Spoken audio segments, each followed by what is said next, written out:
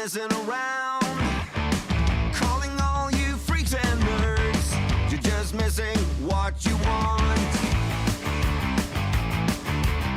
My brother's going down the drain, my sister's living the dream, but everybody's singing along. It's okay, we'll all soon be gone.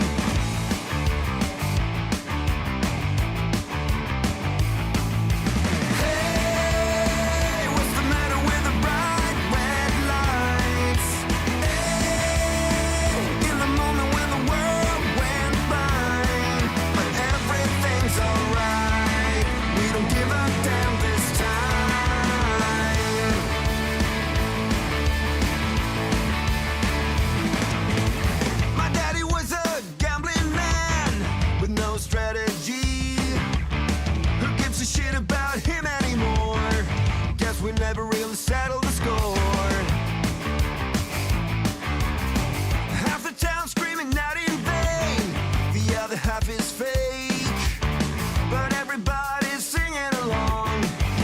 okay, we'll all soon be gone. Hey, what's the matter with the bright red lights?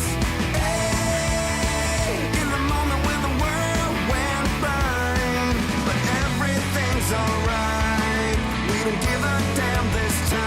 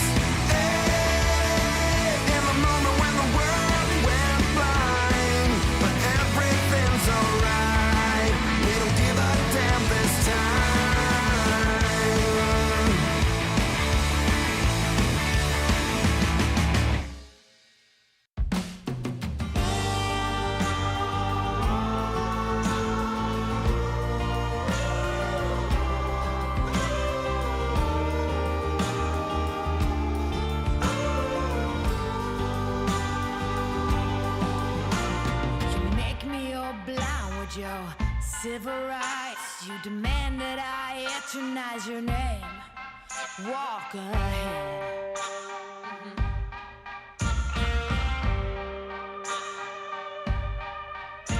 You cover us in shame and I take the blame. Living by the rules to which high school blues. Walk ahead.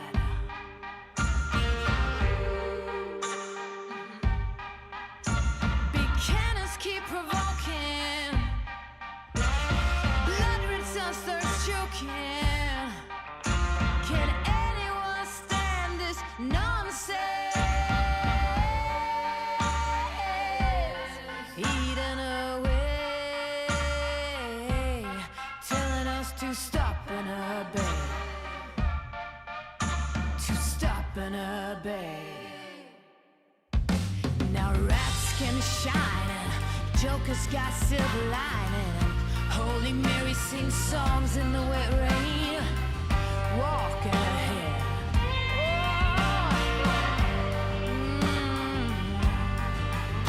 Now every new day's a new firearm to my teeth. Call me a liar. Building as you rip. Someone show me someone living up desire.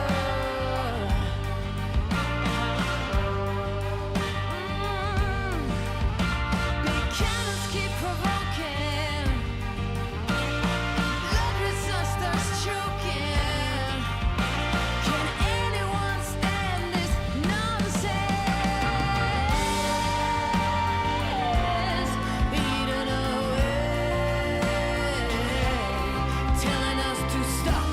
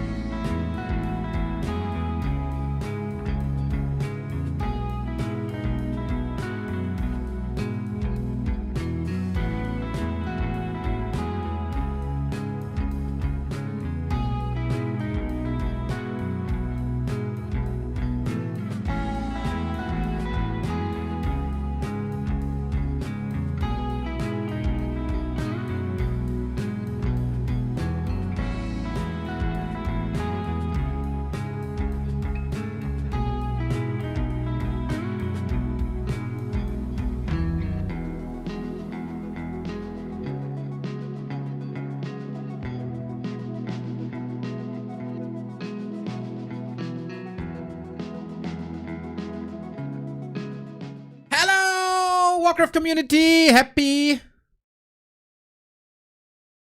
Wednesday? Is it Wednesday? It's Wednesday, everybody, and you know what that means. It's M Cup playoffs. We had a phenomenal start yesterday with some banger games. TH and Infi made it through the two OGs, the two former world champions. We also eliminated one of the world champions as Fly is gone. And Dice made it through into the round of 6. Today, second part of the playoffs, and those include LawLiet, FoCuS, Happy, and Yumiko, as well as the lower bracket. But first, guys, thank you, Young Fang, for yet another sub to Best Channel. I didn't know I could sub to myself. Guys, I'm sad. I'm sad. I have to report sadness. As an emo boy, that is nothing too spectacular that happens. But now I'm truly sad. Yes, Kojo. So, 5.5 years ago, Reforged came out. And I thought, well, it's time to upgrade my computer. So I can stream Reforged in these new amazing graphics. Turns out graphics weren't too amazing. But 5.5 years ago, I upgraded my computer. Don't be sad. We are here for you. Oh, Lil Drum, that's so sweet. So, I've been streaming day in and day out with this 5.5 years old computer. And, you know, that's a very, very, very, very long time for a computer. And since streaming is kind of my life, I thought it's time for a new one. Because I got a million scenes in this OBS thing. All the browser sources, in-game overlay cost a lot of resources, and I'd love to do some other stuff like vertical streaming, replay, like do a Twitch clip and play it as a replay. But that is all too power consuming for me. So I got a new PC. And it arrived yesterday. And I plugged it in. And it's all fine. And it's working. And it's working. I got this via like kinda second-hand kinda thing. And I see on the desktop is a file RAM test. Like, what? Okay, maybe someone wanted to test the speed. Let's check it out. And in that file it said, error detected, error detected, error detected, error detected. And let me tell you what, errors in RAMs are not great. You shouldn't have a single error on your RAM. I had 97. So I got a new PC here. I could stream in like 4K with smelling, 3D, whatever. But now I gotta wait for the new RAM to arrive. That will be replaced free of charge, of course, for me. So I could be here, crystal clear, ultra mega HD, whatever. And now I can't because of that goddamn RAM. Because we've been through some internet issues and you had to suffer through some reconnects.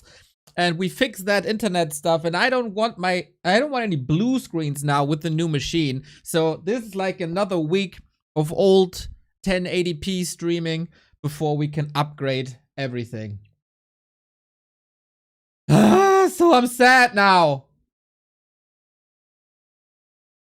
Lesson learned, never buy sloppy second PCs. If you knew how little I had to pay for this, you wouldn't say so. What's the GPU? I think it's a 460. Van Ninel, thank you for the sub, and Young Fang, of course, gifting. Thank you. Take my money and buy what you need. Oh boy, that need a little bit more for that. But thank you for the 9 month. Yeah. was a little bit of a deal. Is it with warranty? I'm covered. I'm covered. New RAM will come. It's gonna be a better RAM than is in the machine at the moment.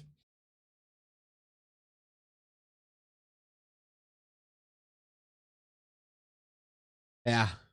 So eventually I'm gonna end up with a better product, but I have to wait and I hate waiting. Especially when you all could benefit from this. At least, you know, stuff is operational. Yesterday, I set almost everything up. I couldn't install our overlay though. That's a bit, that's a bit unfortunate. Where'd you buy it? It was a deal. Okay? Don't ask. Don't ask specifics, okay? Under the hand. Well, from my tragic story, Mr. Ape Man, you missed why I'm sad. So now you gotta rewind and then we can cry together. See how I got a little lag here now? That wouldn't have happened with the new PC. God damn it. Thank you, Raiders. Hello, Raiders.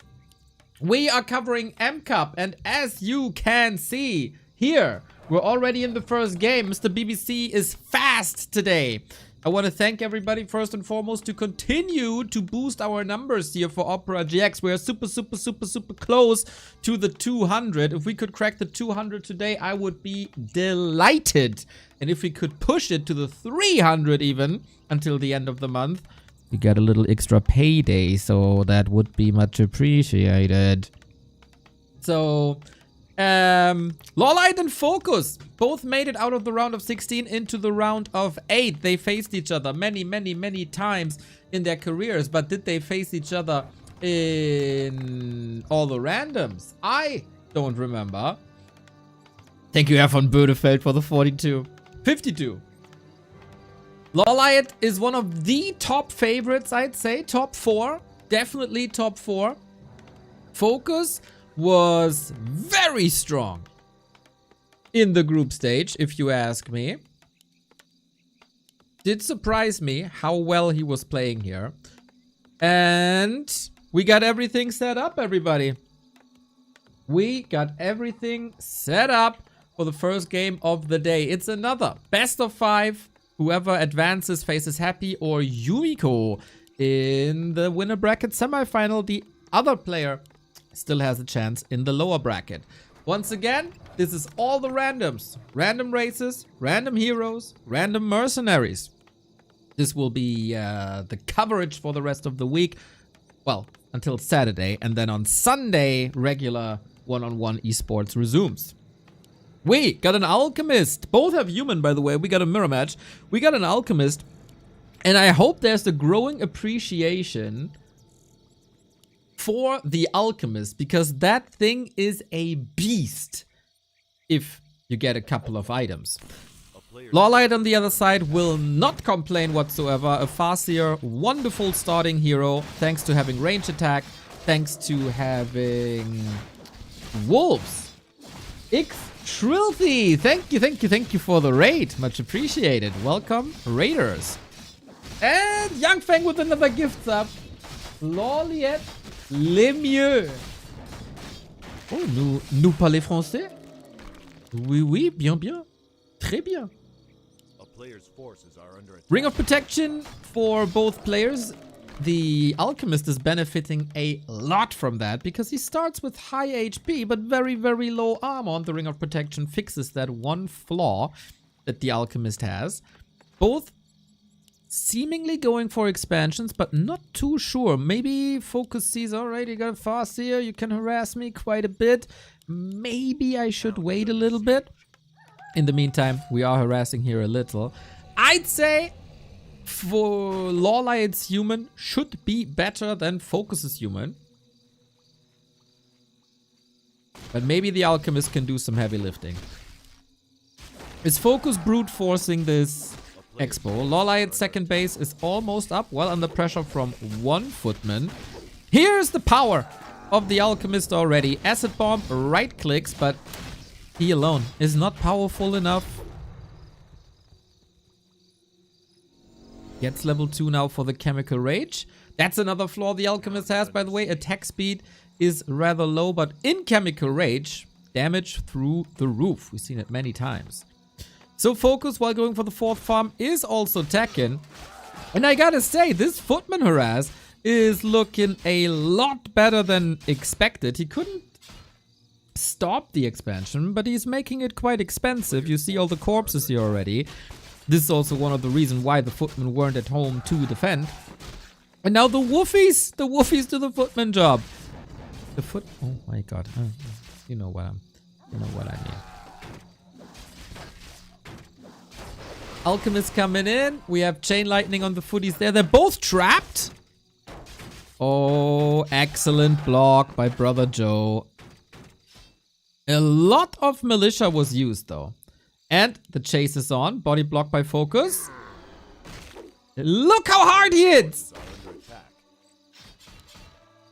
Up to 60 damage per hit. And Chemical Rage is very cheap.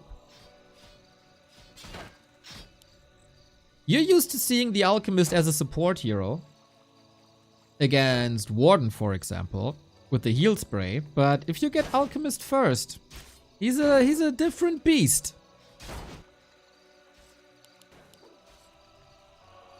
So, what's the state of the game? FoCuS can't be happy as he has no second base. LawLiet's tech is... what? It's actually quite alright. We're only at 540. 2-2. Is that a little bit of a hype train? I like hype trains. Another swift surround. So, just like that. And that's game? Oh my god, FoCuS. I thought he'd muscle up one decisive push, but there was no muscling whatsoever. LawLiet puts on a clinic on game 1. Sharper expo, sharper gameplay.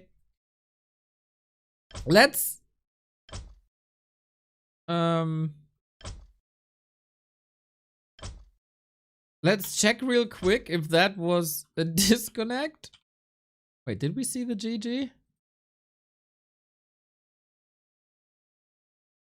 It was not a disconnect. It was normal leave. Well. FoCuS with the quick tap out. He lost a lot of footmen. He lost the TP. He didn't get the expo up. Chemical Rage quit. Strong. Shout out. That was a good one. Proud of you, chat.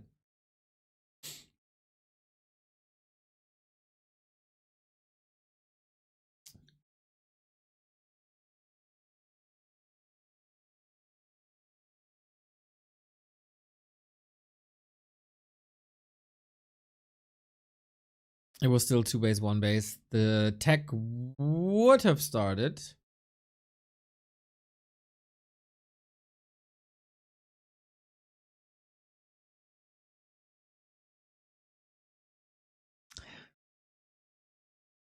It was rough. And, you know, maybe FoCuS just brushes this to the side. Maybe he's just a bit busy today. Who knows? Yeah, FoCuS and the Alchemist was not a chemical romance. That I can say.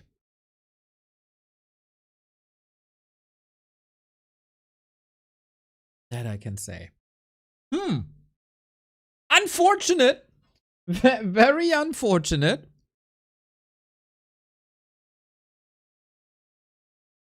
But hopefully, I mean, it's kind of unfair. Human is kind of LawLiet's second main race, I think we can say.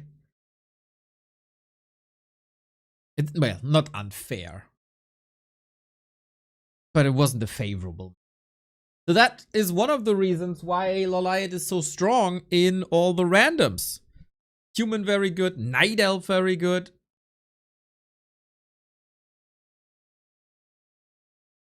We'll see. And we check out the BBC stream, of course.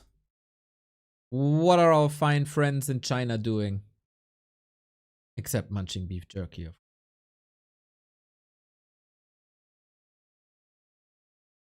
Ah, it's not loading. It's not loading.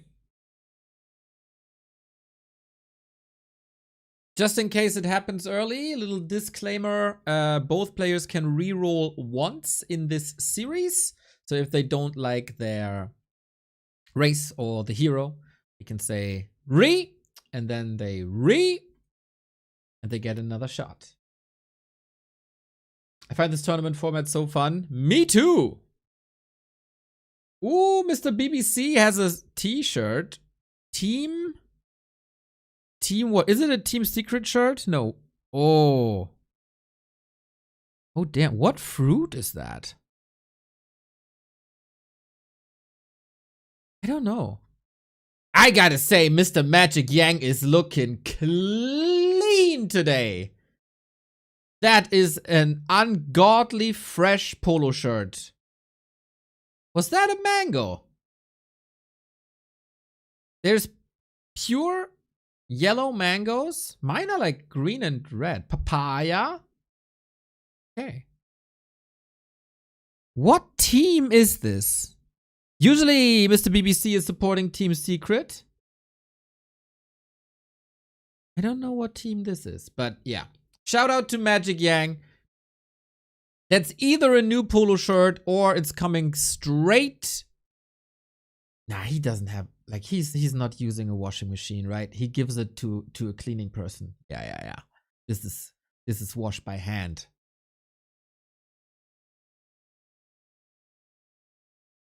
It does look like a light orange mango. You can find them in Mexico. Could also be something else. One suggests to be papaya. It looks a bit too light to me for a papaya, but maybe it is. Love the fruit experts along the way. You hear our game starting, and we hopefully get a little bit of a closer game in our M Cup. It is the playoffs after all. FoCuS has been very, very strong in the group stage. Trigger your group stage performance. And we got FoCuS main race with Orc versus LawLiet with Undead. I've been watching Soul 8man stream this entire morning, and Undeads kept on winning. So many people said they're nerfed into the ground, and you can't play them anymore. But they kept on winning on the War 3 Champions ladder today. Let's see.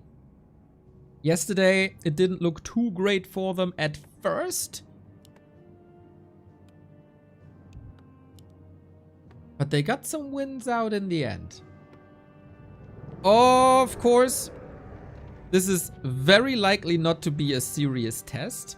That depends on the heroes, of course. Yesterday, Fly versus Dice got Orc and a Blade Master and like plus 25 damage on that Blade Master and still lost because Dice had the sickest timing pushes. I was super impressed with Dice yesterday. Good gamer. FoCuS should be satisfied with Orc, even though Orc is not that easy in all the randoms due to limited expansion positions.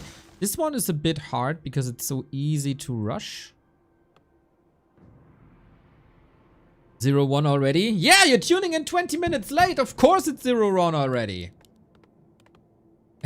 Imagine not tuning in at the top of the hour for the broadcast. Pit Lord. Pit Lord, heal selves, cleave headhunters could be a thing. And Keeper. Keeper Ghoul sounds. After stream ended yesterday, there was a banger match between Colorful and Infi. Colorful 7-6. Jesus, they're playing so much recently.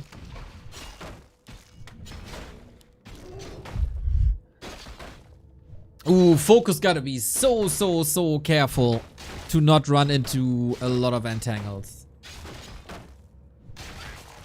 We casted 40 Kaho. We casted 40 Kaho. Kaho lava hot.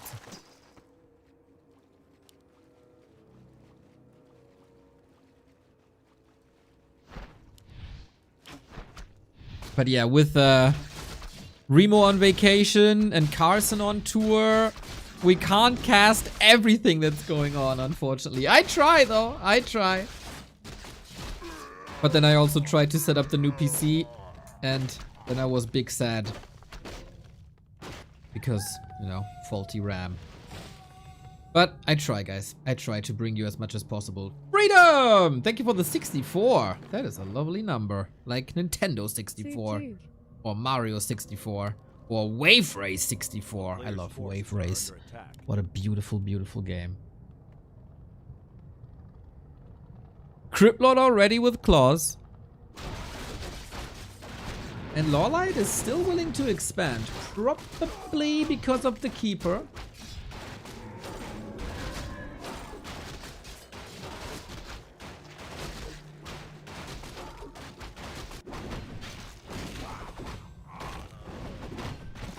And access to mercenaries here. Nice little creep check here, and this is exactly what you don't want. Ah, ni hao, Dashida.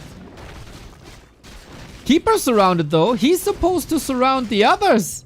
Nicely turning back, but this troll goes down. That's a bit unfortunate. 2.5. The ghouls? What are you supposed to do here?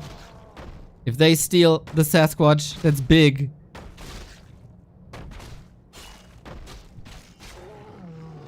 Ah, Pitlord got it. Pitlord got it. But I love this aggressive style by LawLiet. Might trade one ghoul here for a grunt. Are they all trapped? No way they're trapped. Gorgonash is cleaving away and now he gets level 3. Okay, maybe I don't love this. Maybe I hate it. Now with another Merc for LawLiet, the Expo should be safe. FoCuS. Again, 1 base, 2 base. Has to go for Shaman now, because there's a Keeper against him. Shaman is the best source at this spell. Thank you, Da Flip, for the gift sub. Flippy, always a pleasure. I think pinning down FoCuS on the left-hand side while buying time for the expansion was great. Couple of losses, but he can recover. He can recover now.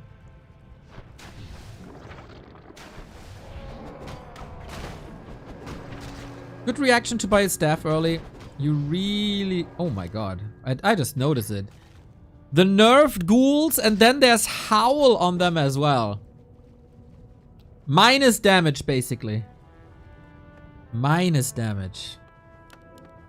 So FoCuS apparently feels forced to stay on tier 2. This is like... I love me a Pitlord, and we get a Lich on top, so ghouls will have a tough time.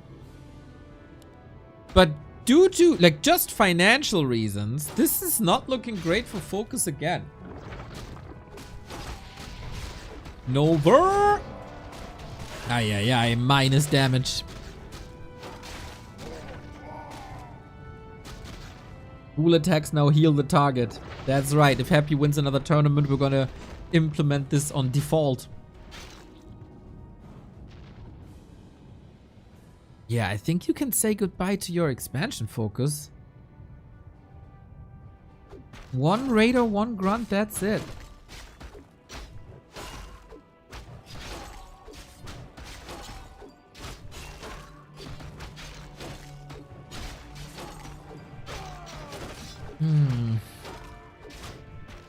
I think this is incredibly tough to stop from here on out.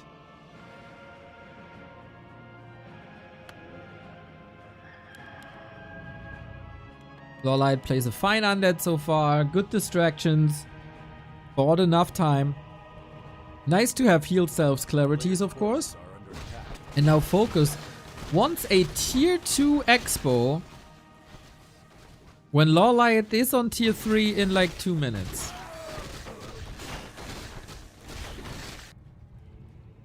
The Keeper will be falling off, so I think LawLiet could maybe distract a little bit. Oh, Shredder! Lol, why would you need a Shredder with Undead? That's ridiculous. Well, when you're ahead, get further ahead, right? The rich get always richer. Thank you, JCellerX, for the gift sub. 892. What an absurd number that is. 892, man. So mental. One of the all-time MVPs. A player's forces are under attack. It looks like FoCuS expansion might work, but then it's still tier 3 versus tier 2 on even basis. And what does a Pit Lord do against destroyers? Look! Crestfallen! Getting incredibly close to 400 gift subs. Much love for the 5 gifties. A wonderful community service protecting people from ads.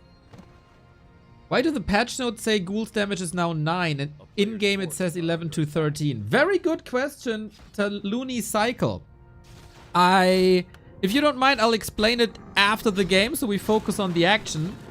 And then I explain how that works! 7 gifted subs, that is the big 400, Le Crestfallen. Holy shit! Young Fang with the 10 gifted subs, what the hell is going on here? The MVPs are showing up big time. Oh, and you hit their Maeve. That is a lovely, lovely target for that gift sub. Holy shit. Man, yesterday the sub count dropped below 1700. That was a really bad feeling. But it's rising. It's rising high. It ebbs and flows, right? But now, oh my god, are we floating. Legends in the chat. Thank you, thank you, thank you for the big support. A player's forces are under attack. Archmage second with the free Brilliance Aura is absolutely fantastic for LawLiet. He might... Oh, he is playing Masscasters! Oh my god.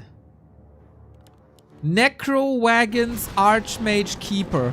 How many summons that's going to be?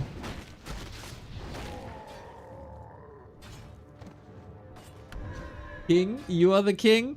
Well, in the history of mankind, multiple kings didn't go too well, but I feel like here it's working out. You guys are awesome.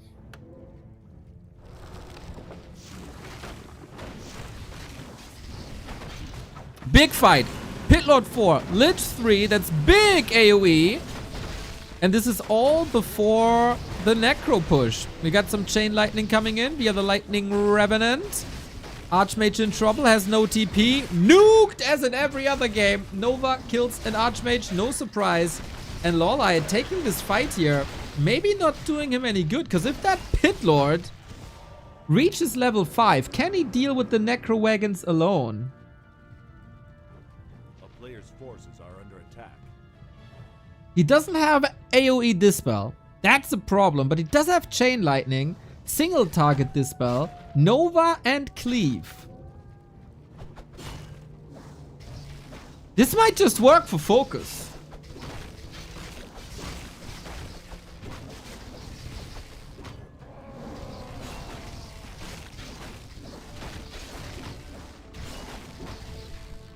$25 gift subs in 7 minutes, man. Mental. Lich level 4. And also, super powerful single target Lich.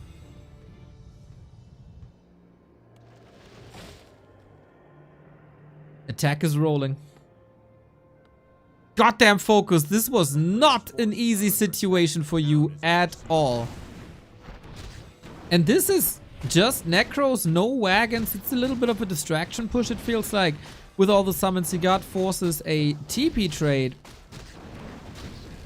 Is this not... He got Frenzy? On a Peon? So it takes a bit of damage. Alongside... Holy shit! 20 subs by Laiku14. What is going on today? Was it like a payday today? What is going on? Why is today so crazy? Why is today so crazy? Why are you so generous? What happens? Unreal, man. Unfreaking real. Thank you so much. Hype. Hype. Yeah, that's a lot of hype. Use the September, everybody. Use it, use it, use it, use it. FoCuS saw the Necros. He's going for Witch Doctors as well. Stasis Trap, Heal Ward, not bad.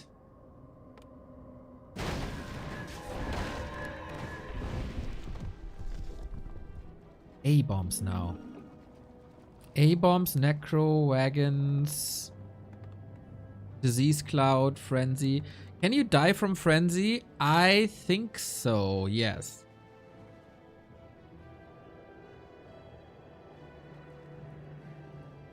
Did Archmage better take Blizzard? A player's forces are under attack.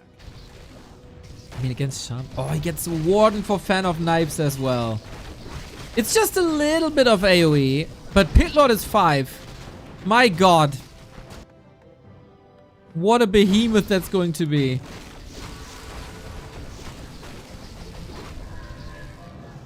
My credit card provider blocked Twitch. Young Fang. Holy shit. A player's forces are under attack. Call him! Unacceptable. Let me call him. Just give me your credit card number, bro. It's gonna be fine. I fixed it for you.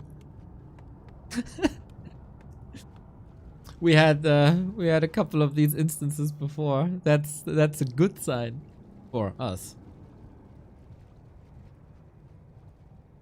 A town is under siege. And since we know now that Young Fang is from Switzerland, we don't even have to worry about him going broke anymore. Oh man. We got a push coming, and this is quite exciting. FoCuS wanted to go into Tauren for even more AoE. AoE makes things super fun, and we got crazy AoE. Did he make it to Bloodlust? Yes, he did.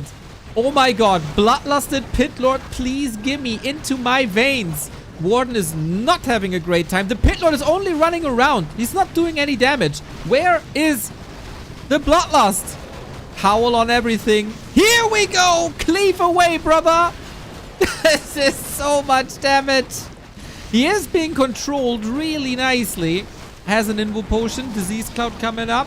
LawLiet still with the big supply lead. He needs healing. Healing is definitely lacking here. Invo Potion. Warden blinking in like she's playing Direct Strike, basically. Does he? Oh, he didn't apply the self. And he's crippled as well. Oh my god, what a sick count that is. Level 5, 1 goes down. Lynch! Oh no, and he can't hold this. FoCuS tapping out again. That was... FoCuS fumbled that fight so hard, man. What happened?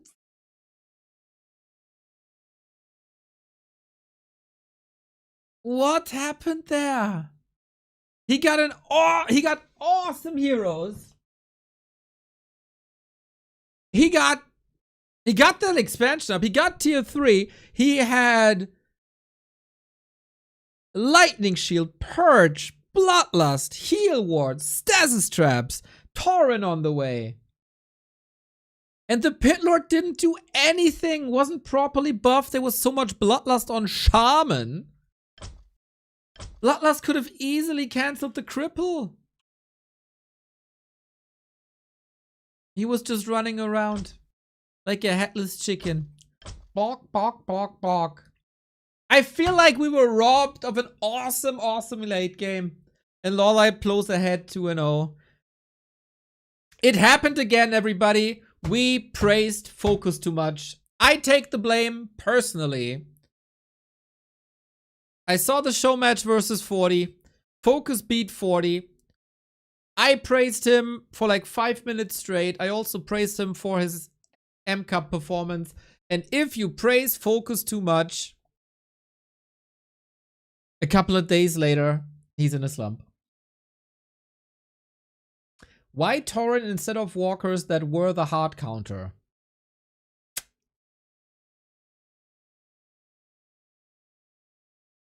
That is also a very valid question, my dude. Maybe he just wanted frontline, but the Pit Lord should have been the frontline. Good fight by LawLiet, though. I don't want to take away anything from him. He wasn't dealt the easiest cards. Up against FoCuS's main race. Keeper first, very nice, but falls off then in the late game. Ah. Now I'm sad again. Now I'm sad again. But I look at my Streamlabs tool and see Laiku 20 subs, Youngfang Tanks 10 subs, LeCrest Fallen 12 subs. Okay, I'm not sad anymore.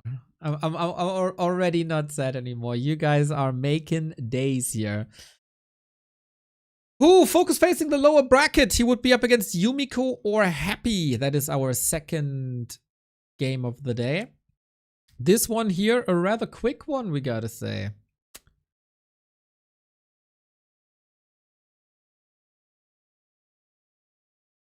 Very unfortunate. We check out our Chinese friends. I think it was beef jerky time. Does anybody realize what team this is? Oh, is that Kuroki? It kinda looks like Kuroki, but not really.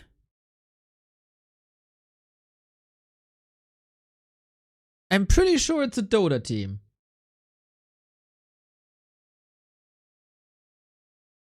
What do you think about the ghoul nerf? I talked about the ghoul nerf when the PTR was released.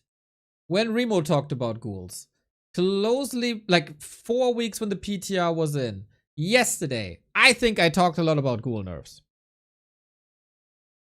Damage in Warcraft. We wanted to talk about damage in Warcraft because someone was asking. In the patch notes, it says ghoul damage has been nerfed from 10 to 9. And that is true. But in-game it says 11 to 13. And that is also true. So how is that both true? If in Warcraft you'd want to do damage, a unit has units have base damage and dice. So for a ghoul, base damage equals game is starting, equals 9. And then that's the base damage. You always do 9 damage. And then you have dice. Dice have, I don't know the specific term. They have sides and they have values. Dice with sides and values. So for the ghoul, you have like number of dice and value of dice. The dice are 2 and 2 for a ghoul. So what you do is you have the 9 damage calc. You have the 9 base damage plus 1 dice that's either 1 or 2. Plus the second dice. Dice 1. Dice 2. That's also 1 or 2. So min damage is 9 plus 1 plus 1. And max damage is 9 plus 2 plus 2. That is your 11 and that is your 13. So in this patch, what was nerfed is base damage. That's how damage in Warcraft is calculated.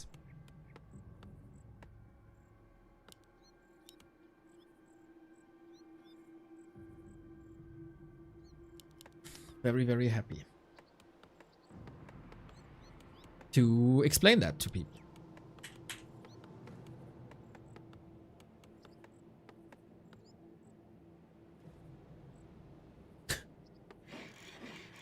We got match points for LawLiet. We got LawLiet as an orc. We got FoCuS as an orc.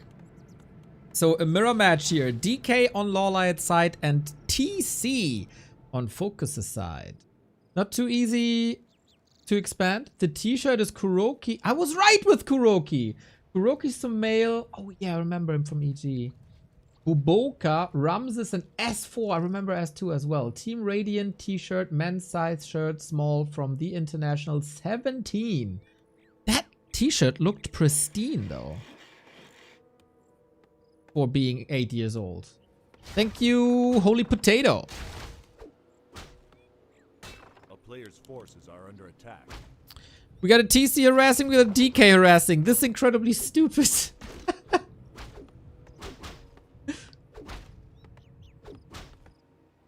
Did you take a screenshot and like Google Lens it?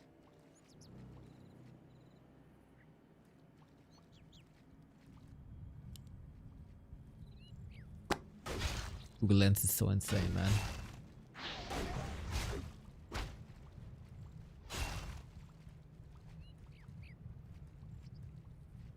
Technology is crazy.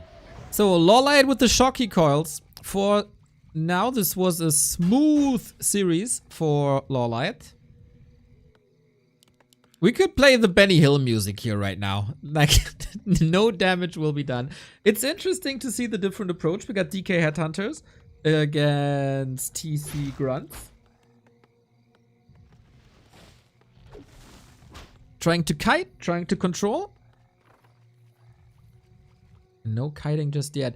This will be tricky to get some kiting going. One grunt could have been nice for LawLiet. But he's just distracting and making sure the TC, who already has movement speed, won't creep too much, won't go into like stomp, shockwave, harass shenanigans. A player's forces are under attack.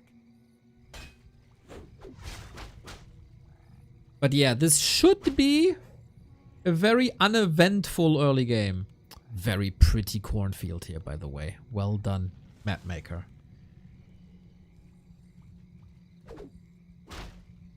Yeah, of course, since the Headhunters are range, they can always get some shots in.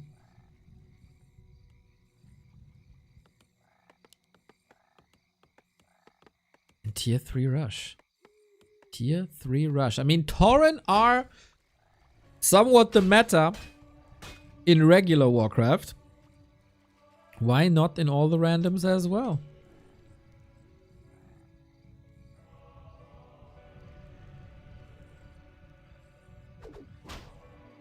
Or we go for the beloved witch doctors. Or, you know, simply for a tiny Great Hall, since you have that laming TC. Or the potential for a laming TC. Spirit Lodge here. Tier 3 tech here. Totem here. Wow, we got completely different styles. FoCuS, rather melee oriented. Grunt, Tauren, Walkers. LawLiet, damage with Headhunters and Bloodlust and Shaman. LawLiet is a troll. It is fitting. I got a second TC. Okay, so I guess he can distract with one TC and creep with the other TC. Ah, that's a bit unfortunate. The synergy isn't that great, to be fair. And more frontline is also not ideal. A supporter / spellcaster would have been nice.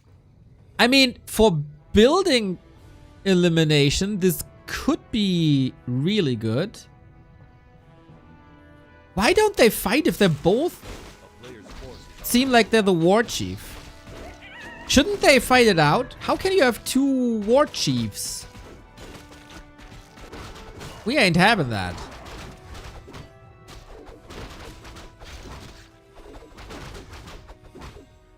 Two tribes? Nah, I'm not satisfied with that. They should fight it out. Tauren are peaceful creatures. Uh-huh. Uh-huh. You think? He goes aura on both heroes.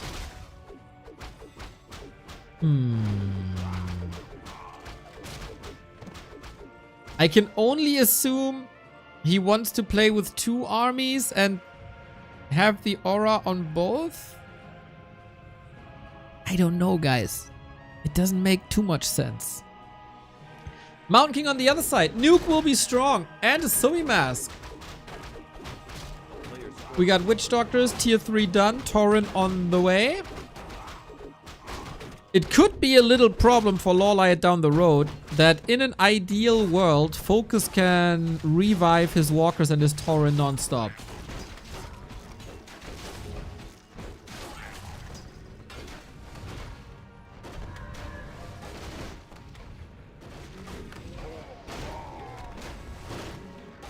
DK still making some progress here. FoCuS is mostly on the Mountain King. A player's forces are under attack. But yeah, I feel like FoCuS has maneuvered himself into a solid position if he gets an army out now. But timings are a thing, of course. We've seen it yesterday with DICE. How his timings basically carried him. Third hero. Hoping for Dark Ranger, hoping for a Fire Lord. Third hero makes a crazy difference for LawLiet now. Can he make corpses disappear or not?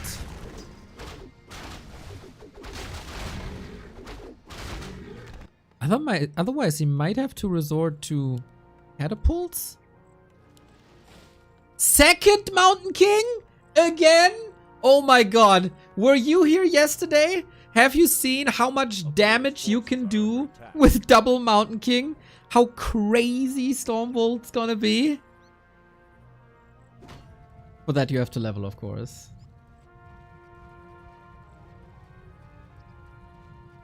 And that will also stop a roaming TC when he's only going for buildings.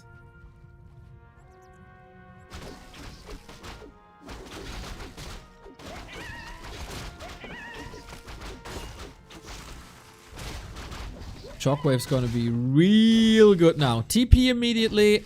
No risk.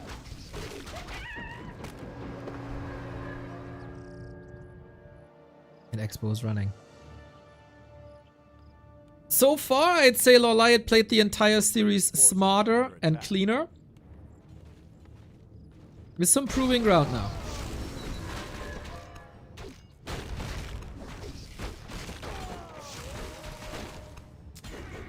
No, Endurance Aura does not stack. Unfortunately. Shockwave always nice, and there's very little healing. We do have Witch Doctors though, and some self-supplied. That stuff disappeared. Shockwave, shockwave, shockwave. Big, big, big AoE damage. And so far, LawLiet can't really find a solution to this. He surely needs heal scrolls, right? I mean, heal ward, kinda nice, but it's instant damage. Bro, these shockwaves are mental. We talked about timings, and the dual shockwave timing is really sweet. And did a lot of damage. Once again, how are you supposed to make these Tauren disappear? LawLiet is running. Needs that heal scroll. Trying to out-kite FoCuS now until mana is empty.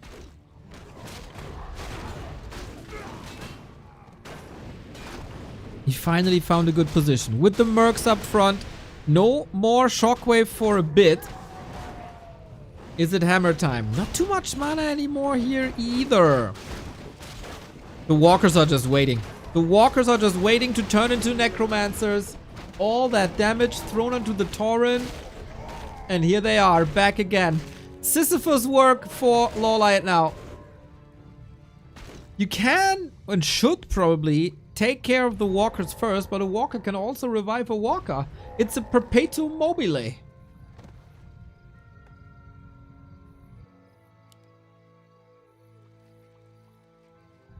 When actually a perpetuum mobile doesn't exist and cannot exist. Well, here it can.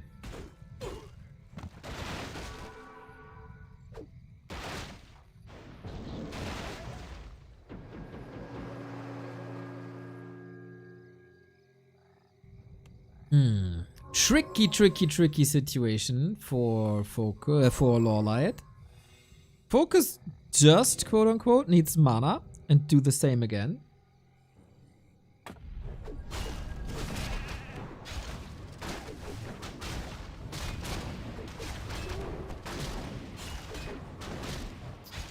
Neo perpetuum mobile can exist if physics are wrong. Jesus. You out actually the actually strong. Strong chatter. Very strong.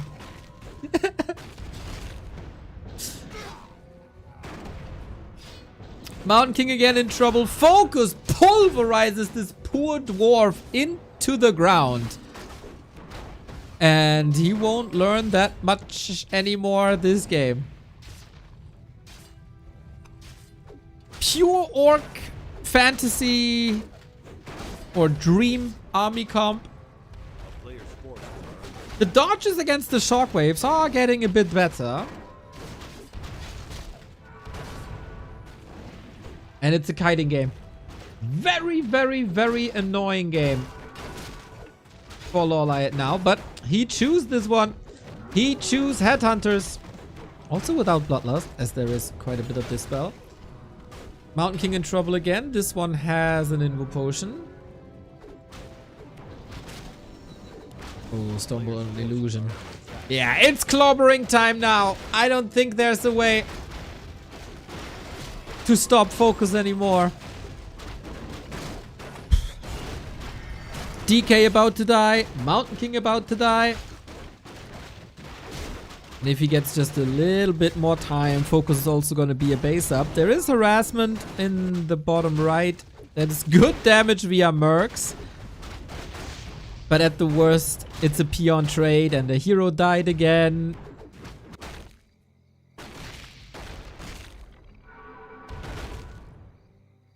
FoCuS putting his name on the board here is very likely. There we go. Okay.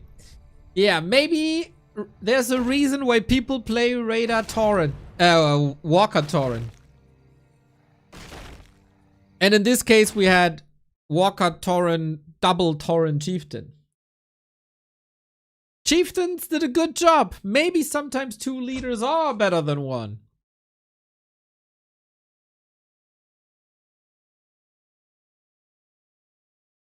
Good to see FoCuS wins with his main race here. That would have been fortunate if not.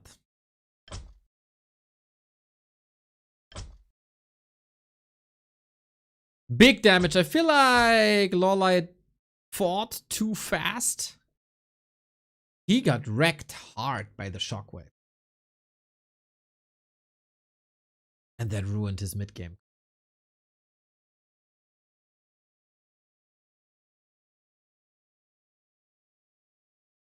Still 2 match points. Can also re-roll if you want. Cowcraft. Not bad.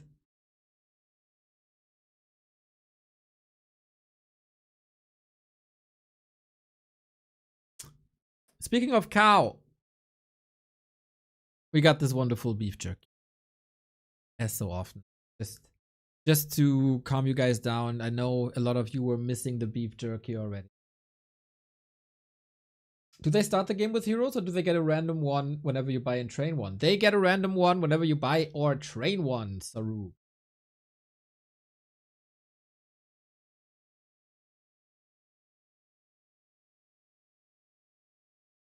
Yummy, yummy, yummy.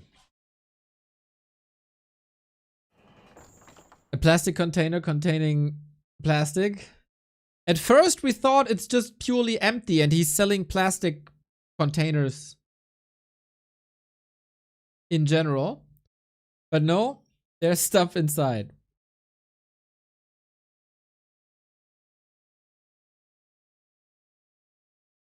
Torrent jerky? Not in this game. Not in this last game.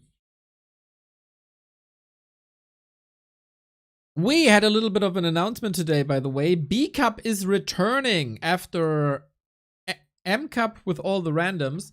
The regular competition is starting next week again. I think it's $8,000 plus for the B Cup, the longest running monthly competition in Asian Warcraft. Orc Wolf has informed us it's going to start very soon. The qualifiers are already this weekend.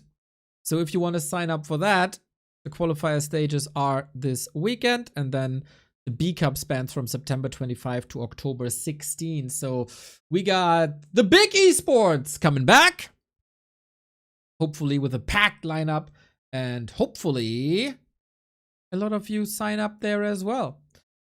This weekend, we have another cup, by the way, because after M Cup is not only B Cup, it's also MM Cup. We got the worst tournament names in all of esports, I'm very sure. What's MM Cup? Good question, Youngfang. If in case you were here yesterday, I put on the homepage that we have a secret tournament that I couldn't announce yet. Now it is announced. $7,000, 3 days, regular double elim system with 40, Infi, FoCuS, Happy, 120, Labby, Colorful, and Moon. A bit sad that we don't have Lin and especially Kaho. I would have loved to see Kaho in this shape, but probably the sponsor wanted Moon in. We'll see. Maybe they weren't available those days, or whatever the reason is. It will be grand competition though. 3 days, amazing Warcraft. The real first test to the new ghoul meta with -1 damage. We are blessed by 2, 3 back-to-back tournaments like. And we perfectly bridged the gap from one game to another.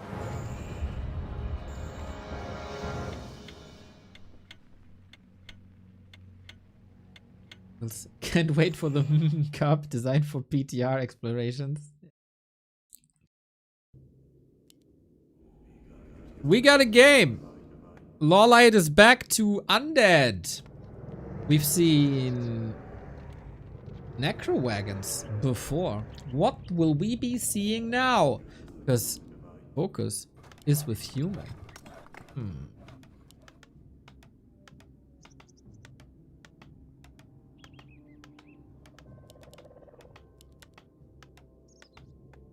Is this Eversong? It is the map with the gates. So Eversong it is. LawLiet still on match points. It would be quite a dream match if we get Happy versus LawLiet. They had a phenomenal game in the previous edition of this M Cup.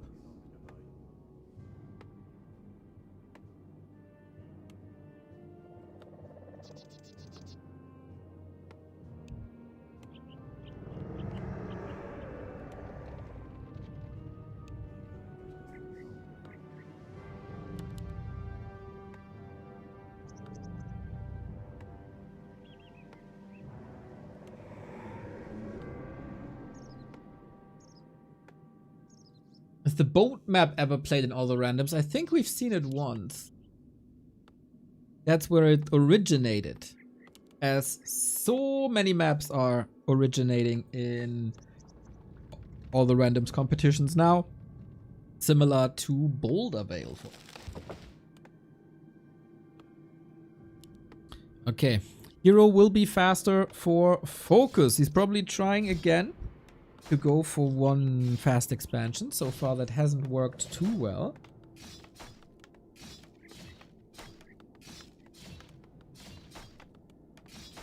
And what we got? What we got? Warden. Ooh, Warden versus ghouls. Not bad. Not bad at all. Usually it'd say, but how do you creep without an engine of war? Well, you got militia.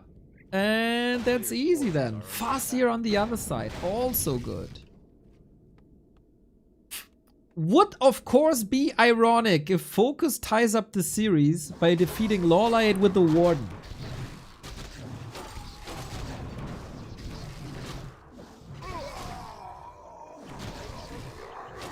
Man, these Void Walkers are dramatic. I hope in the next World of Warcraft expansion, you're not gonna be plagued by death sounds like this all the time. So, Warden needs level 3, and then spin to win Fan of Knives, huh?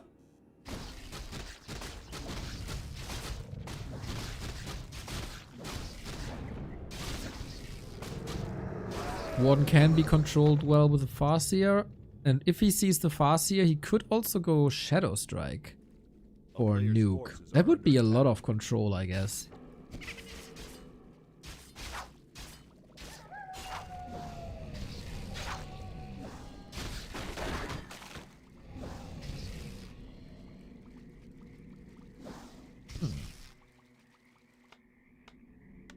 Oh, FoCuS is going double scatter. It seems like he really doesn't want to expand against the Farseer. And you know what? Pairing wolves with skeletons and ghouls early, that is a lot of stuff. It's almost similar to like a Crypt Lord. And we only have Shadow Strike, so selected kills. With the target limit being so low on a Warden, and there being so much stuff on FoCuS, I think the Shadow Strike pick is very smart. And now you have stalled time. LawLiet is of course happy with the situation as well. He's expanding uncontested. But it's only one arcane. Oh, FoCuS, are you facing the lower bracket already? People said ghouls are unplayable. Nerfed into the ground. And now they might win the game here.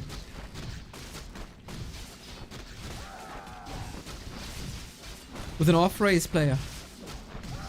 That's a lot of damage done, man. That's a lot of damage done. On map 1, FoCuS eventually tagged.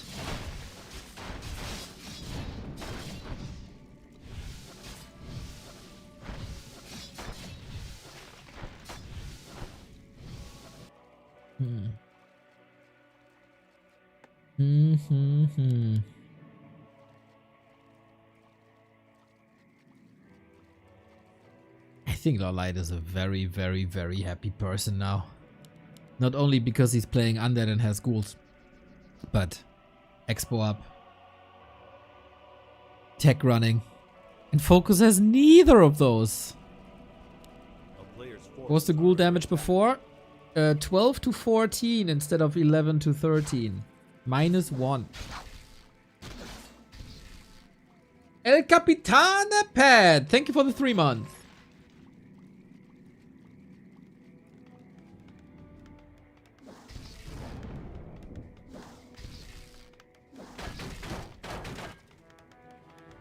Now we expand and tech at the same time. Warden gets the healing cancelled. That's the problem. Like, Warden before level 3 is an issue.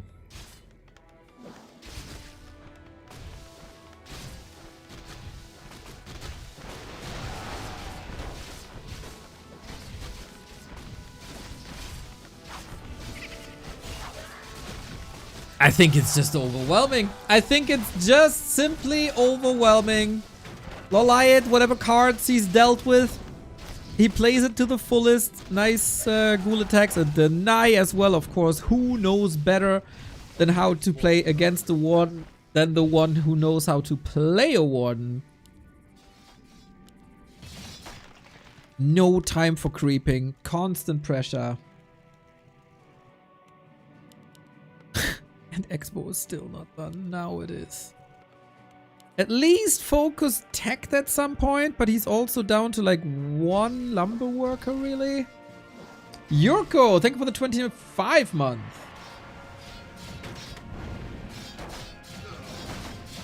We get mercs, but let's be honest, guys. This is done. This is done. We got half of our dream winner bracket semifinal. He forgot to rebuild Altar. Oops! Oops! Let's be honest, it probably won't change much. Warden finally got to level 3. A player's forces are under siege. Did the blood donation today equals day off of work and I can catch your stream? What a day. Nice, dude! Just drink some juice to blood up. Very cool you're doing that. Not too many people do it. Including me.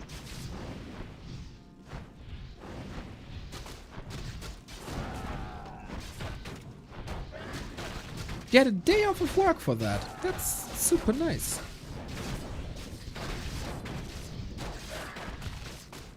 The ghouls are ravaging this freshly produced expansion. A player's forces are And the warden is just controlled too well. That's a law in Czechia. Oh, sick. That's a really cool law.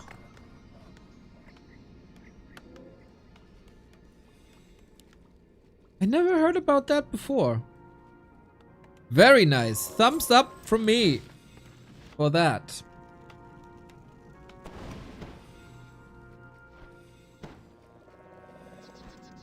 We get a second hero. Tier 3 is on the way. Usually the Farseer is played to roam and delay stuff. And then he's under leveled, so that's the trade-off. But in this case, he's not even under leveled.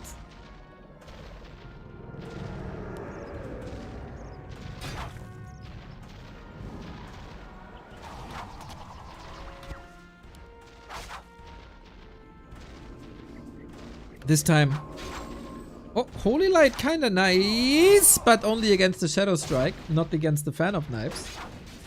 a player's forces are under attack. The town is under siege. TP away.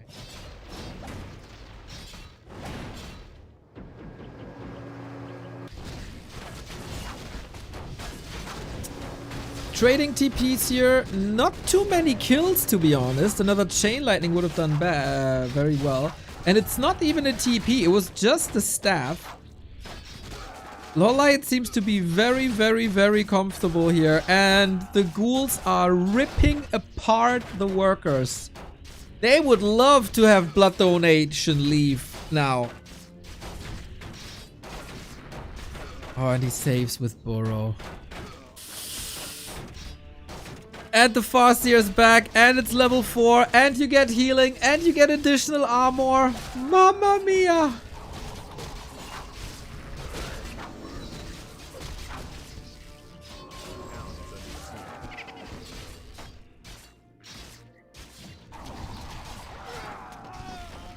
Good kill on the Pally though.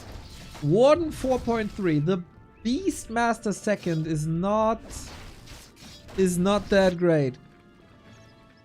Ghouls need some health. Maybe a heal scroll on top. But LawLiet is not Tekken. He's so far ahead. Is there any chance FoCuS... Oh, he has no resources either, man. Nah, this is just destruction. This was destruction from start to finish, basically. GG. Well done. Nasty, nasty, nasty plays by LawLiet.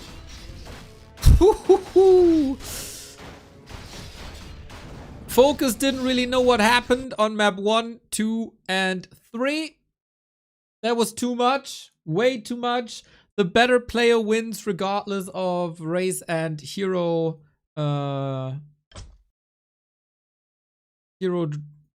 draws. Yeah, man. This is a scary LawLiet. This is a scary LawLiet. Whoever faces him in the winner bracket semifinal, the Happy or Yumiko, should be scared. But Happy is, of course, never scared of anything. FoCuS has another life, and hopefully he can play his A game then. This was not a true showing of his skills, I think.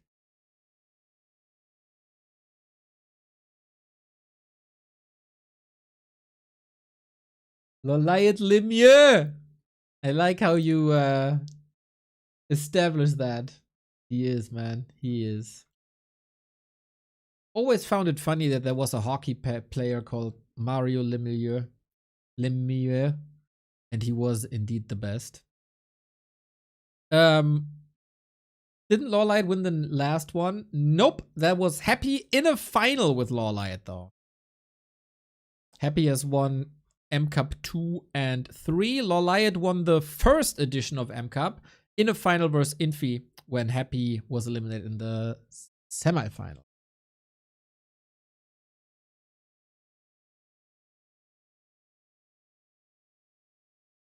Solid start, action-packed start. I don't think we can complain. Especially I can't complain with the 25 subs we got, 45 subs we got earlier. So I know how it is. You see Happy versus Yumi, and you think it's a foregone conclusion. But Happy lost already. Yumi is the one who won his group. Happy is the one who's coming into this quarterfinal as the second place, as he was defeated by TH. TH will always own you. So can Yumi do what TH already did?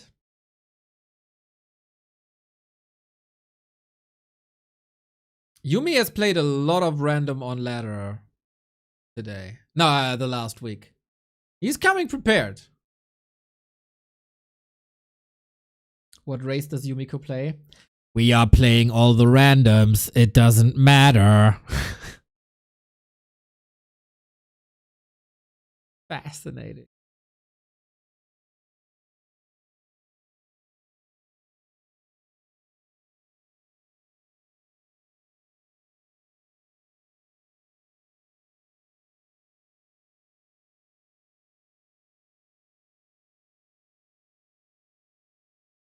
ATR is the best.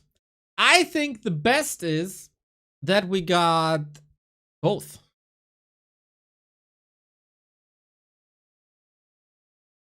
I think that's the best.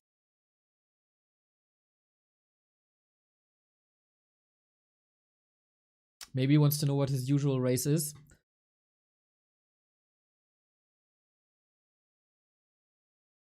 Yumiko, usually a human. Vice World Champion of 2014.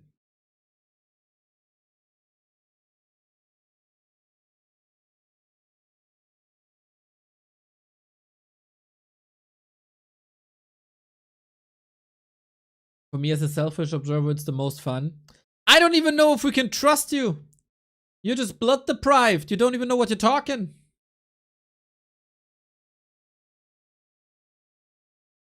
Probably hallucinating.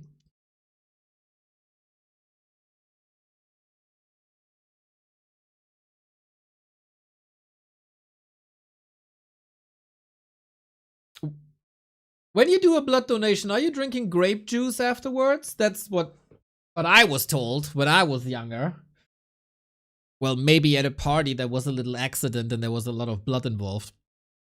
And the number one advice I was given, drink shit ton of grape juice.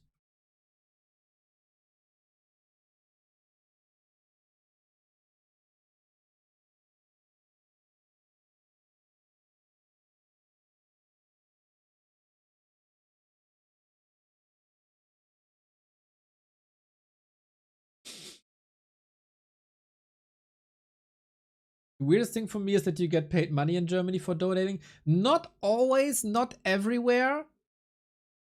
Sometimes it's just a meal.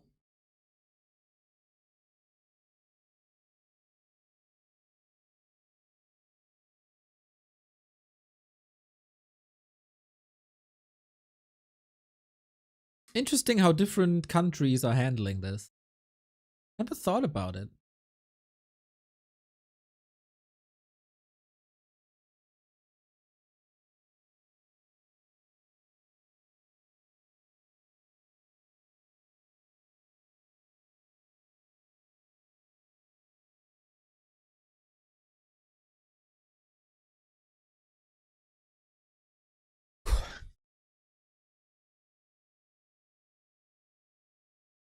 Here you get an entire breakfast. Nice. Yeah, I guess it depends when you're doing. Oh, BBC is ready. Yumiko is ready. We're waiting for Happy.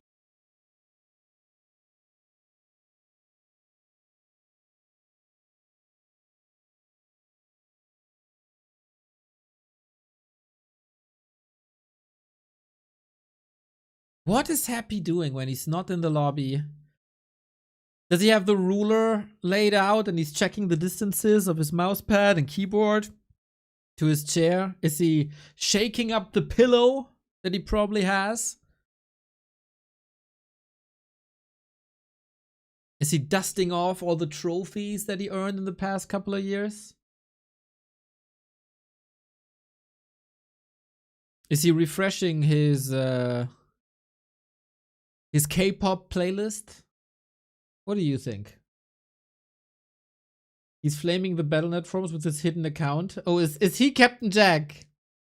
Is he free? Oh god, it's so sad that I learned Battle.net forum users by how delusional they are. Happy says .go. Alright. Hey, 6 hours up. You hear the most beautiful sound in the world. It's a starting Warcraft game. And ladies and gentlemen, the tale of the tape. Yumiko versus Happy. Apparently only for the second time ever. Yumi kind of slowly disappeared from the scene when Happy started to rise. And now we'll see if the 3-time M Cup champion is on the way to defend the title. Even after the loss against TH, he demolished the other competition. Happy is the #1 Warcraft 3 player in the world. He is the best all the randoms player in the world. He is the title holder, the defending champion, the Super League champion, and the top of the ELO again.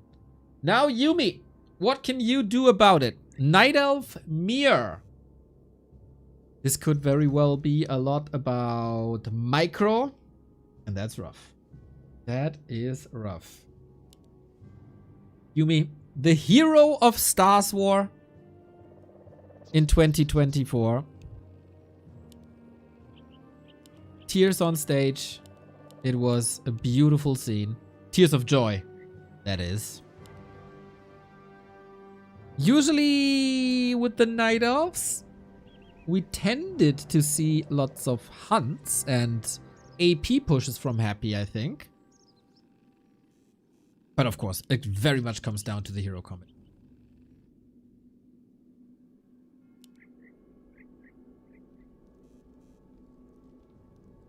I think Happy made it pretty clear that he doesn't like to play Orc in all the randoms. Everything else seems fine.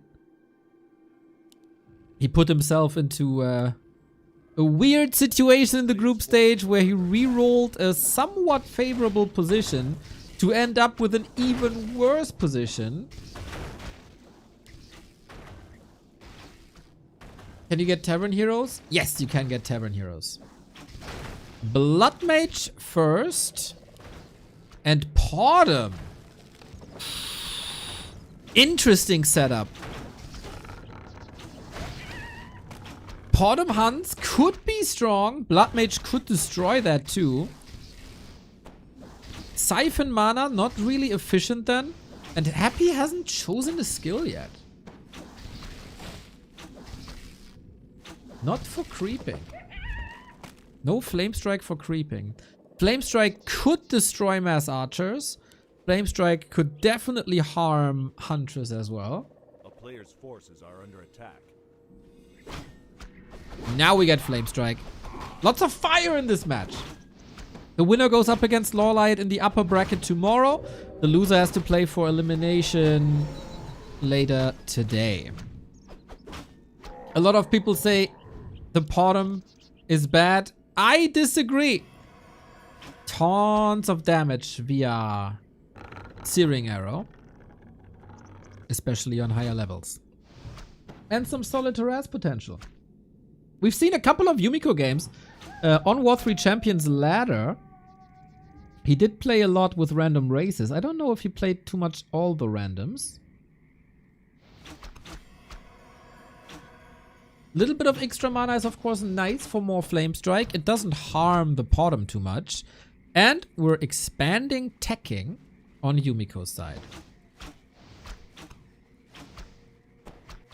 He will probably need a gold advantage if he wants to do serious damage here. Tree is growing. This archer, that will take a long time. That's hundreds and hundreds of HP.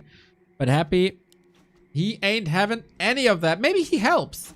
Will he help the archer crack up the gate? Oh no, he's not here to help. He is here to destroy. As with Undead, so with Night Elf. He got a 6th sense for Night Elf expansions. Yumi going for a Detto. Oh, he didn't detonate against the Flame Strike. Oh no. He could have prevented that, and then the Expo comes up.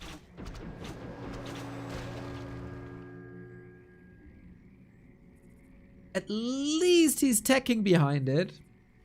But he didn't get many resources back. Lots of damage was dealt, and Happy is in a fine position.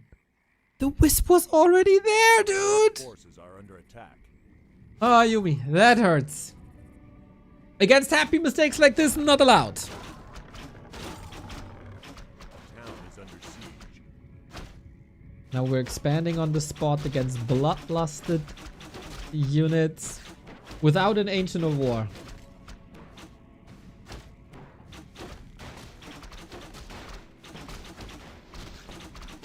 And he's back. Dimitri doing Dimitri things. Destroying nerds. A player's forces are under attack. What would the detonate do in that scenario? If you let a wisp explode, it's a dispel, so you get rid of any magic effects, and it's a mana burn. So the Blood Mage wouldn't have had mana for his Flame Strike, and then the tree might have survived.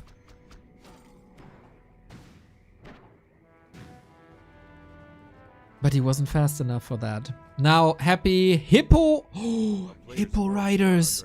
That's freaking scary. Reminder, in the last patch, Hippo Riders have Tame Hippogriff ability or whatever it's called. So, or Mount Hippogriff. Mount and unmount. And that was changed from a cooldown of 30 seconds to get up and down of a hippo to 5. Happy Hippo Rider Micro. Just alone Under attack. that Happy is playing Hippo. This game is already worth it. Like this peak.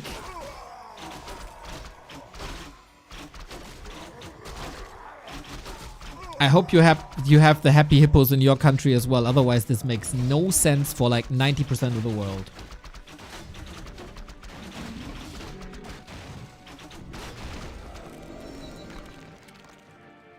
Lots and lots of mercs, some web spinners. Third attempt for an expo. A player's forces are under attack. Hippo Riders are really bad units. They're very expensive. But they might be able to win here. And I want to see Hippogriff Rider Micro. What's a Happy Hippo? Oh my god. How did you guys even have a childhood? I pity you. I'll show you after the game what a Happy Hippo is.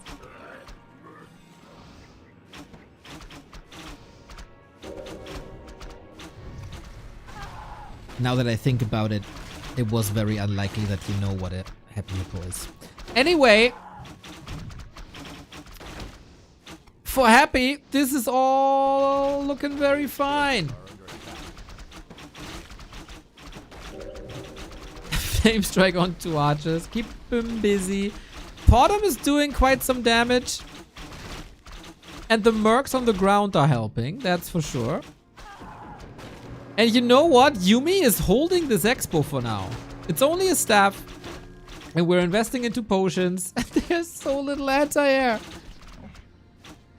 Dryads are coming in now. I don't think you defeat Happy Hippos with Dryads. Jesus! No, you don't. No, you don't. Good to see that the Thunder Lizard has an anti-air attack.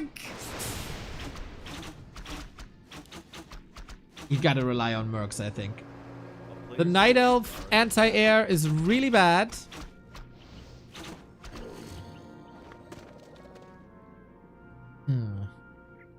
Happy counter-expanding, by the way.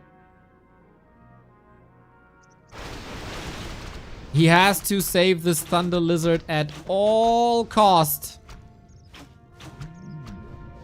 Rip. Rip.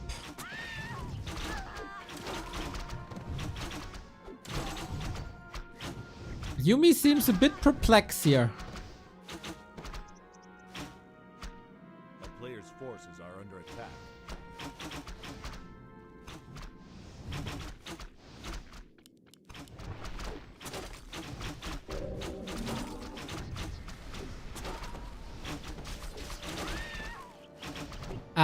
I don't know what to say, guys. I'm looking for a silver lining, but Happy is playing a fine Blood Mage.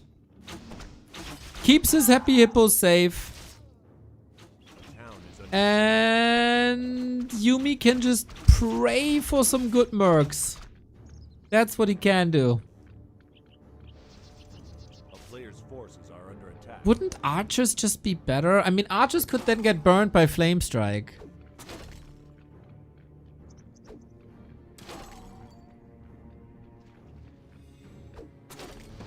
But Dryads simply lose to these hippos, right?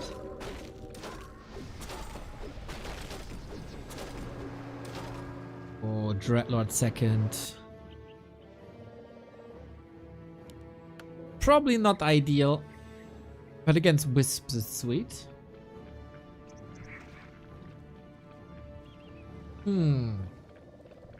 If the mercs are with him, maybe there's a chance for Yumi.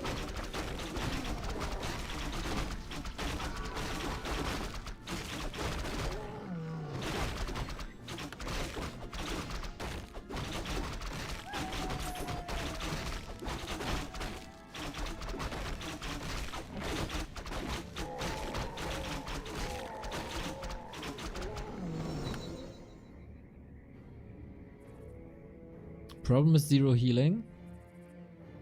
I mean, he's Night Elf. So he always gets Moonwells. But it's only tier 2.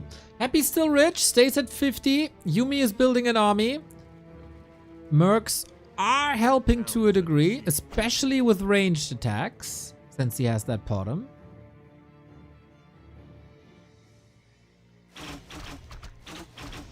And as I said, like, Hippo Riders are really bad units. But the Blood Mage level 5 is a really strong hero. Okay, maybe there is a chance. We got some web. We have a TP. Happy. Oh, he gets the big one. He gets the Nerubian Queen with chaos damage and Unholy Aura. He was missing that Unholy Aura, I'm sure. Focus Fire on the Dryads is still very good. Flame Strike coming through, but not too many targets. Yumi is getting kills, but there's no transition, isn't there? He got double Carrion Swarm. Keck! This Dreadlord is racing to level 3. It's crazy. Almost burned himself, if not for that Invul Potion. Oh, that Nerubian would have been really good for Yumi. And Happy can probably just play the game from there. He gets tier 3. He's gonna get some orbs. And Yumi is only on tier 2. Both at 50 again. Lots and lots and lots of kills for Happy. He's probably rotating out of this now.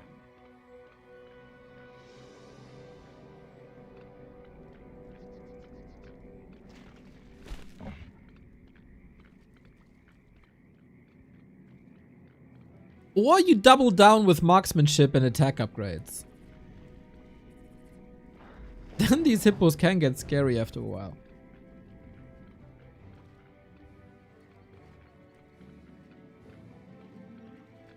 We control the Merc camp again. No chance for Yumiko to go here.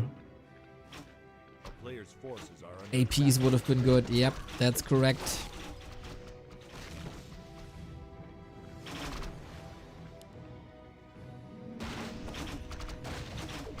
You gotta... You have to repair in between flame strikes. That was well done.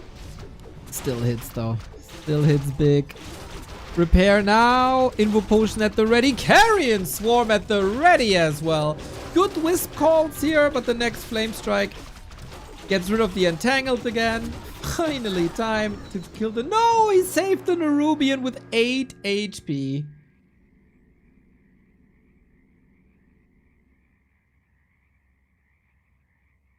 And now the hippos are kinda getting somewhat okay. We got marksmanship, we got the first attack upgrades, we're continuing to produce ancients. And we got the big orange bird. Every time you get you use an ultimate, player's forces are under attack. that gives you a little extra change. Extra money. Happy clearly playing for that.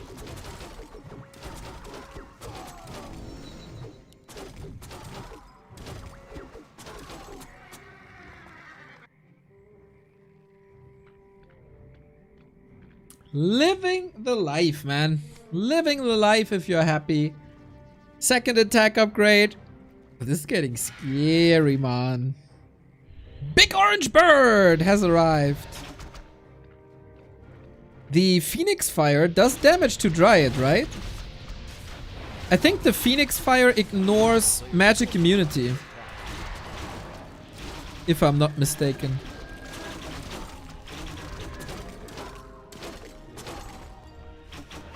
Or it doesn't. Oh, oops. I really thought so. Yeah. At some point, when you have the critical mass and you have extra damage from piercing damage against unarmored attacks, that was way too much. GG. Happy with the 1-0. The writing was on the wall after that expansion cancel. I truly think if he detonates against the Blood Mage and gets rid of the mana and there is no Flame Strike, that could have been really good. But then he didn't hit that detonate button. Mamma mia. So, happy hippos, everybody. Why are the Germans all so happy to see what Happy just played? So, you know Kinder Surprise, right? No advertisements, etc. You know Kinder Surprise? It's like chocolate in shape of an egg, and you got this little yellow thingy, and that has a toy inside. Oh. There's always a toy inside. So, a lot of people collect these, as they were kind of cool. Happy Hippo. So then, you got the Happy Hippos. Like this. Those were hippos that are really, really, really happy. And there were a lot of them. And those are the Happy Hippos. And they later turned it into a snack. Like this.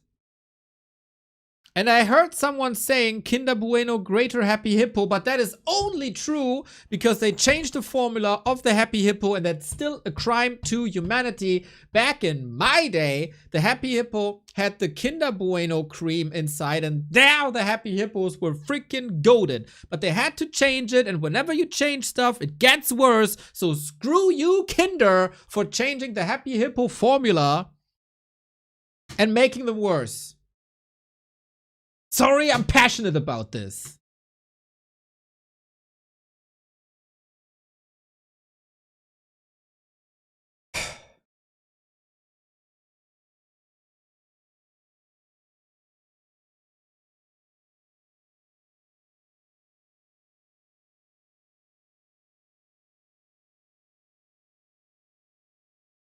banned in the US. Oh yeah, I forgot.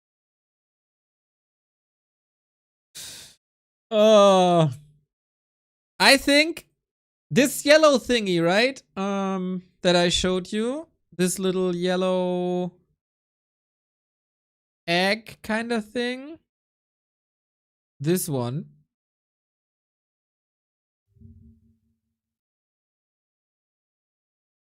These, oh wait, you don't see. These, you see they come in 2 pieces, right? So 2 halves. Back in my day, you could have a lot of fun with the yellow plastic alone. You can like squeeze it and then it poof, pops out.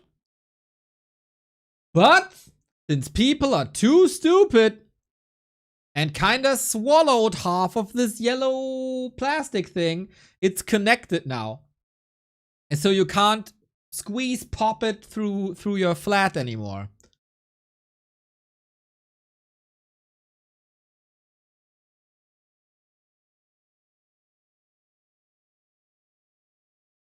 Yeah, so probably also because of Americans. I don't know. I don't know.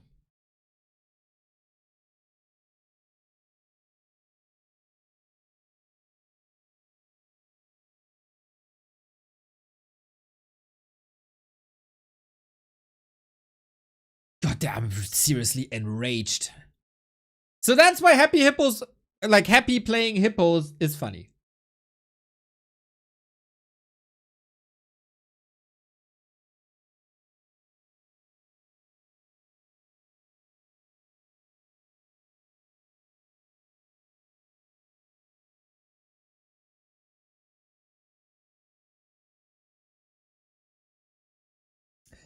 Good old Kinder Surprise bombs with vinegar and baking soda.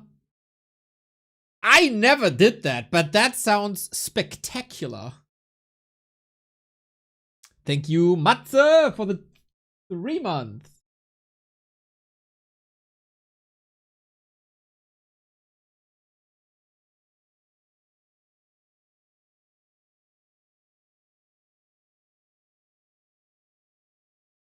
Why is it a surprise? Because there's a toy inside and you don't know what it is.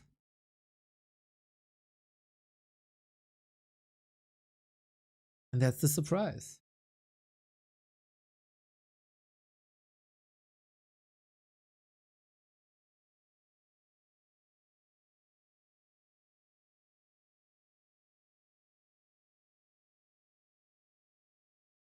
It made me feel old. I never heard of these things. Yeah, because they were banned in the US, my dude. I was collecting these little figurines. I went to flea markets at 6 a.m. in the morning on a weekend to collect these little figurines. I got a lot. But there's one figurine that I could never get. I'm gonna show it to you. It's a very, very, very expensive one.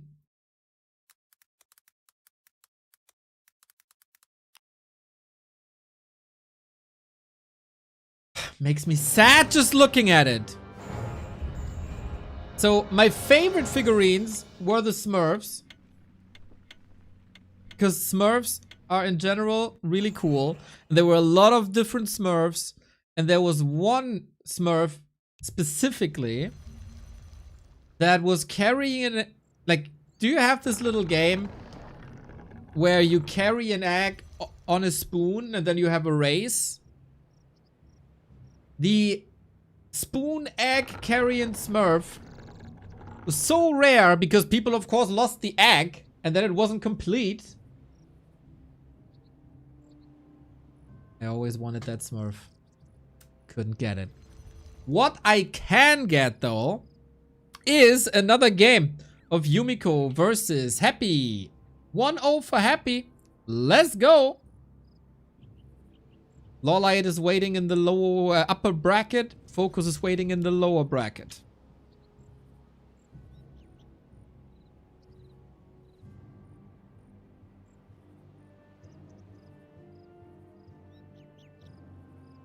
Let's see.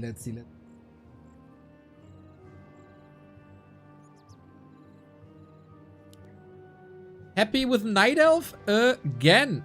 And Yumiko with his main race. So maybe there is a little bit of a chance here now. I've seen this more and more from Yumi. To play the farm here. Is there a secret technique that I'm not aware of?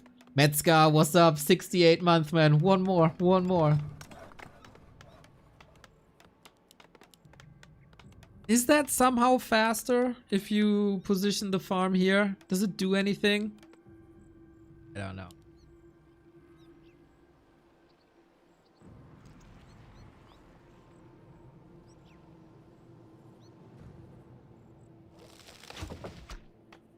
You know why the thing inside is yellow, right? Yeah, it's the yolk. It's the yolk.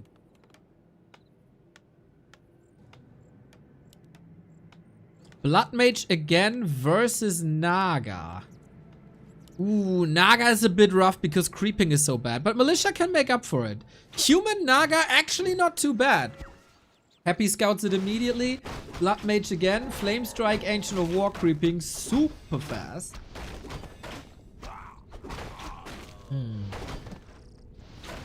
Fork lightning first, really? Player's force is under attack. Why?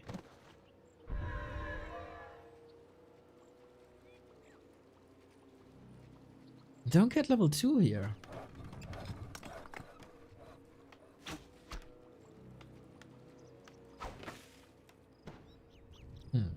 Happy already with... Oh, he's going Hans. Oh, Hans is so good against Naga, isn't it? A player's forces are It sounds a bit unintuitive to tower rush a human. Or to Huntress rush a human, I guess. Would be sick, especially if Yumi goes for an expansion. That's exactly what he's doing. Uh-oh, I think Happy is lining up a hard counter, guys. Uh-oh.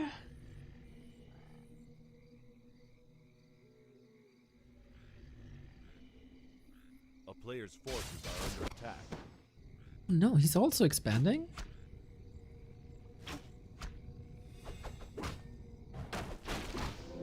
Blood Mage doing quite some damage. That's sweet. The creep speed is just insane. He gets mana from the creeps, from the Moonwells. Has the Ancient. Human still faster though, because Militia, Imba.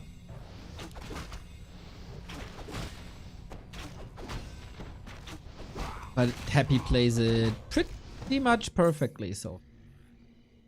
Naga, Fork Lightning level 2. Versus Archers, this would almost be a one-shot.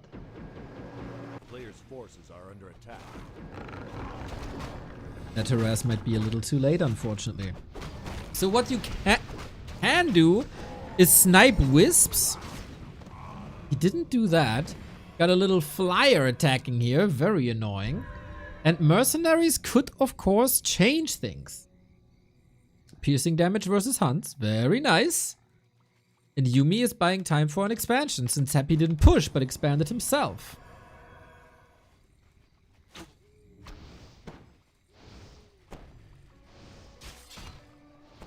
Does Flame Strike cause friendly fire? Yes.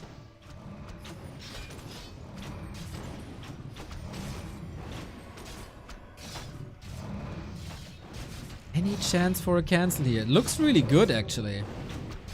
Yumi dodging that Flame Strike. Oh, Happy canceled late. There was solid damage done. The flyer is still helping.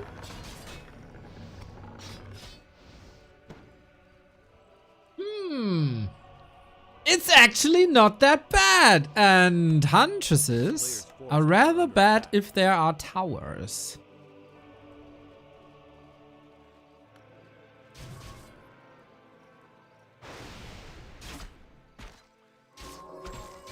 Still, this Naga isn't ideal. We got some slow as crowd control, additional crowd control.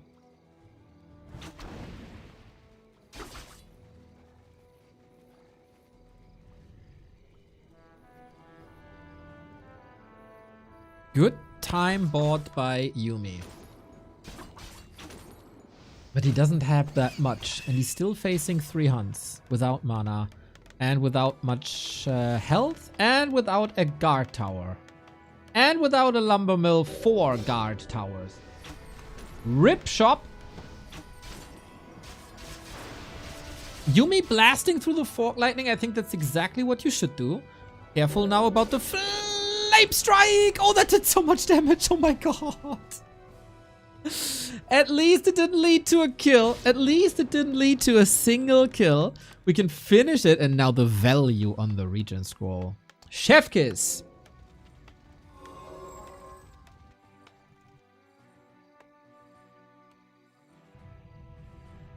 Happy making use of mercs. Did not tech. Dude, crises averted? I have to say. I saw the writing on the wall and that writing was GG. But not yet. Oh, but Hunts have solid potential to cancel a lot here. Stormbolt. Counter block by Yumi. Dancing out of it. This time Flamestrike gets the kill. Yep, we didn't fully heal. Maybe the Eridar Sorcerer can save things. We got a Polar Bear for Happy. We got a Lizard. He's bringing the whole squad. A player's forces are under attack. Yumi's still struggling. And supply blocked now as well, unfortunately. We got a Taskmaster for Command Aura. That's more damage for everything. So many mercs on both sides. Militia Call again. That was very useful before.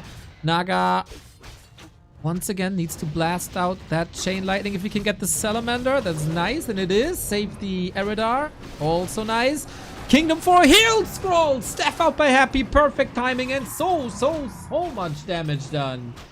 Eridar falling with that 2D death animation, which is always funny. Player's forces are under attack.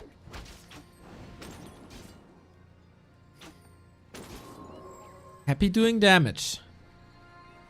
More mercs. Furberg, Tracker, strong. Trackers always have Fairy Fire, I think.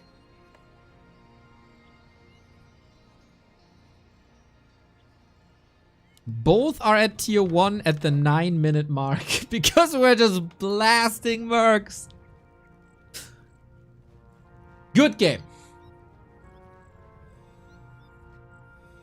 Happy on the way to tier 2, almost finished. Yumi has an entire zoo. Attack. And Happy has the healthier dragon, so rip. Using Flamestrike always as a zoning mechanism is cool. You can get mana from creeps, presumably. Oh no, little dragon, fly! Fly! Rip.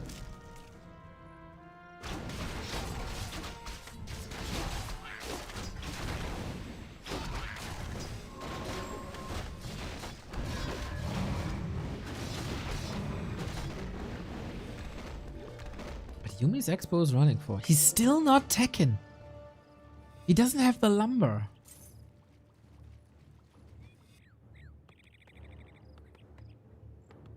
Mamma mia. Double heal scroll instead, huh? How can you make fire and water? That's not normal. Ever heard of oil? Forces are under attack.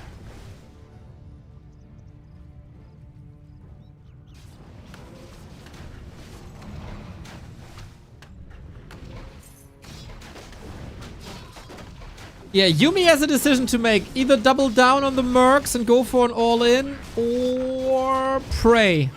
Pray a lot. Flamestrike is just ruining this game for Yumi, it seems. We got a heal. We had 2 heal scrolls, though. Blood Mage has no TP. Go for him. Heal scroll by Happy, trying to staff out. Damage! Done! Blood Mage dead. Yumi is up against no heroes. The Hunts are getting the upgrade now, so piercing damage isn't too effective against them anymore. But magic damage would be. Do we have magic damage somewhere? I don't think so.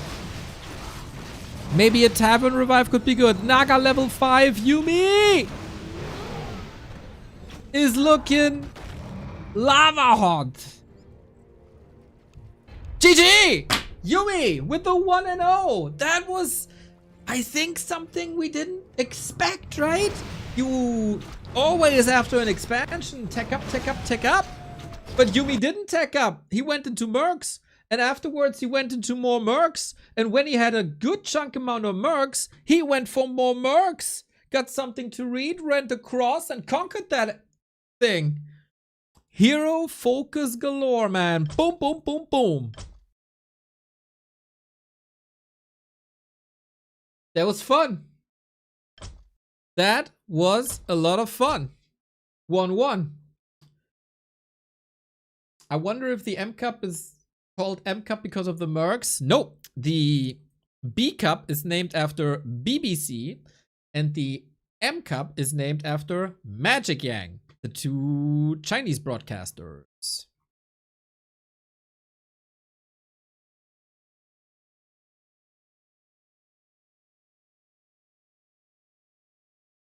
Freaking Yumi, man. Takes a little break here. Okay. We're cooking. As I said, man, TH defeated Happy already in the group stage. Why shouldn't Yumi do the same?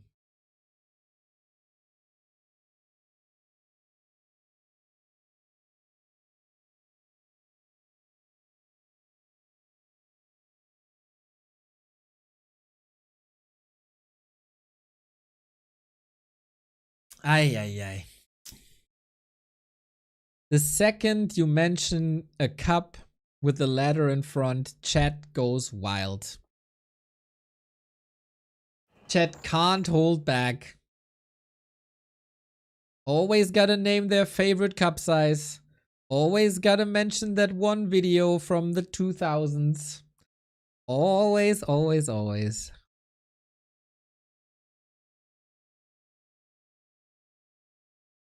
M Cup means Mer Cup. I just explained this! The day will come where I'll throw my head through this wall.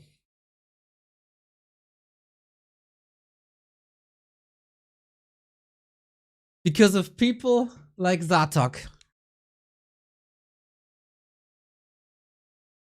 Unreal. The only way to calm me down is when you give me your Prime sub. If you have Amazon Prime, everybody, you can connect it with your Twitch account. You get 1 sub for free. And it supports the channel a lot. Gets rid of the ads for you. And supports the channel. If you have that thing lying around, don't let it go to waste. Rain! Thank you so much, mate. 39 months. The creator of B2W Boat and B2W Rip.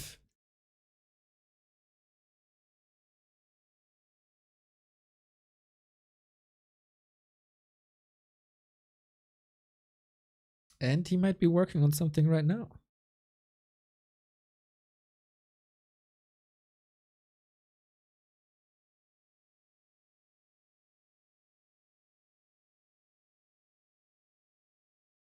Interesting situation.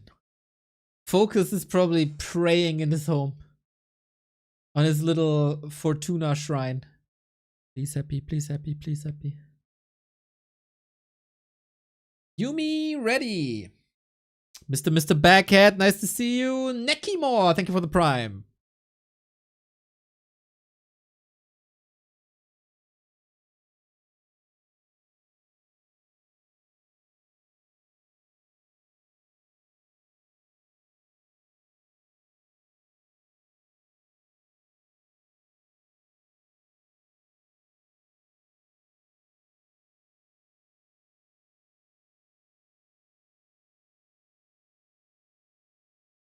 I don't know why the MM Cup is called MM Cup. No, I have no clue. I know the sponsor is called Matrix, right? So maybe N Cup was taken, so we went with MM Cup. Maybe there's a connection to M&M's. I don't know. We got a join bug, ladies and gentlemen.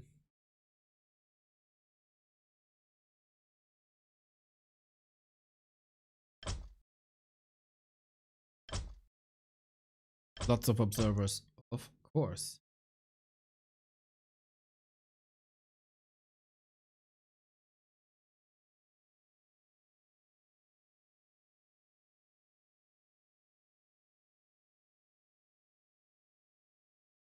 It's a W in random configuration. Dude, I never know why you call it W.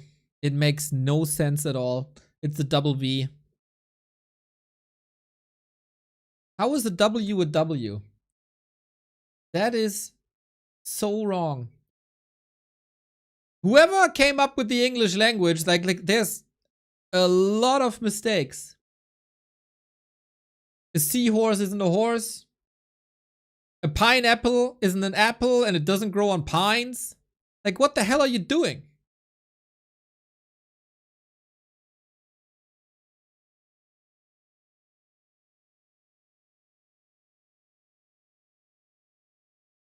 Latin did write the U in the shape of a modern V. Yeah, then it's totally fine if it's called that in Latin, but not in English.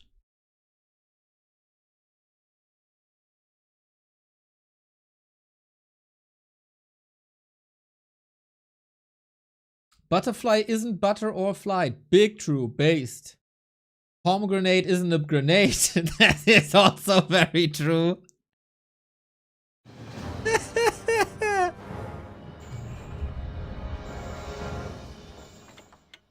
But then you idiots discuss if Nazis were socialists. Yeah.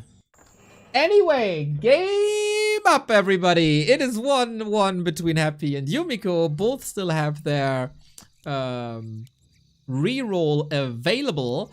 And we got Yumi with Happy.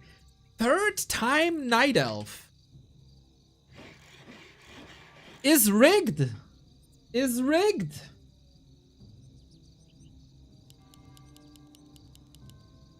I'm curious how Happy deals, how Yumi deals with the orcs.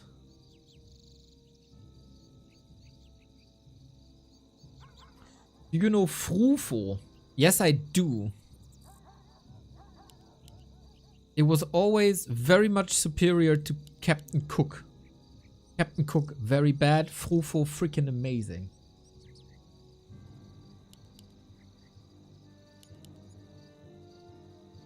To be fair, seahorse is the same in German.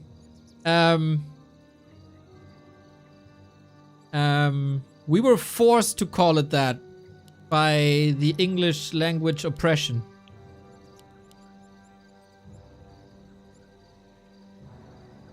Universe is telling Happy to switch to Night Elf. Oh, so they can finally win a tournament? That would probably be the only way for Night Elves to win a tournament.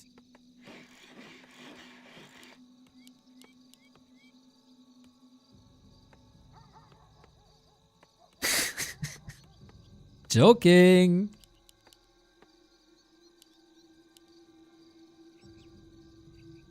A friend of mine texted me this morning that he broke his arm and he's feeling bad. A player's forces are under attack. But he's a Night Elf player, so I couldn't hold back to tell him that he's very lucky that he can still ladder with his race now. I felt bad afterwards.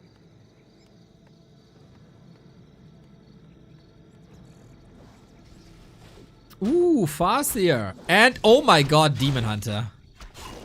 Demon Hunter with Night Elf. Demon Hunter in the hands of Happy.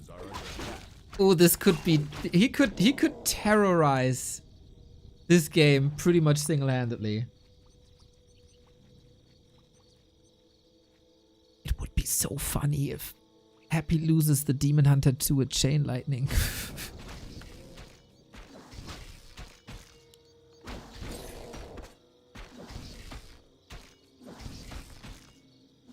We'll see about that. Happy has been pretty clear in his approaches to creep ASAP. And with Immolation, of course, that is easy to do. Yeah, Yumi will not be too satisfied seeing Night Elf Demon Hunter. No, no. But you know what? He already got pillaged. I appreciate that. You know, a lot of orcs researched that a little bit too late. Yumiko is making sure that's not happening. Couple of extra resources early as you get pillaged from grunts, raiders, and peons. So yeah, grab the money from your opponents.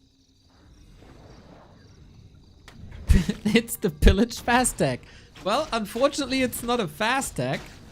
I mean, it's a pillage fast tag, but it's not a fast tag. The player's forces are under attack.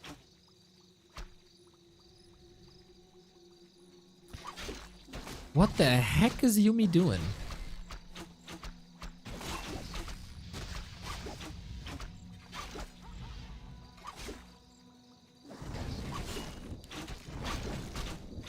He's teching now. Is that it? Is he lining up like an... I don't quite understand this yet. Happy as Mercs. Dalaran Reject. I sympathize with that thing. I thought about a tier 1 rush too, but then I saw Yumi is teching. He's doing some sweet chip damage. So much so good. So far so good. Is what it's called. And Happy is going Hippo Riders again, huh? The player's forces are under attack. There's no Hunter's Hall. He wanted to go Mercs, but Happy was quicker. Ooh. Yangfang, not only generous, also smart. Oh, and he gets the High Priest now. Inner Fire Demon Hunter. This guy is going to be such a beast. I gotta say, it feels like Happy outplayed Yumi a bit. Oh, Happy forgot the Huntress Hall. Wee-oo, wee-oo, wee-oo. Late Huntress Hall alert. Ah, we're all getting older, man. We can't remember everything. But that buys Yumiko some time. And to be fair, Happy invested a lot in 200, so maybe didn't have the resources at time. And maybe Mercs are... Did I say Huntress? No, The player's Mercs. forces are under attack. Inner Fire Demon Hunter, what a dream. That High Priest is such a heaven sent.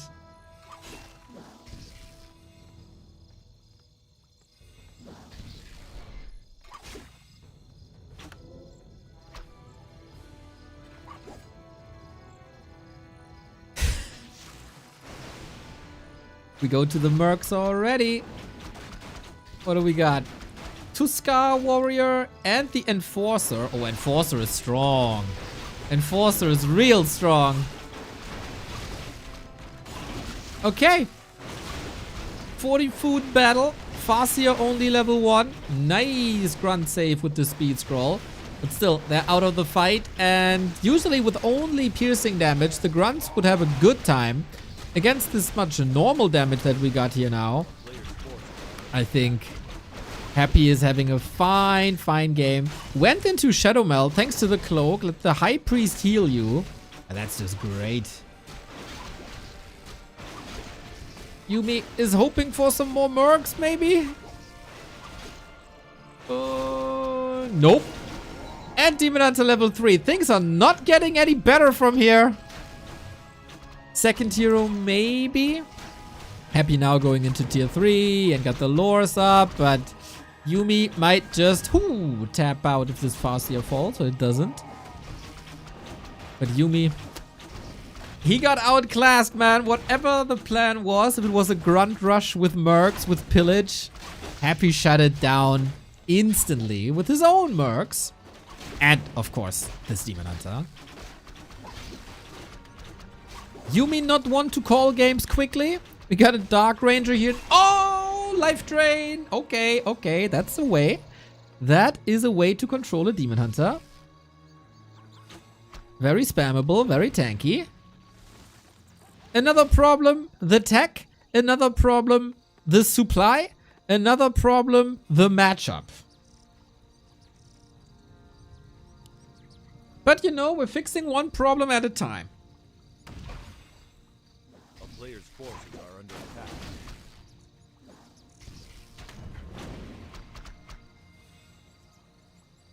Dark Ranger is not necessarily something that helps you against bears.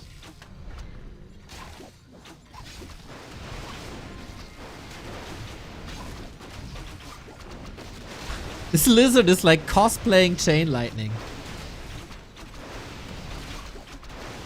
And of course, Cloak of Shadows is the best thing to have against Life Drain. Because you can just Shadow Melt and it breaks the Life Drain.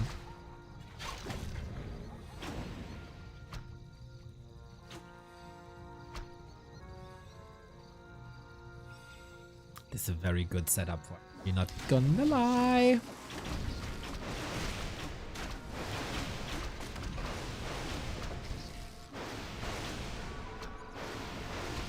And rejuve. Okay, Yumi, surprise me again.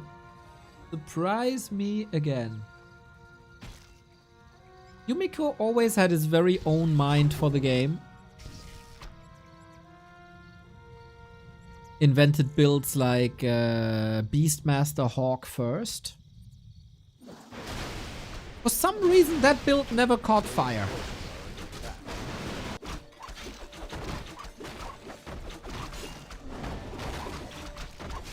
I wonder why.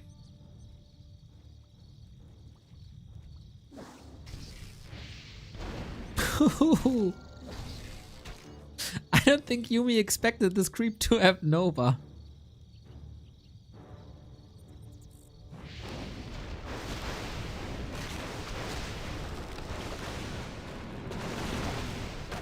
We are one creep jack away from ending this game.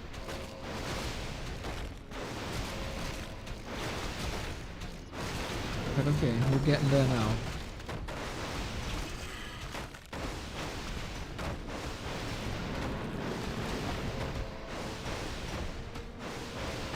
So be masked kinda nice. Make sure you always have life drain.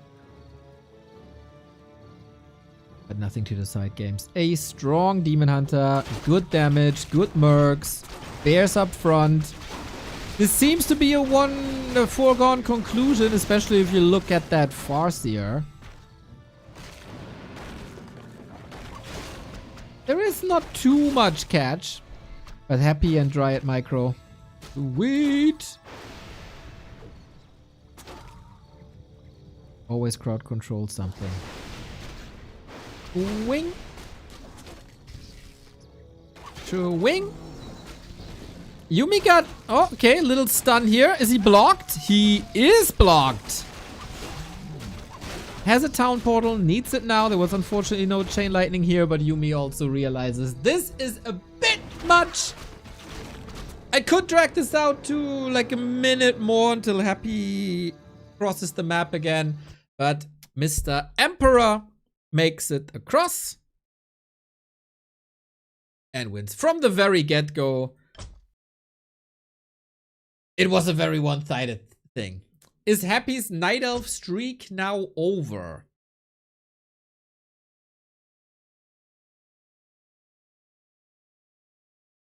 Is Happy's Night Elf streak now over? And will we finally see him with another race?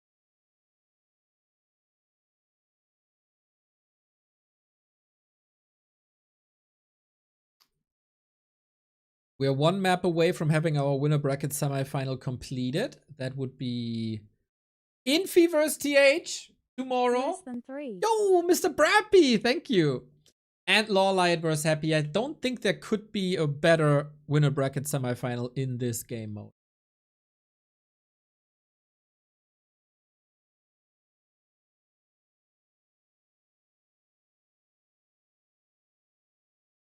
Very, very. Yumi still has a reroll if he wants to. Like, Happy has a reroll too, but you know.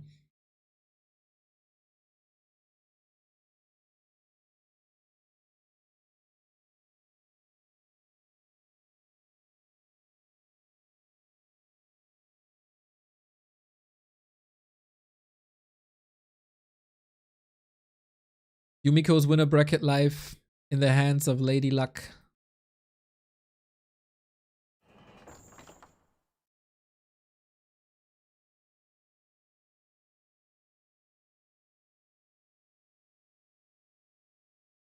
Let's see. Little bit of a break here. Boop, queuing you in that as well. So far, good day, I gotta say.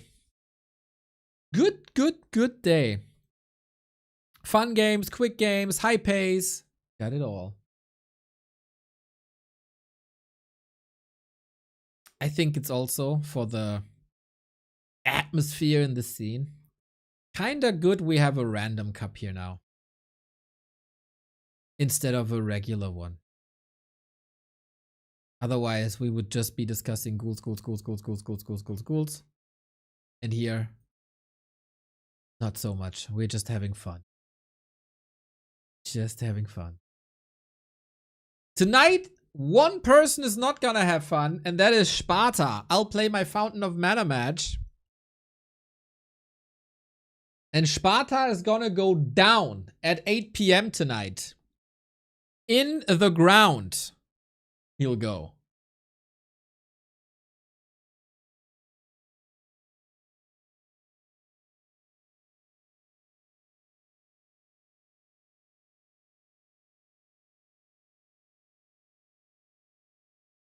Very much.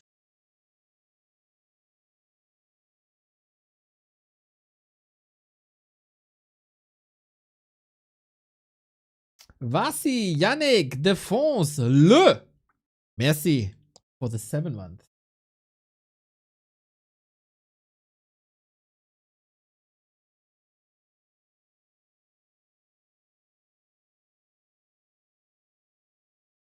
A lot of French here today. A little bit of an invasion. I saw the Frenchies had a tournament yesterday. The Brioche Cup. I think it's like an amateur competition or something. Very cool to see Frenchcraft still active.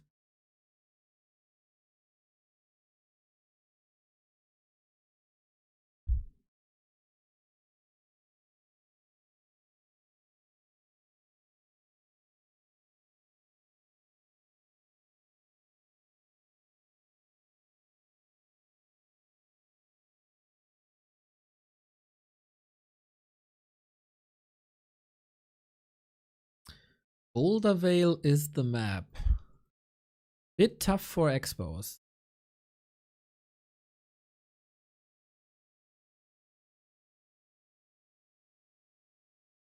A bit tough for expos.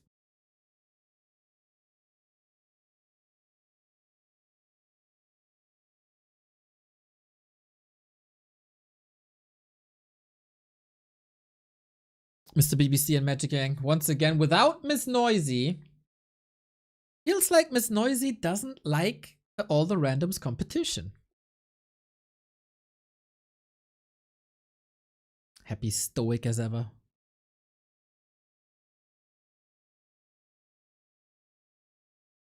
We got the tail of the tape here. Since our tool says they only had one match against each other, I'm actually quite curious when that match was. Happy. Was it Stars War? It was a B Cup group stage. Okay. Okay. Oh, you hear the undeads. Oh, you hear the undeads. Who rolled undeads? Who rolled undead? Was it Happy or was it Yumi or was it both? It was Yumi. Woohoo!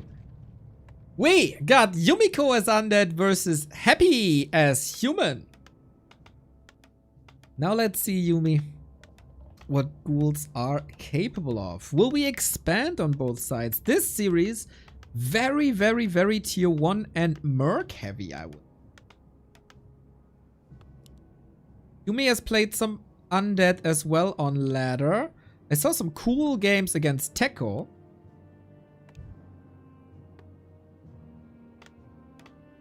Pala first.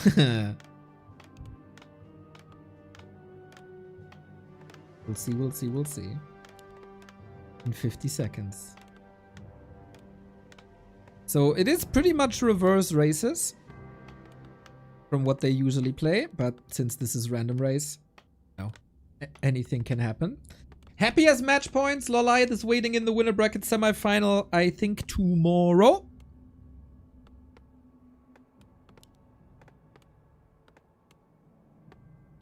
And whoever loses is facing FoCuS today in the lower bracket.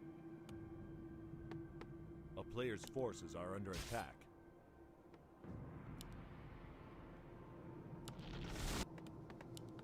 Altar of Kings, what do you got from us? What do you got for us? Lich first. Strong against ghouls. Strong against an expo. Can power level to level 3 quite a bit. Lich Mir! Lich Mir! This is, of course, a lovely, lovely little advantage for Yumiko. Neo, why is this such an advantage for Yumiko? Well, chat, let me tell you. Happy doesn't have Rod of Necromancy. You'd like to go Dark Ritual. But with Dark Ritual, this only works on undead units. So, while Yumiko can sacrifice his units, Happy can't. So, not that easy to sustain the mana. Then, on the other side, Happy got clarities, Yumiko doesn't. Oh, Happy with the last hit. This is level 2. Easy. Easy. Yep, you gotta cancel this. RIP Expo. Oh, big time rip. Big time rip.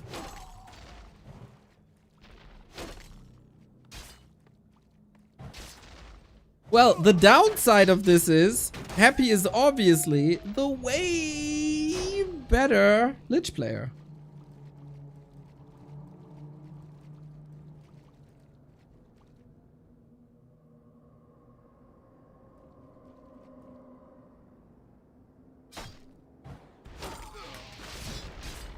Oof, Yumi under pressure. Lots of pressure. Tons of ghouls, of course. This should give Happy pretty much max damage on every Nova.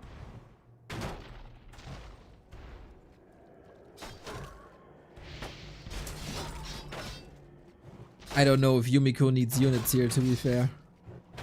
If Happy needs units here. Gets this around. Okay.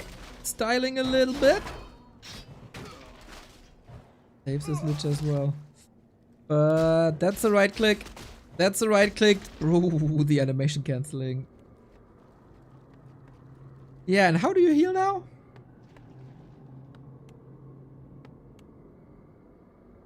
Happy's on the way to tier 2. He's been on the receiving end of rifle pushes many times before. Dodges this around. Just blight up. Okay. Okay. Well, that will take some time. Time he doesn't have. He still wants to expand, mind you.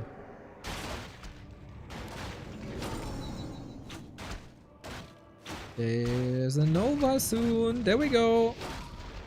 Catches a cold first.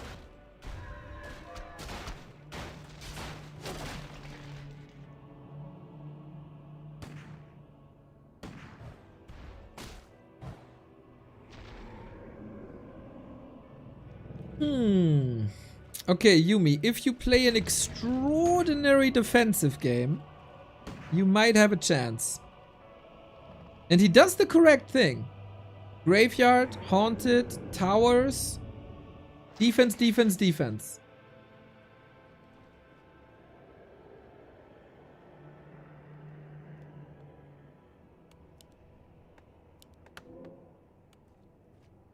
A player's forces are under attack. Is this Ted Rifles? Yes. That's not Ted Lasso, that is Ted Rifle. Big brother.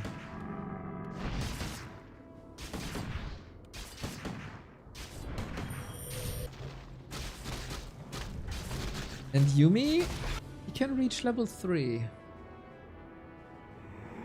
Level 3 Expo Towers, lots of ghouls. Oh, Shadow Hunter with Heal Wave is so good.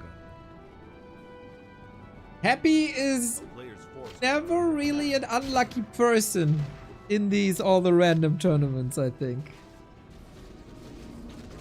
In the group stage, he kinda was against TH. Okay, this is the push. Pushing at 41 as fast as possible. Towers. We need towers.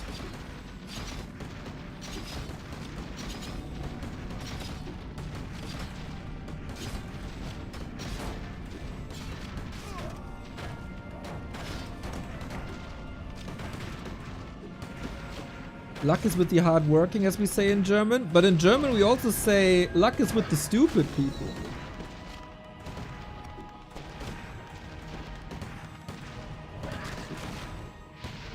And we also say the dumbest people have the biggest potatoes. Level 3 for Happy. Mass murder on ghouls. That is not the situation you want. But okay, Spirit Tower up. Is that enough? Second Crypt up.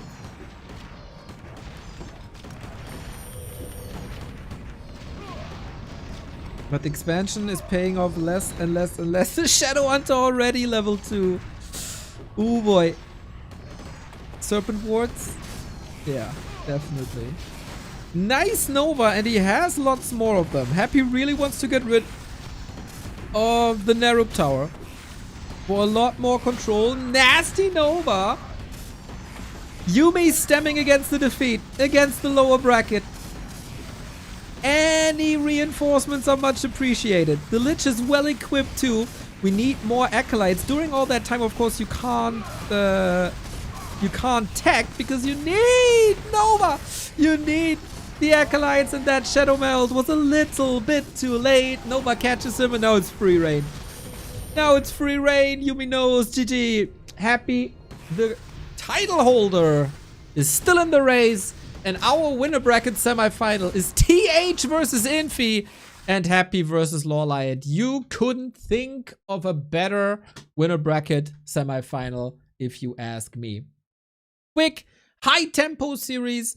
Very cool. Oh, what was I? Very cool that Yumi got one map on the board. Shows that Happy is not unbeatable with a very cool strat there as well. But the better player was Happy, and Happy goes through.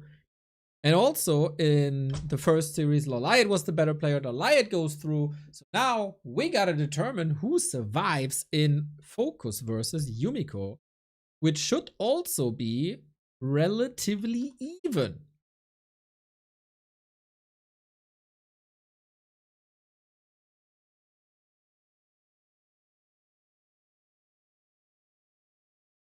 That's the last game. Hey.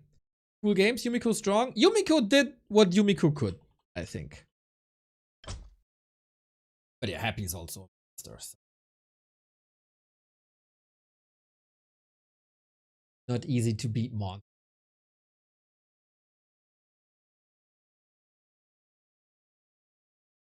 One more series today then.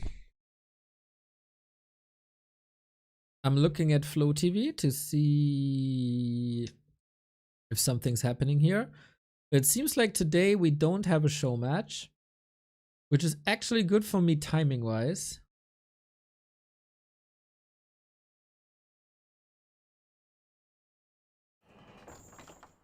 Because I will be streaming later tonight again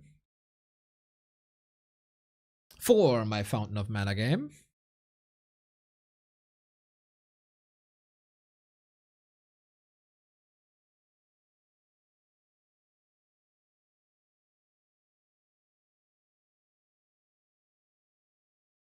And I can continue to set up my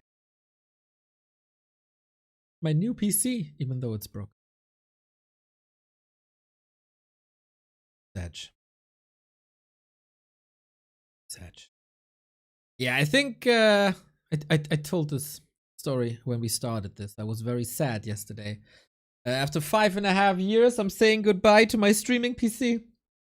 I got that thing before Reforged launch, thinking I'd be forced to stream on Reforged and that would be more resource dependent, lol. So I got a new one and it got a faulty RAM. It got a faulty RAM, so I gotta wait until I put that machine in. But I can prepare it. So once the new RAM arrives, I can improve streaming quality by a lot. And hopefully bring you stuff like instant replays.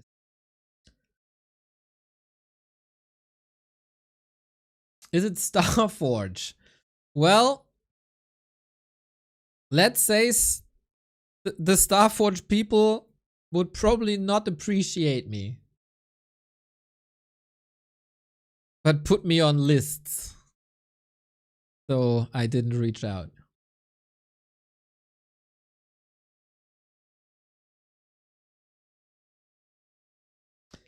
FoCuS or Yumi? FoCuS or Yumi? What's it gonna be? Rest of the week will be M Cup playoffs. And on Sunday, we have a double M Cup, which is the return of regular Warcraft. And after double M Cup is done, B Cup is starting. So tons and tons and tons of action. We basically got every day covered until October 26 or something. And in a couple of days, Reforged 2 is coming out, or the second chapter. Insane Monster. When is it again? I keep on forgetting the launch date. When is the launch date? September 28th. Second chapter of the Reforged campaign. That's a lot of Warcraft. Yes, and Remo's on vacation, and Carson is on tour. And I'm here. Trying my best.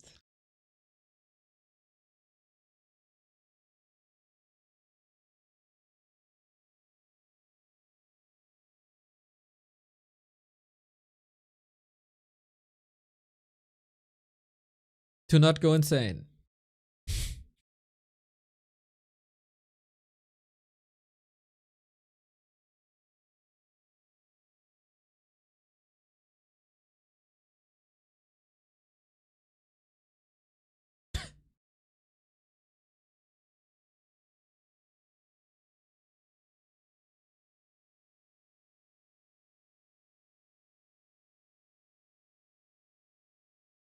Ooh, seems like the first map is Devil's Forest. Nice, nice, nice, nice, nice.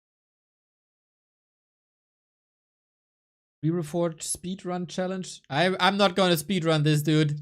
No effing way I'm gonna speedrun that. I'm gonna enjoy this. I'm gonna take my time. I'm gonna soak it all up. You never have the chance to play a campaign twice for the first time.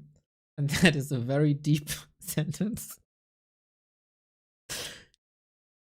And I appreciate Insane Monster's work a lot. So I'm gonna take my time to also hopefully find all Easter eggs and stuff like that.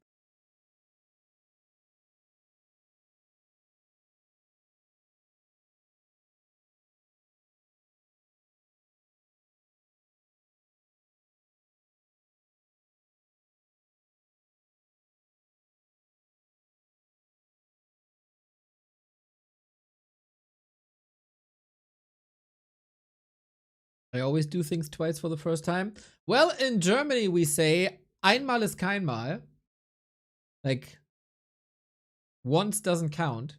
But is the first time never counts, then isn't it always the first time and it never counts? Think about it. Yumiko is ready. FoCuS is ready. The fight for survival is on. We eliminated Fly yesterday. That was courtesy of Dice, who played really good. And now, survival. Will FoCuS and Fly again be eliminated first round? And can Yumiko show his skills here? I can tell you that an orc is involved and a human is involved. Those would be the main races for both of the players. But it's reverse race. Again. Yumi as orc, FoCuS as human. They both have a reroll if they want to. You Germans have so many sayings. This is why I want to spread some of them, so you learn from us.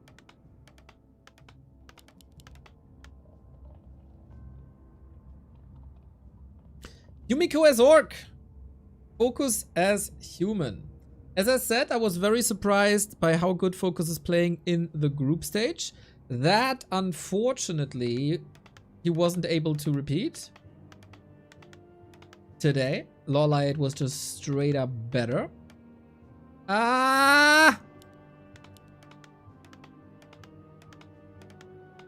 Daggerino. Hope that didn't hurt anyone. I just... Shit. I gotta get out. Interesting that I lagged on the server. Of course, I don't wanna influence these guys, so I go Flow TV ASAP.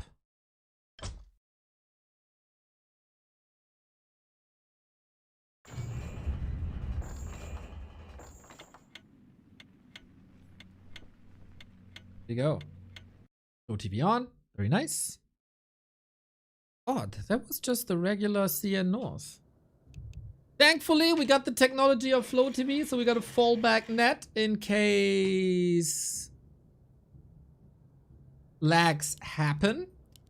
And now we fast forward, and then we see the heroes.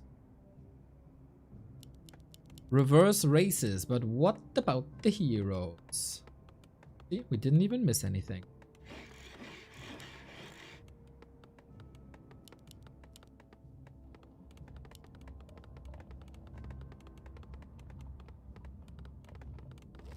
Neo's the new Fly. That's right. Beast Master for Yumi and Tinka for FoCuS. Oh, does he want a regame? Or was the entire server spiking? Oh, that might be a regame. That might very well be a regame. Orc Beastmaster.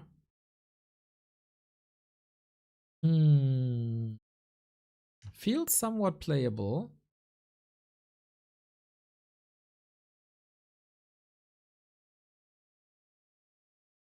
Okay, it's maybe the last chance. It's orc in general versus human, which is not ideal. It's okay. I think it's okay to re-roll this.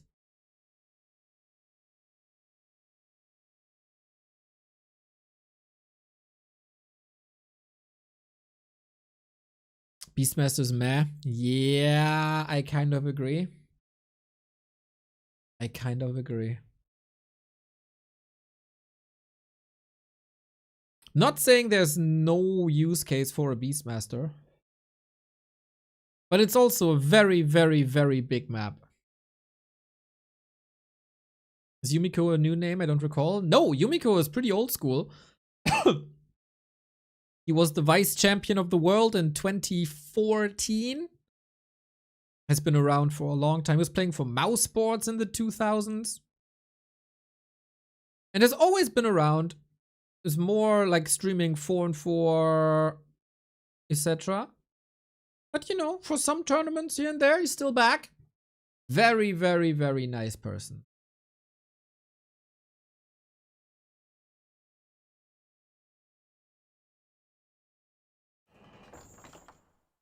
So I'm optimizing my pings, so these lags won't happen anymore. What flavor are you using? Blueberry.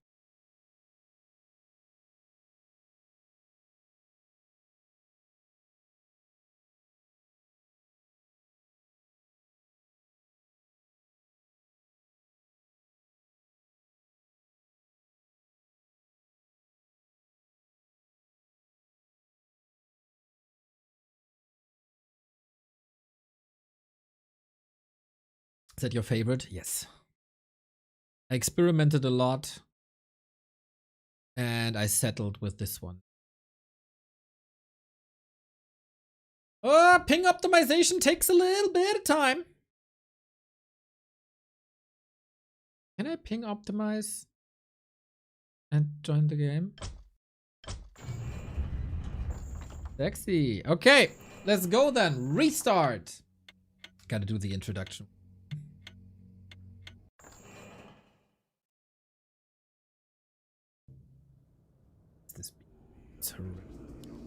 This time we got different races, as you hear already. I'm gonna fast forward a little bit, so hopefully the next games can be played live. So this is the lower bracket. Round 1. The loser of the series is eliminated from M Cup. Yumiko was defeated by Happy. FoCuS was defeated by LawLiet. And now they're clashing. This is already Yumiko's re-roll. He rolled Orc versus Human. This time he rolls Undead versus Human. Hopefully that suits him better. We are on Devil's Forest. FoCuS is again Human, and with that can expand relatively simple again. Warden. Okay, this is something we've seen before. This is the exact setup we've seen before, right? We got Warden on the human side versus Farseer on the undead side. That helps with creeping, of course. This is a lot. Wolves, skeletons, ghouls. This can be overwhelming. If Yumiko saw the games of LawLiet versus FoCuS, he can play pretty much exactly that style. And FoCuS maybe has a new approach now. Chain Lightning available. FoCuS is the one being aggressive here, as both players are expanding. FoCuS again with the approach that he played before. Arcane Tower first, and then if things go well, he expands. Against LawLiet, he never really expanded. A player's forces are under attack. But now he does. Thinking that Yumi will be more defensive, or that he has the opportunity to keep Yumi more defensive. And that is a sweet push so far. All the skeletons and wolves in the world can't help you here. Rip! On the cost of at least 2 footmen though. A town is under siege. It is surround, but no reveal, unfortunately. Nicely closing that surround again. Going home for a dust. And Warden doesn't have Blink. This is why it's worth it. This will most likely be a town portal. And in the meantime, the ghouls are harassing Yumi. Very, very nice play here. Expensive. Also lovely ghoul position, so this one is safe. Yumi knows how to game. So much is clear. And now he's the aggressor. Sending the ghouls in again. Second try for that expo. Arcane Tower is up, so wolves and skellies can't do too much. You can still overload.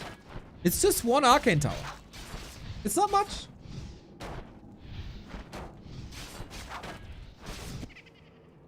Very curious. Oh, he got boots. Really? Warden is chasing big time after this ghoul, catching a bit of unnecessary hits. And he keeps the Warden busy, so she can't get to level 3.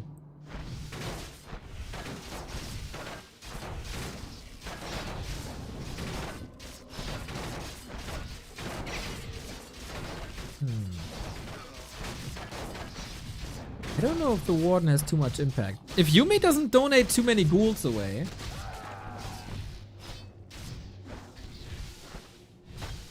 I think this is a fine push. His expo is up. More ghouls are coming.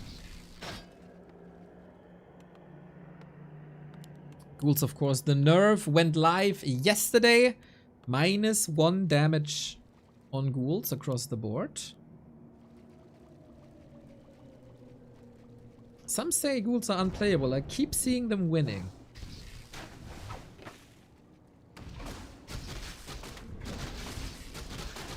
Does Undead have problems healing their heroes? Does Blight and Dagger work on non-Undeads? Dagger does.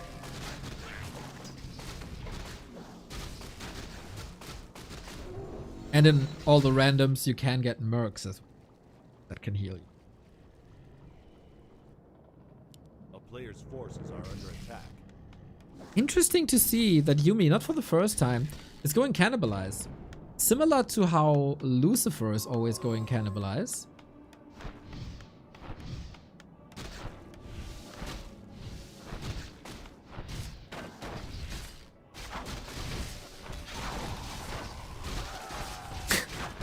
Dagger is just a region scroll with an edgy step. Yes, that's right. That's a good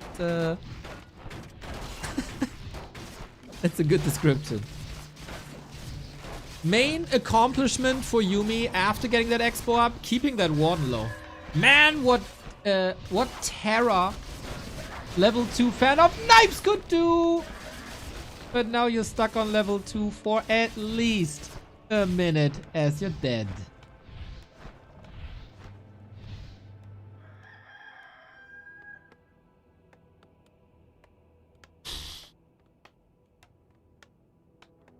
I don't know, guys.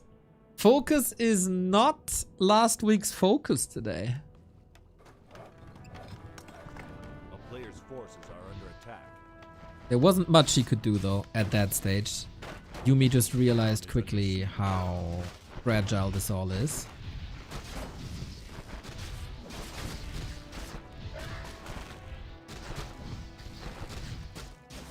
And those were, of course, expenses that you don't really want to have. Nothing to level. The altar will be blocked, so you can't go for a second hero immediately. The double arcane tower is nice, though. Very, very helpful. Focus fire is a little off. The wolf could be dead for a long time, but there it is. Yumi, as every good undead, is rebuilding his altar, graveyard, everything in order. Zeppelin and Shredder, okay. Okay. Some say only ghouls are only usable as lumber harvesters now.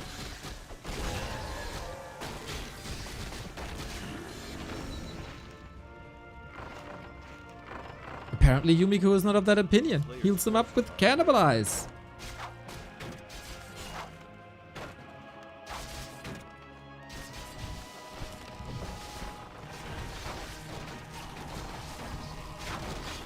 Fan of Knife still level 1, man. This is so inefficient.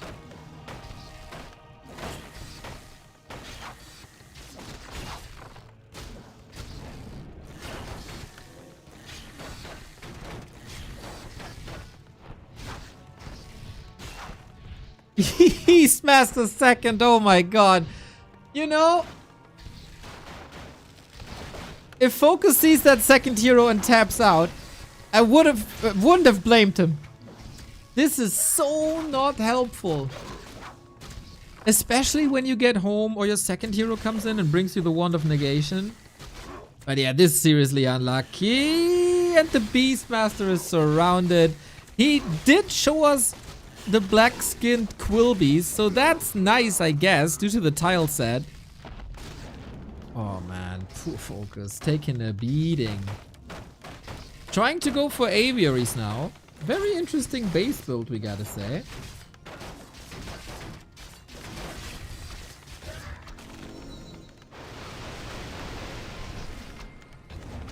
Yumi,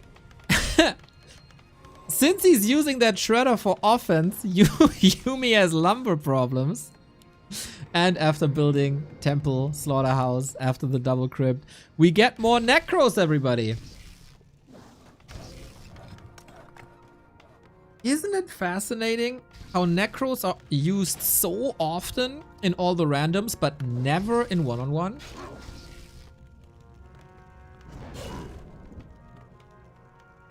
Why is that?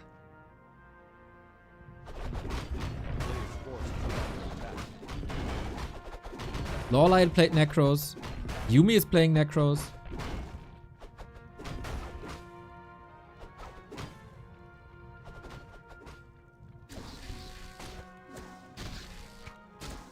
FoCuS has made it to tier 3 though. And Griffins are coming. And a third hero is coming as well. Oh, we get a DK. Lovely for some coils, eh? Players' forces are under attack.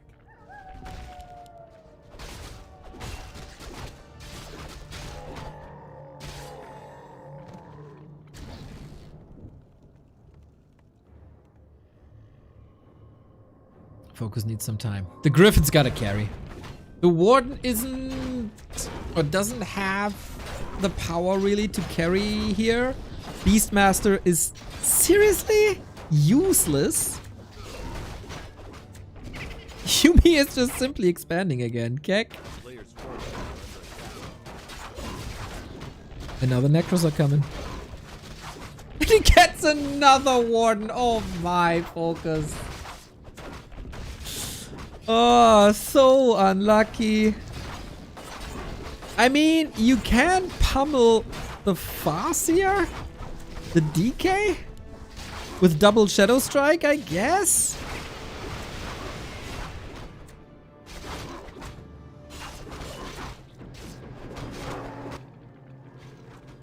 Players' forces are under attack.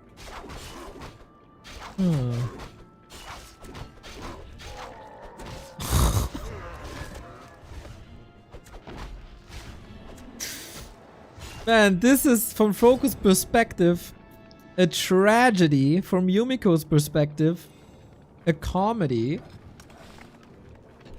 Shadow Strike damage over time does stack. Oh, really?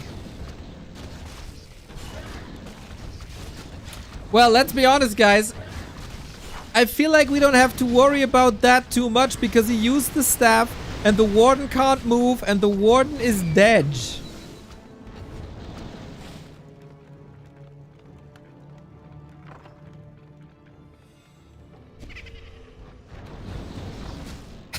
Okay, Yumi kind of forgot to research web. That's an oversight. And he doesn't have cripple yet. Without cripple, this army can melt against Griffins only. Yumi has no TP. Hold the phone. FoCuS can still do this here. FoCuS's Griffins can do this. He doesn't need the heroes. It's all about the Griffins. We do have web now. That helps. But how many fiends? One. One. Only one. The black bear, by the way, awesome as well. Dude, FoCuS is owning. Oh, Yumi, what the hell did you do?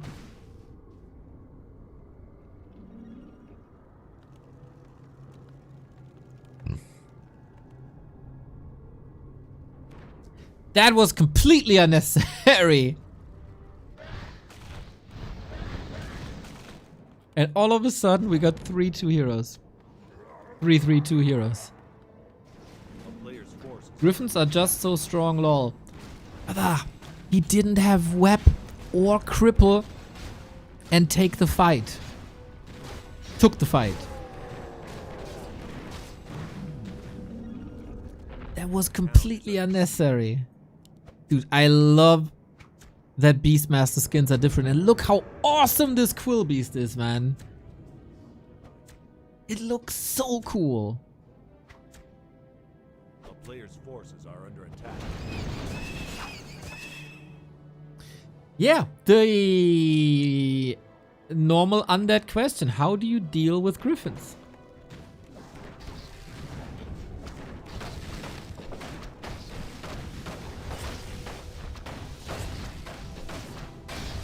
Is that a map thing?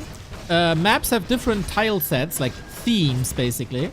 And the summons of a Beastmaster always look different based on the theme. You know the regular one from the grass maps? It's a polar bear, for example, on ice maps. And here, it's a black bear and a black quill beast. Now we get the one there. That took forever. A town is under siege.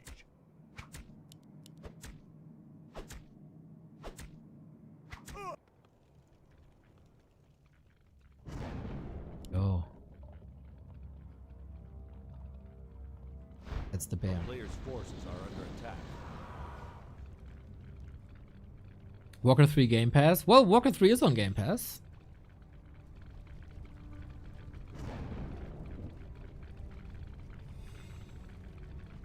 But yeah, it would be kind of sick if you could choose that.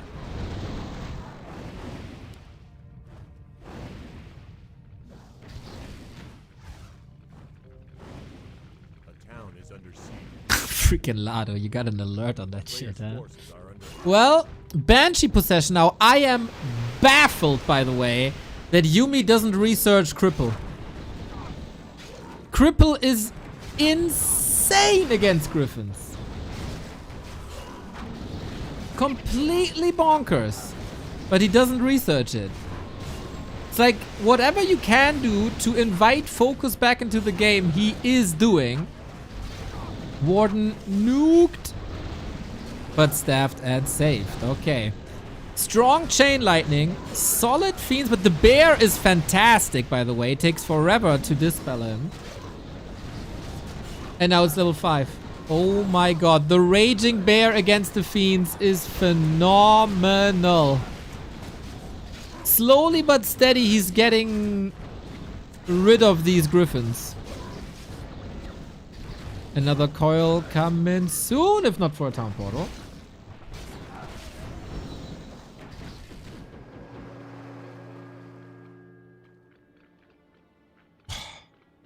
Man. Yumi is giving FoCuS a lot of chances, I gotta say. Only now building the Acolytes back. Building more Banshees for Curse. Why would Cripple be uniquely strong against Griffins? No, not uniquely, but it's a super strong debuff. Movement speed is super low. Attack speed is super low. Damage gets mitigated. And FoCuS doesn't have Dispel. So he can't do anything about it. And then Griffins aren't that strong. He is going Banshees now for the Curse debuff, but he could have had Cripple a long time ago. At the moment, the Necros are only giving him attack speed, basically. Which is not great. Cripple is the reason you want Necros versus Griffins. Yeah, Cripple, to be fair, low-key broken spell.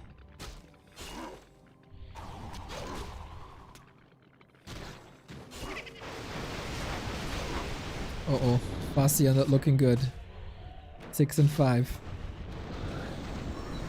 Okay. There is Curse everywhere now. Imagine Curse and Cripple together. It'd be so strong. Solid body block. He wants that Fastia bad. Bad. The Fastia's dead. For sure. Do we have enough attention? The Bear is giga strong as well. Fastia ticking down. And the Beastmaster we thought would be bad. Turns out he's dominating the Fiends on the ground.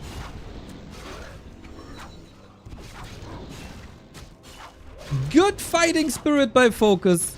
Gotta give him that, but I can't help but feel that this was a massive blunder by Yumiko. Oof. Didn't play into Undead too well. He was so far ahead. He got that Expo up. He shut the Warden down. He slowed down her progress. He slowed down the Expo. He slowed down the tech. He had a third base up. He was in a winning position.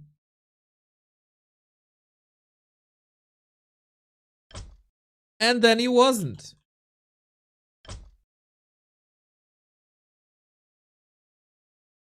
He threw that when he fought against Griffins without Web and without a TP. And, to say it again, against Cripple. Also, no anti-magic shell. I'm usually not the one to criticize too hard, but that was unnecessary.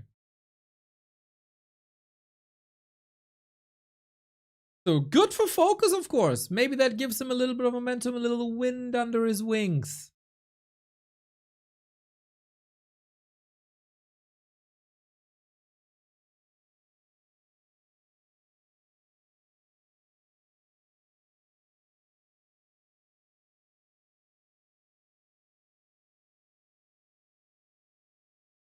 do undeads have any buffs? They got Unholy Frenzy. Really cool. Really strong.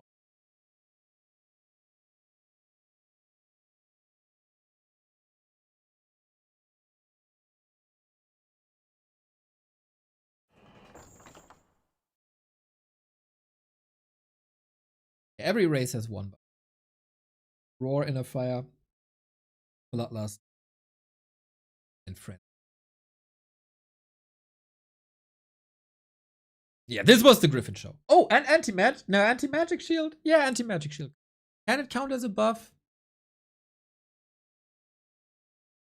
Yeah, it adds a layer of protection. It's a buff. It's a buff. And that's so OP, huh? 2 buffs for them.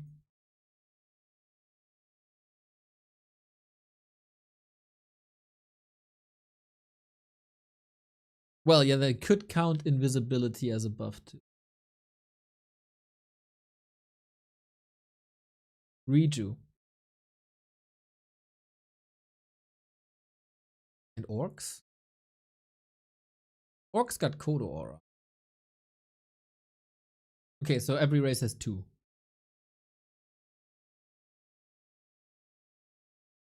So it's not. Don't blame undeads again. Don't go to the BattleNet forums. We figured it all out.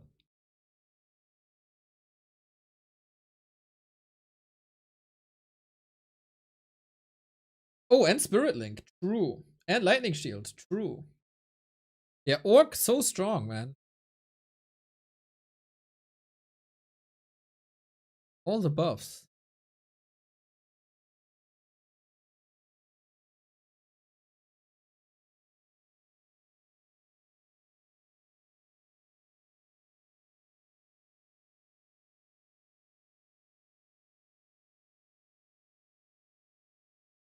We are in our ad break, it seems like.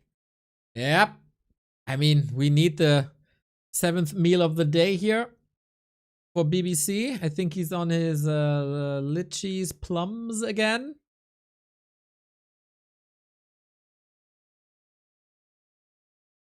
And Magic Yang. You can see it in his face. He is so disappointed by Yumiko. You can really feel it, right? The way his body language, his facial expressions. Yeah, how you do that, Yumiko? Why are you doing that? Exactly. If you see Griffins, go for cripple.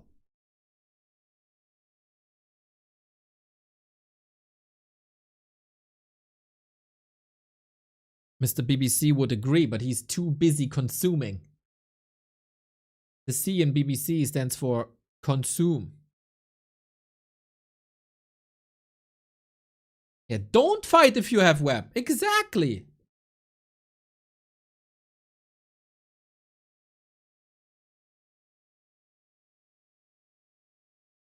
Oh, this is usually the pose where he sticks a finger in his ear. BBC, not on broadcast.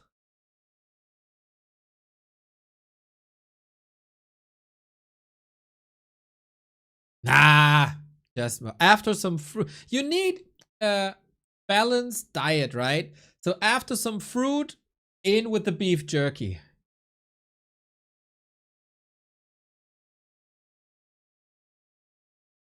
Live translation when? When my new PC is working, I can bring back translations as well.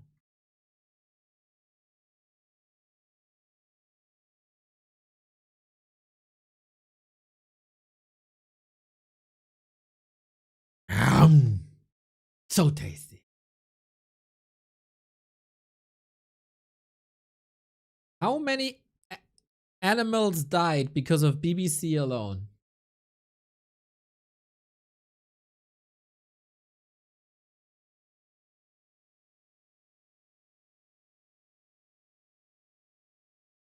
Perfect. Yo, FK, what's up, dude?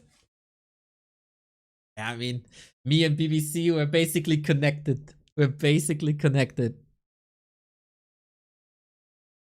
I think Magic Yang, in his explanation, has reached the end of Yumiko's build order, and we can go into the mid-game analysis now. Oh, BBC has something to say as well. Do you think BBC is analyzing the game as well, or is he just saying how good the specific kind of beef jerky is?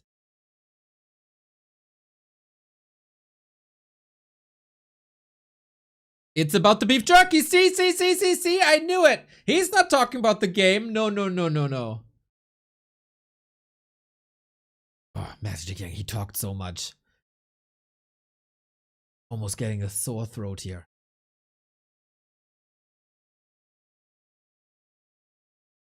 It is a fascinating collab between the two. Oh, we're too busy. Yeah, we can't continue eating. The game's about to start. Yep.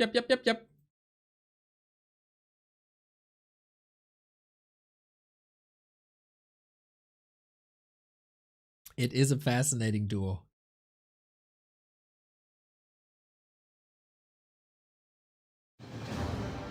And we get our game. Scrimmage is the map. Map 2 it is. FoCuS with the 1-0 lead. Yumiko also used his Joker already. So, yeah. It is, though, thankfully for Yumiko, a human mirror where he should be an expert. But then, of course, you gotta think about the heroes. Classic Yumi, apparently, always building that farm here. Does anybody know how much of a difference this makes? Why is this faster? Apparently, this is faster.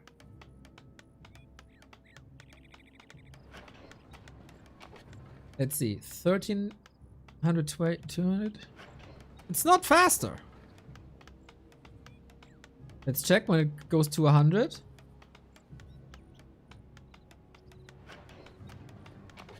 It seems slower.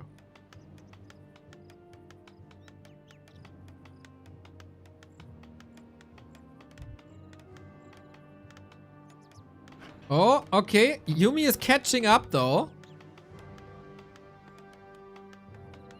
Okay, we check every 100 gold. Oh, okay. Yumi has taken the lead. By a very tiny bit, but he has taken the lead. We check at 700. This might have gotten him 15 gold or something. It's all about the min-maxing. Maybe Chet is right and maybe it's a feng shui thing. Young feng shui.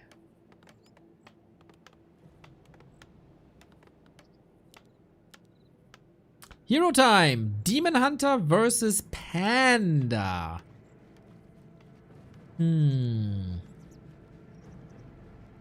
Very interesting. Demon Hunter, very good fighting and brawling hero. Panda, of course, big AoE potential for economy damage. It's important for worker morale to have a short commute to work. OMG, that is true. Question is, of course, can't you just burn the Panda, especially with the shorter range on Breath of Fire?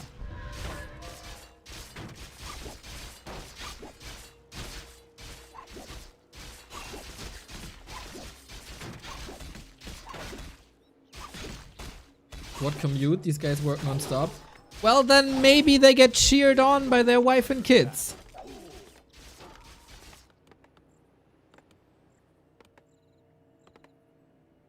I don't know, dude. I don't understand human.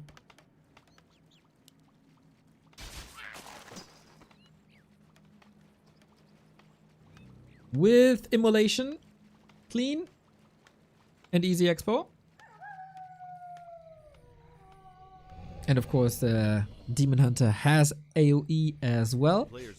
Panda might be the better tank in the early game. Demon Hunter will be the better tank late game.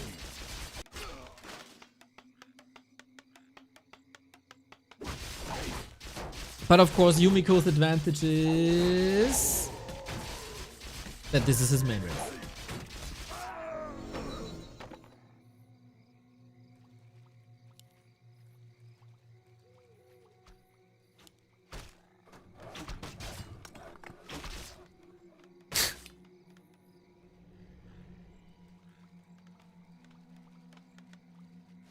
player's forces are under attack.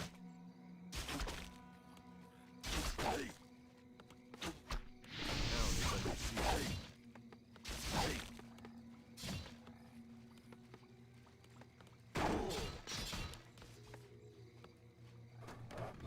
Panda got definitely the better creep route, as the Demon Hunter is just trying to farm mercenaries and economy.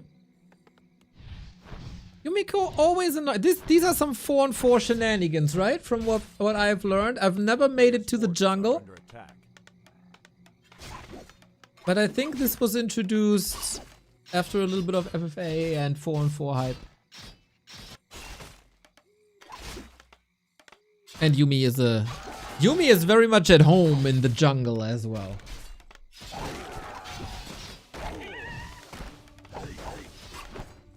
If your FoCuS, must feel good to not be on the receiving end of such a Demon Hunter for once.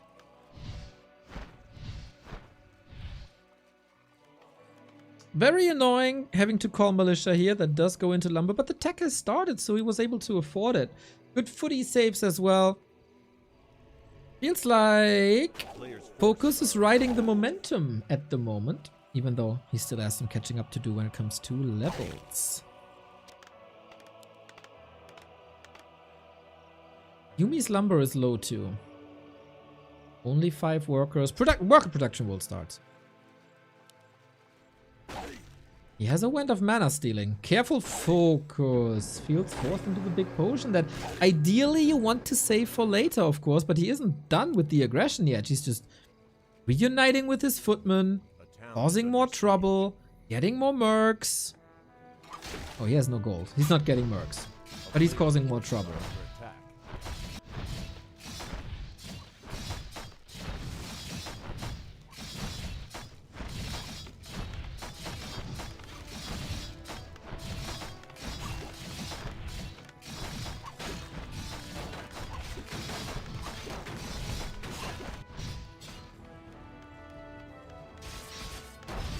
Bit of economy harass on both sides.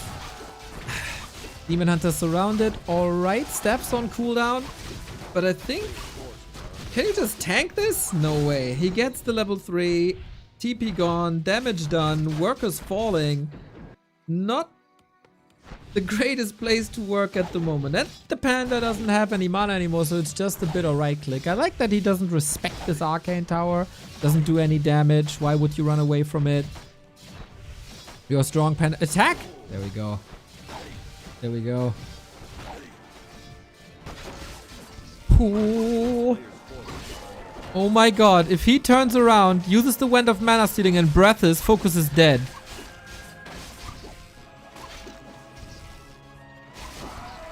Brokus. You are lucky, my friend. I mean, he's still losing a lot. But if the Demon Hunter falls here, I think Yumi just takes it home.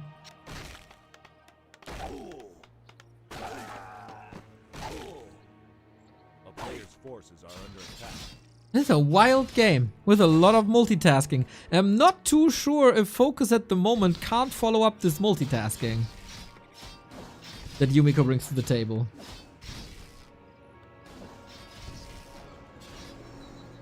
But we got mercs now. Panda!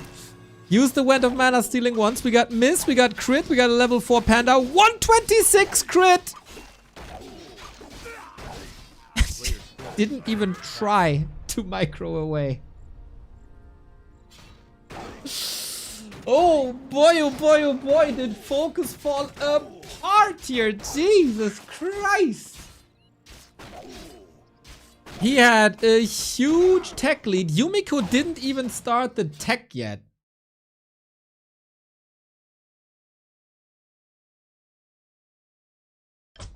As I say, guys, this is not a well-performing FoCuS today. Unfortunately not.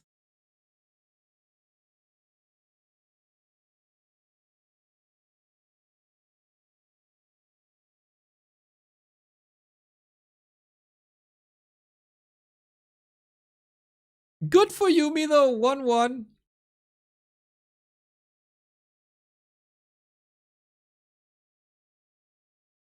Being a FoCuS fan is a rough fate. Yeah, you know, there's this big FoCuS fan called Baron TV. And whenever FoCuS is winning, he's suddenly appearing. And whenever FoCuS is not winning, he's absent.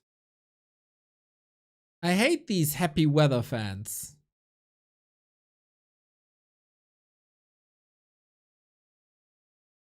Either you're in or you're out. I also never understood why me as a Dortmund fan back in the day, football team, we're supposed to be for Munich in Champions League. I couldn't give a flying F if Munich is doing good in Champions League. But it's German. Yeah, I hate them 364 days, and then all of a sudden, because they're playing Champions League, I'm supposed to root for them. Oh, it's fair weather, not happy weather.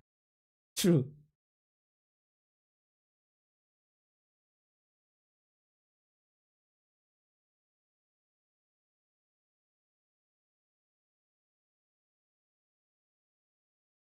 Boo, boo, Dortmund. Schalke Oledo. Oh, sorry, I can't hear you from down there, from the second division. You gotta scream louder so I can hear you from the basement of the German competition.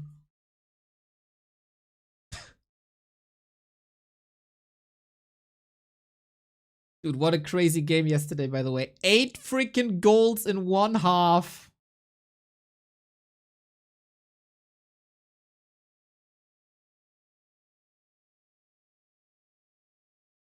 Dortmund is the dumbest team in the world, by the way. That must be said. They are by far the dumbest team there is.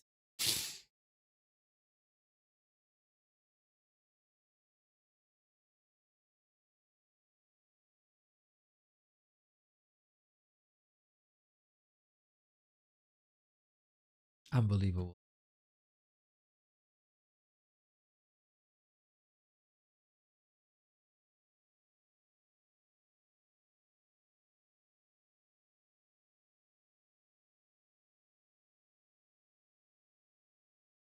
I had $100 on draw. Jesus. Ah. Oh, man. We have a minute to go and to wait.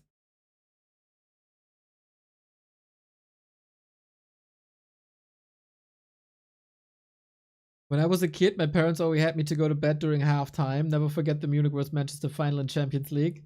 I watched that as I said, even as a kid, I wasn't cheering for Munich. I was cheering against Munich. I watched that in an English pub. That was wild. It was a good experience.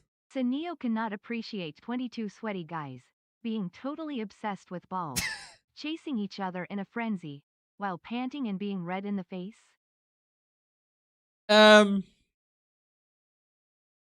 If you put it that way, that all of a sudden sounds very appealing. But I gotta say, it's a very boring game. I know it's culture and all, but it's a pretty boring game. I like the yelling. The yelling and the chanting is fun.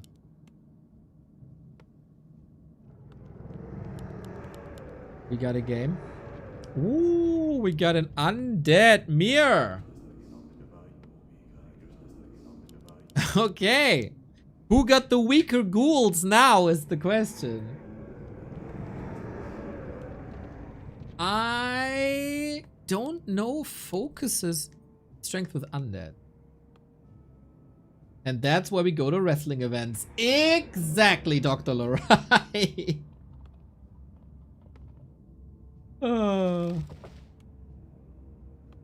Exactly. FoCuS, upper right hand side. Yumiko, left hand side. It's a best of 3 for survival.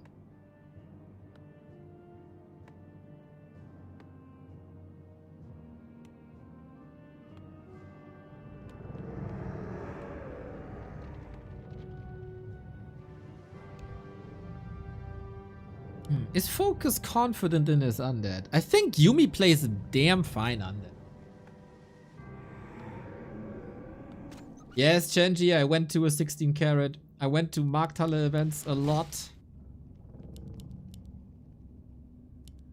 I actually went to a party once with Walter and Axel Dieter.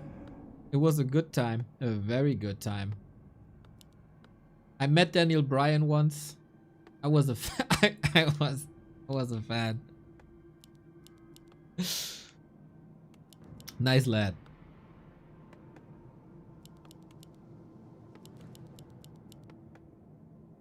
It's been some time though. It's been some time. We have some time. 10 more seconds until we decide the heroes. Yumi, what do you get? Is there momentum on your side now? Alchemist and Farseer. Feels like a lot of Farseer today. Again, this is also a matchup we've seen so far today, right? Wasn't that LawLiet versus FoCuS 1? I think so. Oh man. Farseer, everybody knows, amazing starting hero. Wolves and also Chain Lightning versus Ghouls, really good. I still think Alchemist is underappreciated. Acid Bomb helps you with creeping a lot. He is pretty tanky HP wise.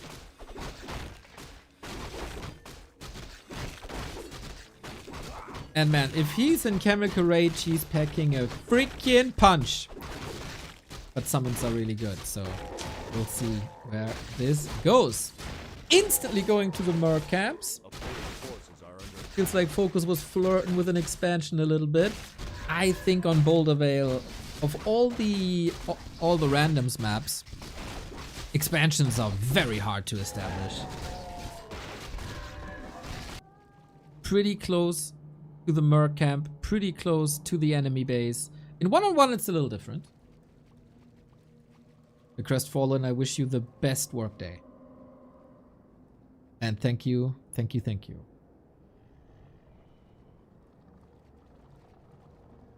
Yeah, Yumi was expecting an expansion. FoCuS fooled him a little bit. Or he just double checked because he was there anyway. Wolf and Chain Lightning versus... Oh, they didn't see each other. Ships in the night. Now we know. Acid Bomb, Chemical Rage against Herd Ghouls. Yummy! This Alchemist is eating good, and I said this yesterday already. An Alchemist with a strong Ring of Protection is an absolute beast. Alchemist has like 2.5 weaknesses. Armor early on, fixed via Ring. Attack speed, fixed via Chemical Rage. And then like mana pool, I guess. Oh, he got another problem. He got big bones and he can't pass, but the Farseer also has that problem. Trying to free himself. Chemical Rage! Tick, tick, tick, tick, tick, tick, tick. Acid Bomb might tick him down. Chain Lightning. Oh!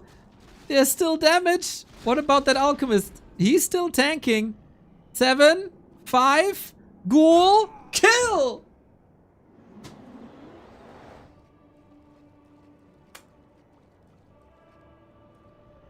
Ouch. Ouch. Ouch, ouch, ouch.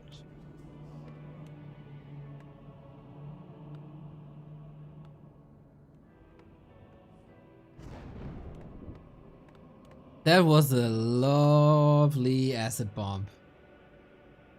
That was a lovely acid bomb.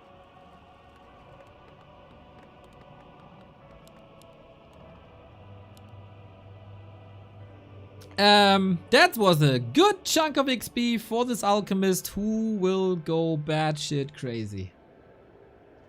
Man, I love when pro players play a fine carry Alchemist. LawLiet was the first to show me. With his Alchemist Tinker combo. Since then, absolutely in love.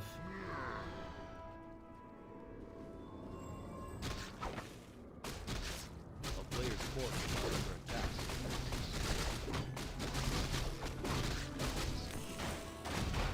And yeah, that's map control. But, you know, mana pool, bit of an issue.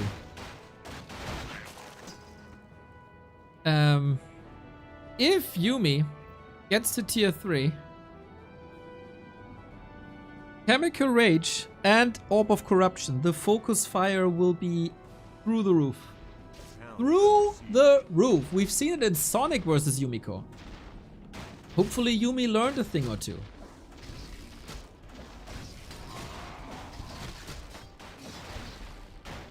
A player's forces are under attack.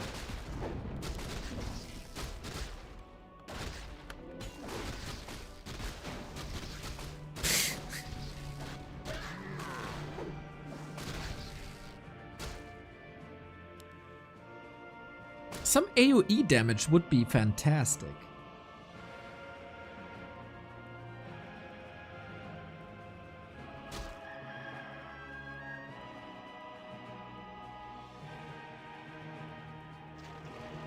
Blood Mage? What about Blood Mage? Player's forces are under attack. Blood Mage, Archmage. Those would be lovely. Town is under siege. Pure pressure onto the base. By Slaughterhouse. Oh! What a miss! No! My god, FoCuS, you are so lucky that Yumi couldn't close that surround. Oh my god, that would have been game. That must have been game. But he glitches through. And now we got Alchemist on Alchemist violence as alongside a Shadow Hunter. Things are heating up here. Oh, what an invite. What an invite, and Yumiko doesn't accept the gift. A player's forces are under attack.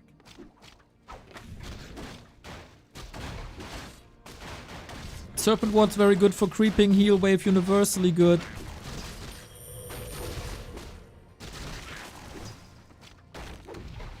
Could actually argue for Heal Spray on the other side. Yeah, 2 skill builds on the 2 Alchemists. Isn't that great? Build variety. Alchemist first, absolute carry. Alchemist second, great support. As it kinda counters Acid Bomb too.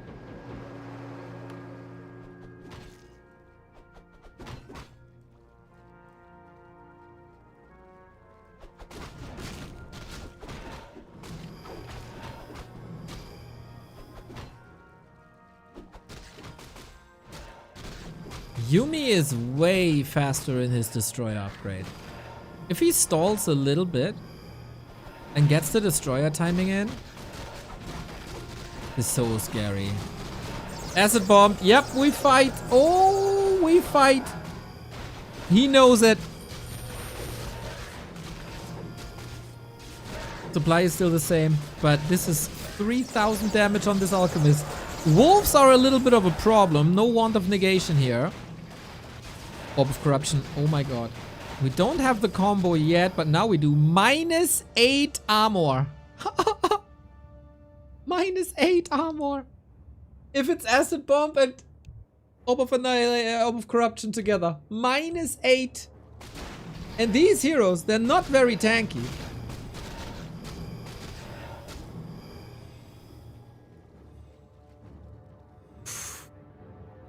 FoCuS kind of dodging a bullet here.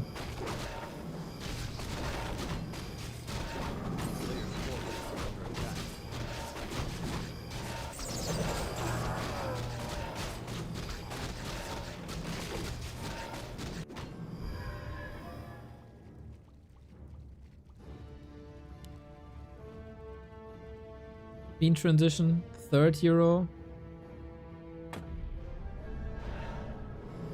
Are we going into Destroyer Wars? A player's forces are under For that we see maybe a few too many fiends.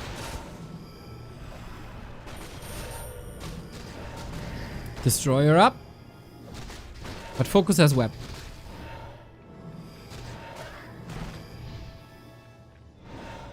Ooh, that is not something you want here. No, no, no, no, no.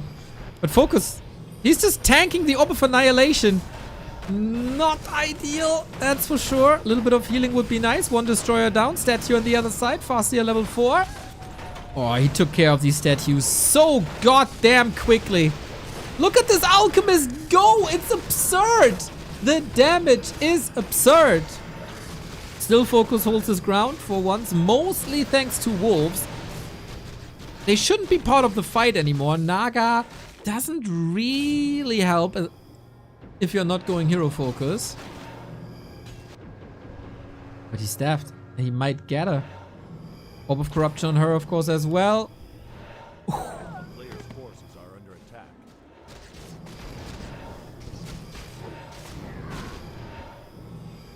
Seeing a carry alchemist is always such a nice treat. I totally agree. When I see a carry alchemist, I want there to be an item that gives you critical strike.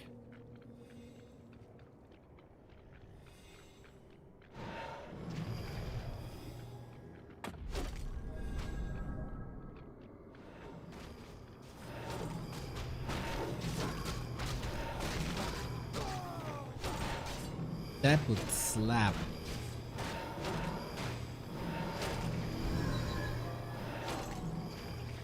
Still, Farseer wins with 10k damage. Well, that includes wolves. So it's a bit of an unfair comparison. Third hero now for FoCuS as well. FoCuS seemingly weathered the storm, man. He was down in heroes. He was down in timings for sure. And now I don't really see any advantages from Yumiko anymore, except style points.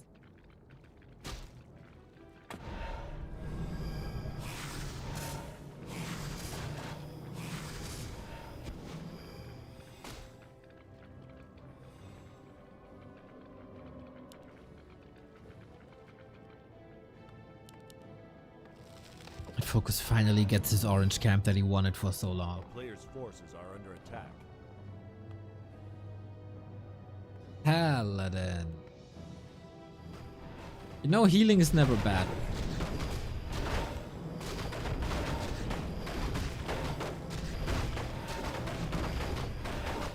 Healing and armor is never bad. And you got double healing.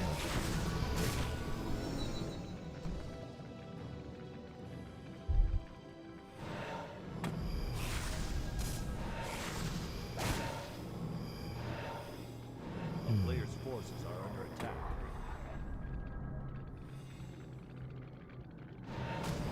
Not much mana for Yumi.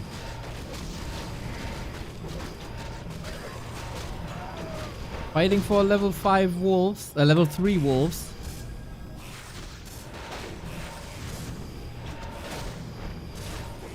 Oh, Paladin! RIP! He tried to heal. That's the power! That is the power of Naga for the control, Shadow Hunter for the orb, and Alchemist for the damage. Very cool back and forth between the two.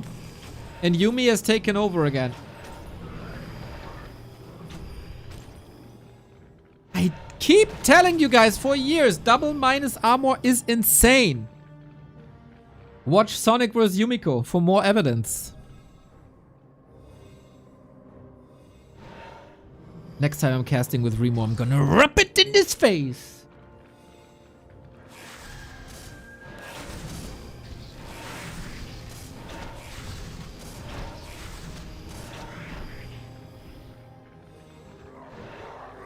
Terrible point for FoCuS here. Killed nothing, lost Pala and 2 fiends.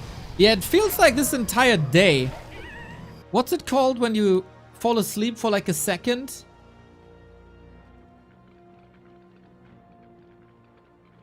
A player's forces are under attack. In German, it's like second sleep. So I think you English guys have a more sophisticated word for it.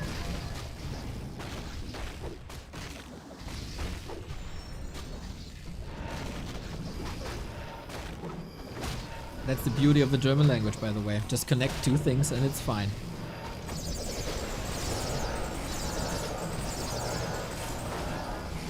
Narcolepsia? Yeah, Profender.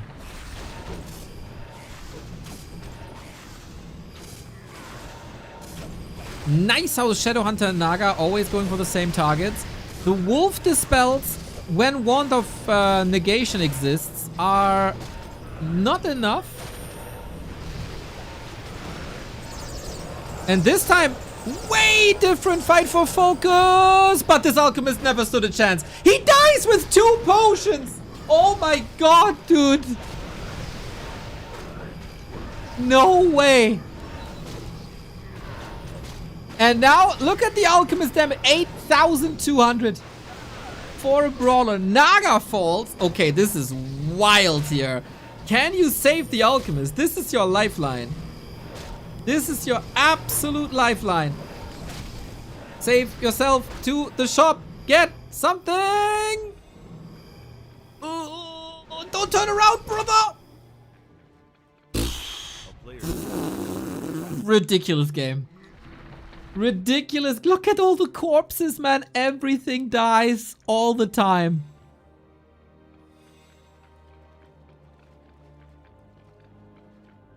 Crazy game. Cray, cray, cray, cray, cray. Okay, we make it to the shop now. We even creep this one. 20,000 damage. Let's be honest here. If Yumi dispels the wolves better, this never rises to 20k. Never.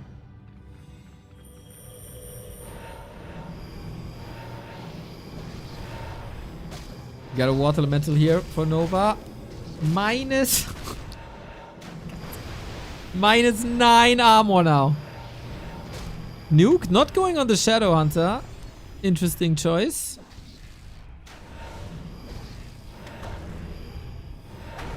Naga in 40 seconds. Paladin being back is worth 1,000,000 gold now. And FoCuS is taken over, I guess. But what happens if we get Alchemist level 6? No dust. Destroyer down again. Is Yumi too aggressive here, man? He sees FoCuS wants to expand. He wants to prevent that, obviously. But I don't think he has the tools.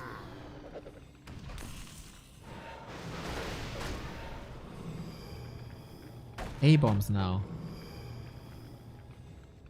Yumi hasn't killed anything in a long time. I think he would have done better to fall back, recharge.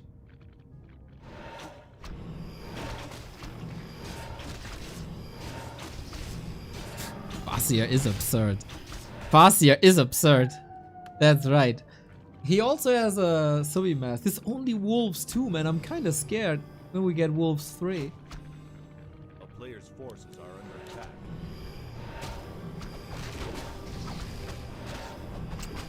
Let the statues do their thing. FoCuS still needs 2 minutes to pay off.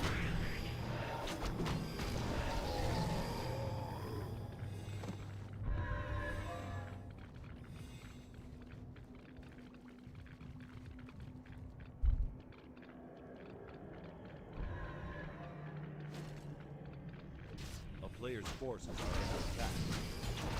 Alchemist got a Omega hard carry. Getting evasion for him. No, don't retrain. No, no, no, no, no. Oh, he carries it for the Shadow Hunter, maybe. Serpent Wards are useless, right? Must be. There's one chance for Yumiko to win, and that's via this super strong Alchemist. Really, bruv? Really? Chemical Rage and Heal Spray? That makes no sense.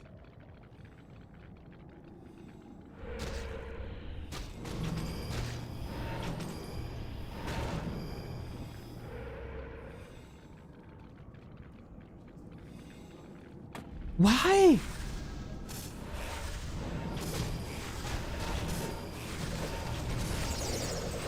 Yeah, rip. And you know what? You deserve it! You deserve it! For this wonky build. Oh, Yumi. This game could have been over with the Farseer around after the Staff of Teleportation. FoCuS gladly accepting the invite after a botched fight come two very, very, very good fights. And that carried him to victory.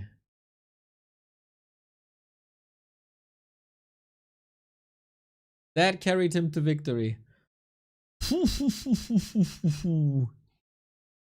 Both players very fragile. That's for sure.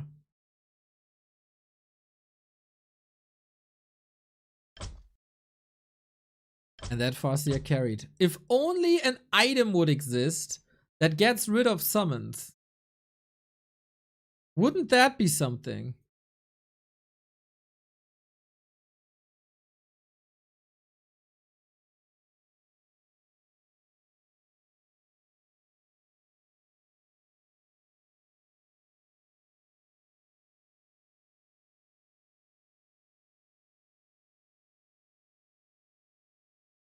That was unfortunate.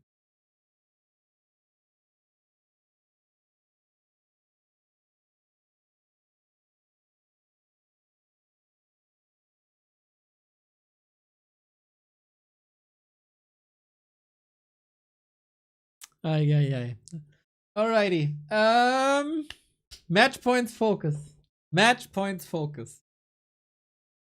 I take the little time that we got in the break, and first and foremost, thank you for participating again in masses in our Opera GX campaign. We are so close to 200, and you guys did a lot of work in the past couple of days, so thank you. Every download and sign up supports the channel a lot. Why would I use that browser, Neo? I'm super satisfied with my browser already. Oh, really? Does your browser limit the RAM, CPU, and network usage of your browser when you're gaming, so the full power of your machine goes to the game and gives you that sweet FPS? I don't think so. Does it come with a built-in VPN? I don't think so. Does it have Twitch and Discord already integrated so you don't need any third-party tools? I don't think so. Does it have a gaming release calendar and make it the best browser for us gamers? I don't think so. Can it force the dark mode, or can you customize it to your needs? Does it come with a floating window so you can watch a YouTube video while looking up a Warcraft 3 build on WC3.no? Probably not. And does it come with a built-in ad blocker? All of that comes bundled into Opera GX. Big support from Opera for us, big support from you towards the browser, and also recently introduced their AI assistant Aria that's also built into the browser. Here on the sidebar, super handy, super nice. You don't have to go to your own browser tab. You can just look something up here, ask questions there via sidebar. Opera GX, big thumbs up. And if we could reach 300 until the end of the month, I'd be super happy. So, make me happy.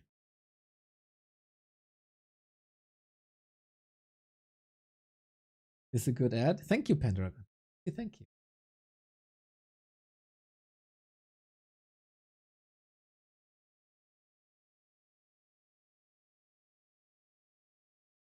.98 out of 2.5? What kind of ranking is that?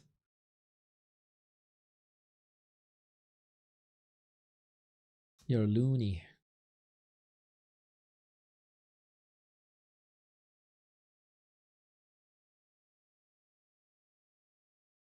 Calm before the storm.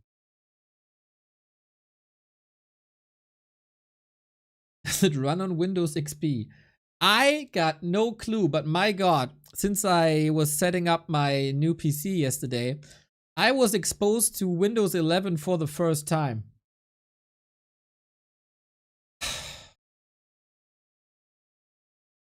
Just why? Windows 10 is absolutely perfect. There's no need to change so much. Why? Just changing things for the sake of changing things to make it all more complicated under the umbrella of being modern. So bad.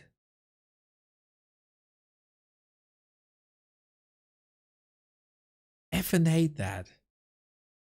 I'm mad already.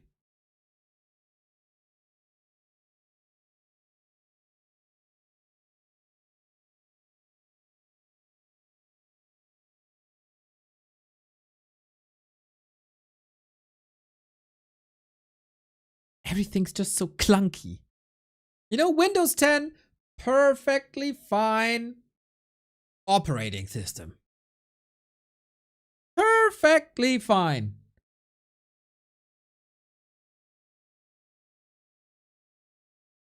There's no need to change that. Give me my regular taskbar. Give me my regular starting menu.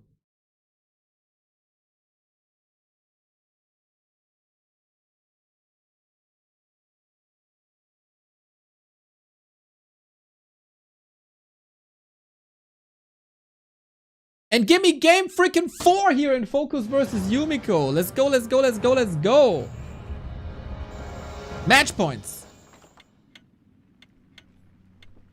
Oh, okay, that sounds good. Give me the decider or give me game 5. FoCuS Yumi. First time on this patch. FoCuS still has the reroll.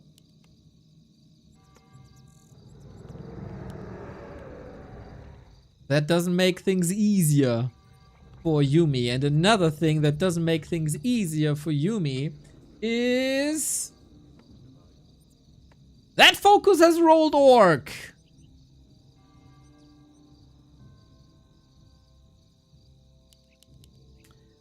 That's a bit unfortunate. Depends on the hero though. If FoCuS doesn't roll a good hero, Yumi might overpower him. It is fascinating, by the way, that today we haven't seen Tears fall once. That's the map with the High Priest.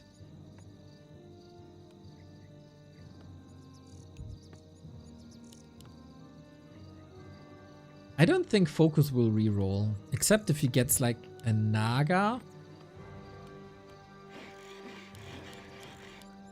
Naga would be odd, probably.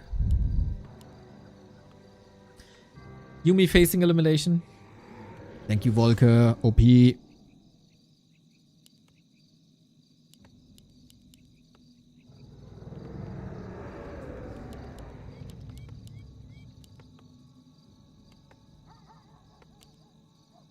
So much depends on the heroes now.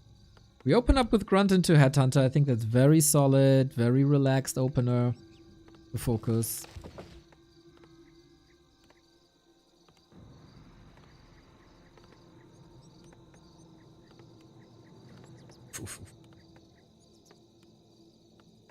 Yumiko made it through a group with Moon, Blade, and Dice.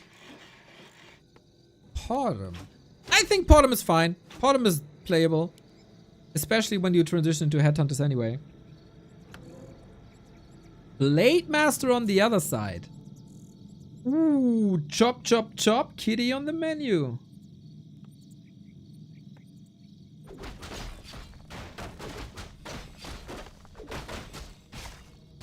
And since he has skeletons, he does not use Mirror Image. So that can be a roam. Oh, he does. Okay. Cast his curse.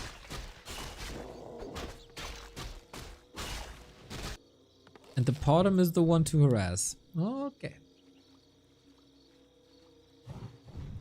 Ghouls gotta be careful. They're so fragile.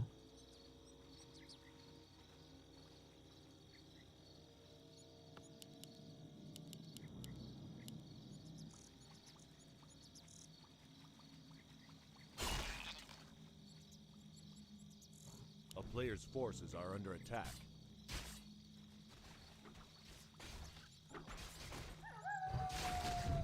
Fast, yeah. Potom, Headhunter, Fast Tech, and Frost Armor on the Crab.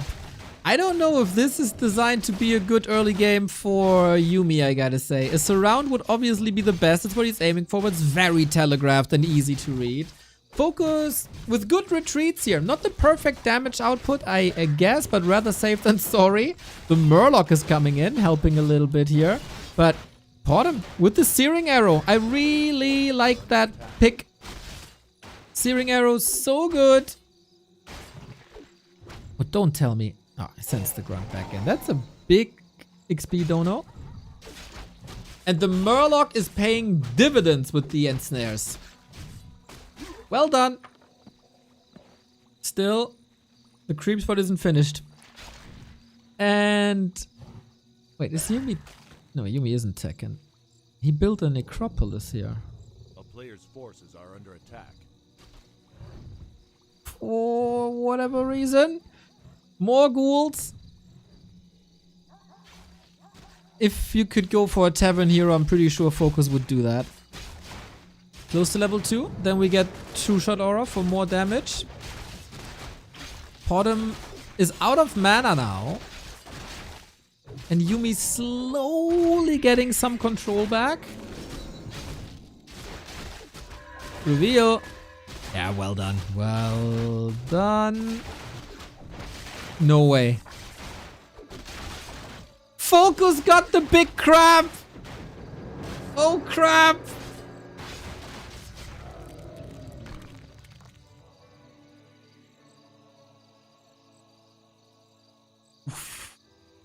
Yumi, you got a lot of catching up to do. The player's forces are under attack.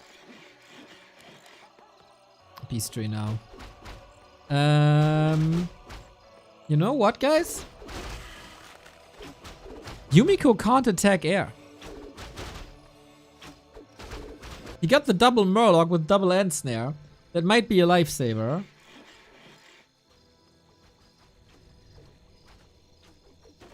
Human puts farms to get access to mercs, so he uses Necropolis. Okay, I respect that.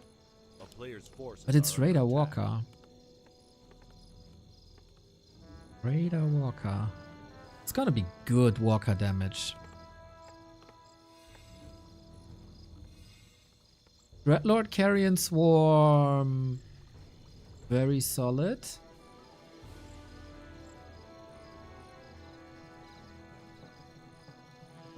But takes time.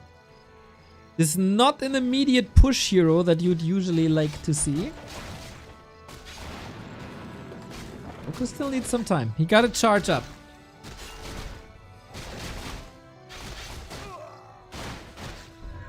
Player's forces are under attack.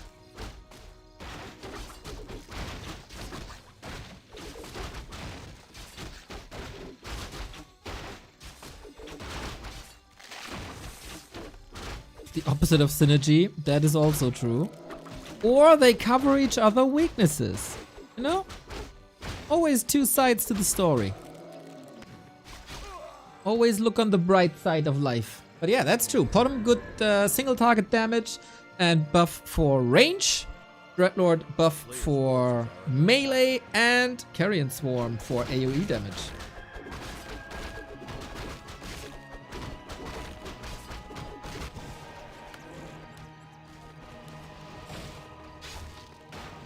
Headhunter, Raider Walker.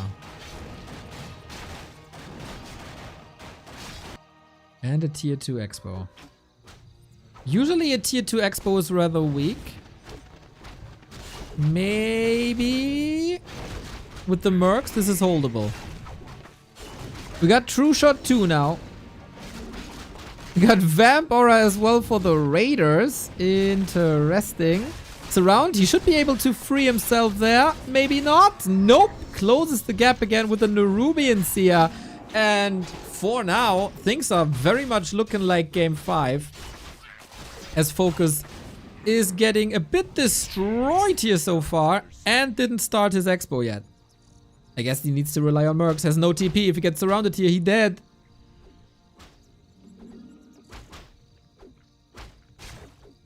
Player's forces Oh, the big Murlocs! The Brood Mother! The Void Walker! It's all here!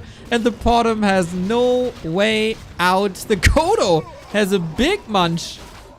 Block, block, block, block, block, block, block! RIP bottom!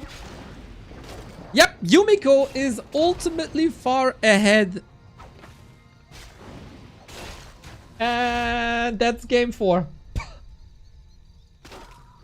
It felt like FoCuS had a good opener with the Headhunters. But then all of a sudden, Yumi has extra income, has mercenary control, and even without a shop, and that is...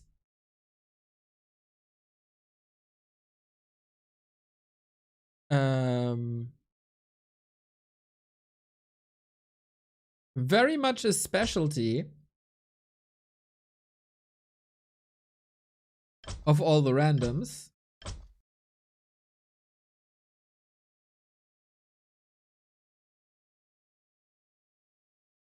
That you sometimes don't need the tech because all the randoms is giving you a lot.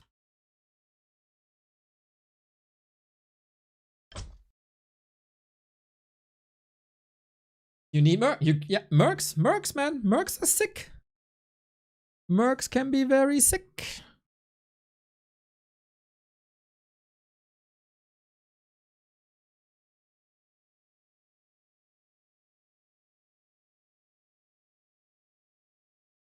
Dreadlord was the problem.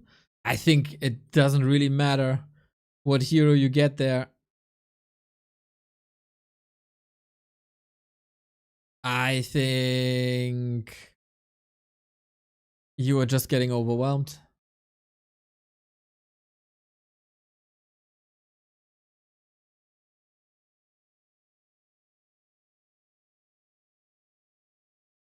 And then you got trapped.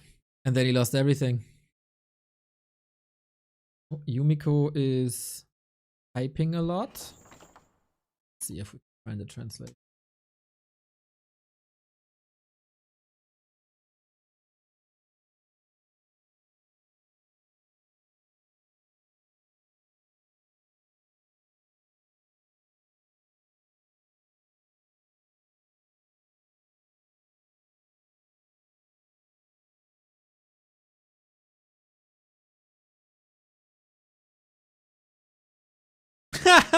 BBC says, like, I think Yumi said that he thought it's over and if somebody can explain how he won. And BBC says, you just buy a pile of mercenaries and it's over. And, you know, it's kind of true. That's kind of true.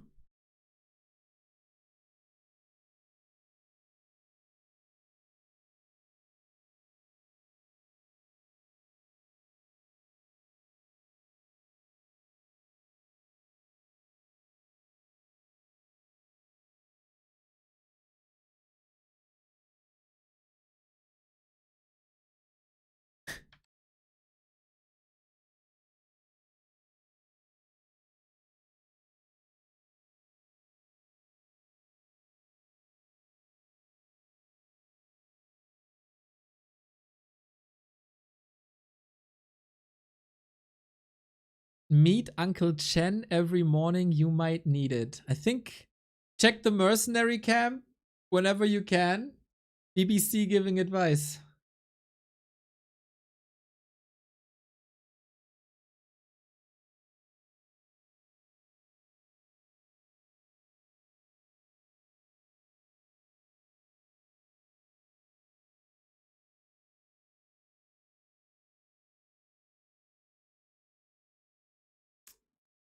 BBC ready. FoCuS ready. Yumiko ready. Last map of the day. It's 2-2, everybody. Only one player can survive and make it into the top 6.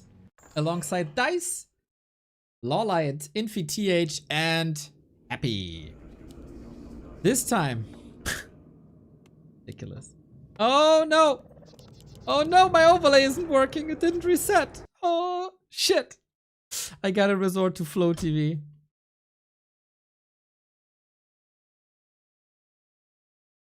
So we got the in-game.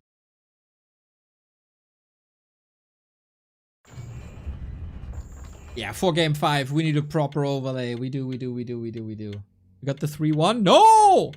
Misclick, misclick, misclick. There was just a misclick. Now, what do we got? We got FoCuS in the blue. We got Yumi in the red. And guess what, everybody? Oh, Hybrid Minds, thank you for the sub. It's the same matchup again! Yumi as Undead versus FoCuS as Orc. Let's see if we got any adjustments here. Or if Yumi will take over with the Mercs once again. That's the big question. Plus the heroes. A lot about the heroes.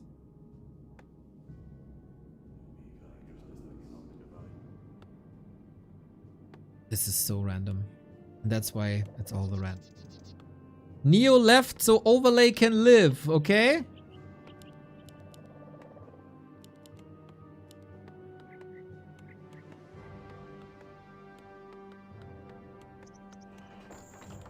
Sometimes you gotta give the API a little schmack and that only works with a restart.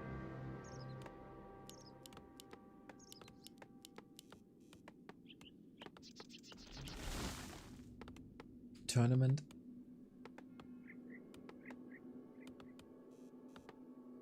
Are the maps completely random or have they ever been in a competitive pool? They are special all the randoms maps that are on War 3 Champions ladder. And oftentimes it's like all the randoms is the breeding ground for new one-on-one maps. Like Boulder Vale. Holy, FoCuS with the fast tech.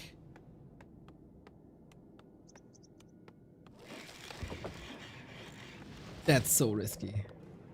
Firelord. Oh. Firelord. Lava spawn against the Eversong expansion where you have to go. Oh, this is a tough one. Super decisive early moments in the game. Super decisive. Can Yumi get a clean creep or will the lava spawns burn him away?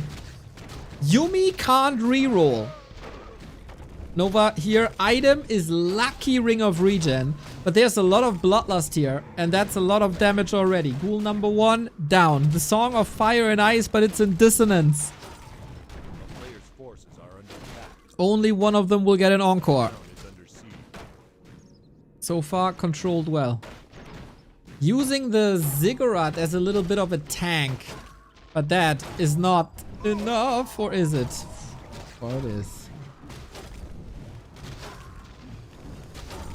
The lava spawns, man. Every hit brings him closer to victory. Might be worth a Nova. Got it done. Oh, that was important. Right before the split. Things spiral out of control so quickly if the lava spawn split. Now we got level 2. Now we can eat more skeletons and now we can invest the Nova. Yumiko deals with this expertly. But FoCuS got the fast tech.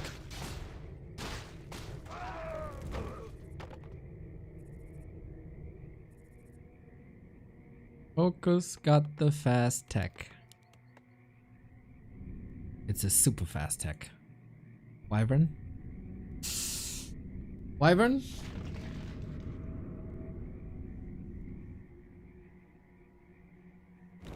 Against the Lich? If this is a ground only hero, Yumiko might be dead. Oh, Yumi says thank you. I might check out that Merc. And I get a flyer! Oh, hoo-hoo. That's a lot of vision. That's a lot of knowledge.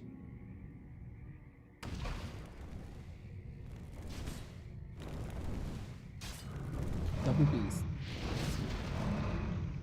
Oh, and it's the slow whelp. It's the slow whelp. Of course it is. This was the perfect Merc. At the perfect time.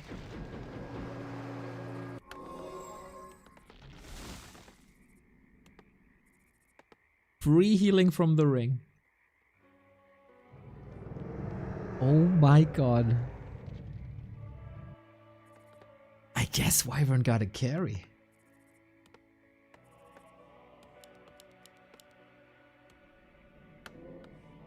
Yumi again. Smart. Going graveyard first. Priorities.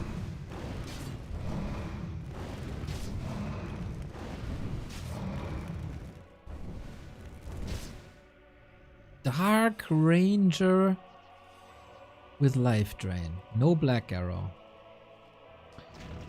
We experimented with this a little bit. Incinerate and Black Arrow can both work. It's interesting that we see none of them. Both super strong versus ghouls. And he goes Raiders.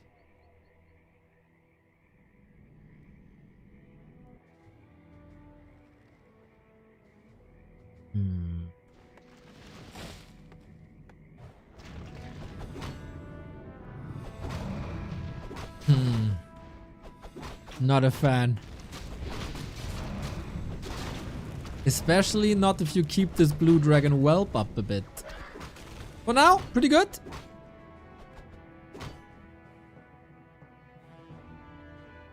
Yumi fortifying. Maybe FoCuS identified, okay, you're towering up already. Wyvern won't do much. You Nova my ass anyway. And then you slow and then you kill. A player's forces are under attack.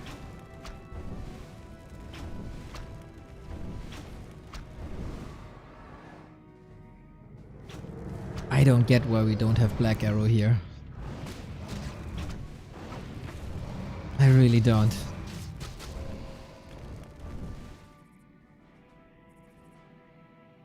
Yumi always had his very own mind.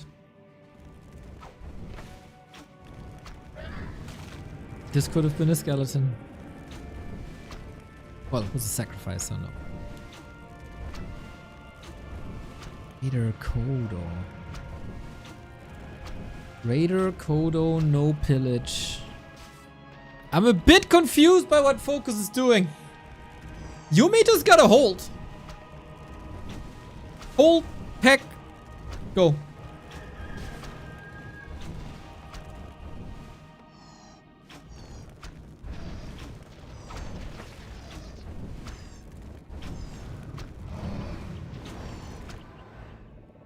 Lumber is very low. A player's forces are under attack. Ah, ghoul interception, nice. Yeah, Yumi pulled all ghouls. Thinking he needs them for the defense, and he might actually do. Very defensive position on the well, but there must be an end snare soon, right? I mean, he has an end snare against this. Imagine this with Black Arrow!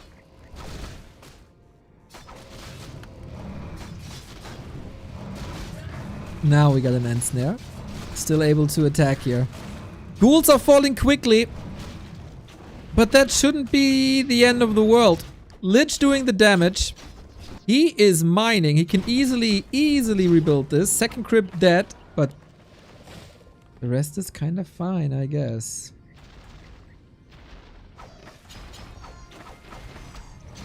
FoCuS gotta bounce a lot. He got a Kodo for the damage. The range of life drain is insane. First tower down. Yumi might be supply blocked at 40 here. But with every passing second, Yumiko gets closer to a victory.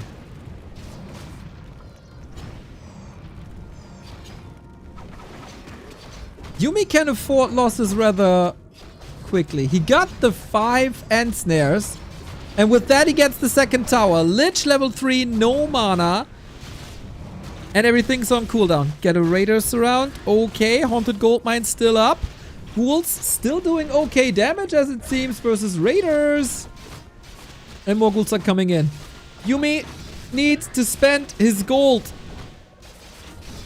And need to feed that Lich. Tournament life on the line again. Nova. In 5. 2. This is massive! Needs to go for a hero kill. Incinerate is stacking up.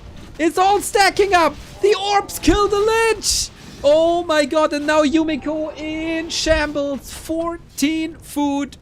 Couldn't deal with the pressure. Expo down. A player's forces are under attack. 100 seconds. And now we got the black arrow. And now we got incinerate. And now we're talking. There shouldn't be a chance to come back for Yumi. FoCuS, I doubted you.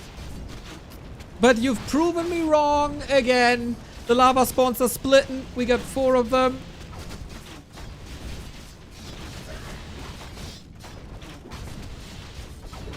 And that's game. GG. Oh man, FoCuS, vicious attack. Looked a little fumbly, but he got it done. He got it done and FoCuS survives to the top 6 again. That should be maybe tomorrow.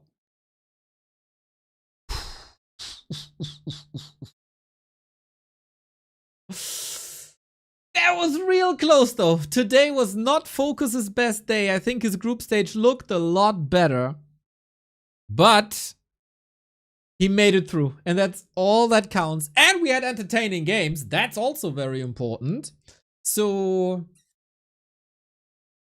Yumi out, Fly out. Those were probably the 2 weakest players anyway. Very cool to see Dice advancing. He surely deserves this. And I'm curious, man.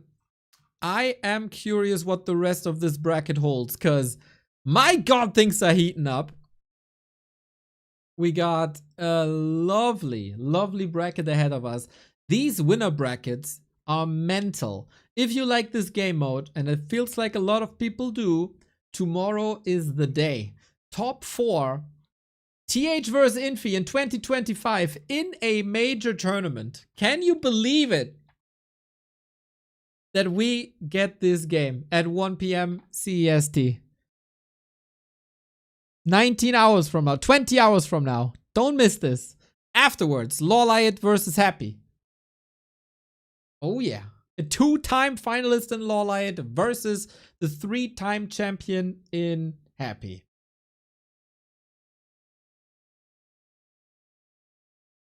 And that's tomorrow. We have lower bracket tomorrow as well. No, lower bracket is the day after tomorrow. We have winner. Oh, winner bracket as well.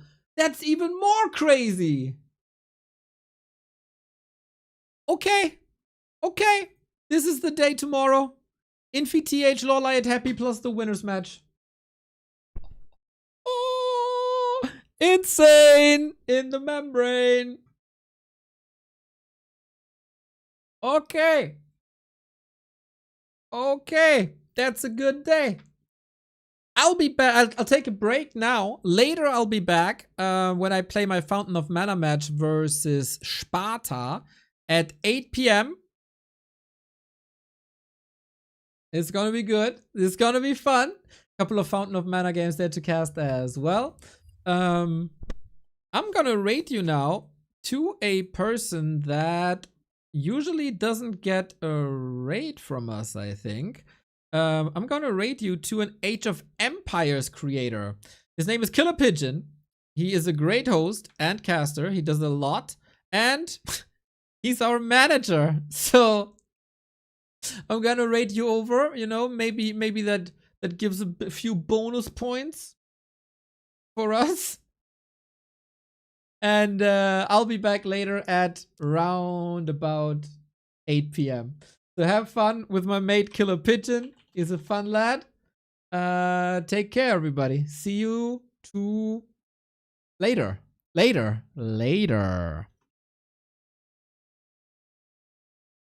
In the air, you better be prepared. She's my kind of woman. I need her so. Yeah, my kind of woman. I can't let her go. 5 feet of dynamite will keep me dancing through the night. You know, a black cat got nothing on a lucky man.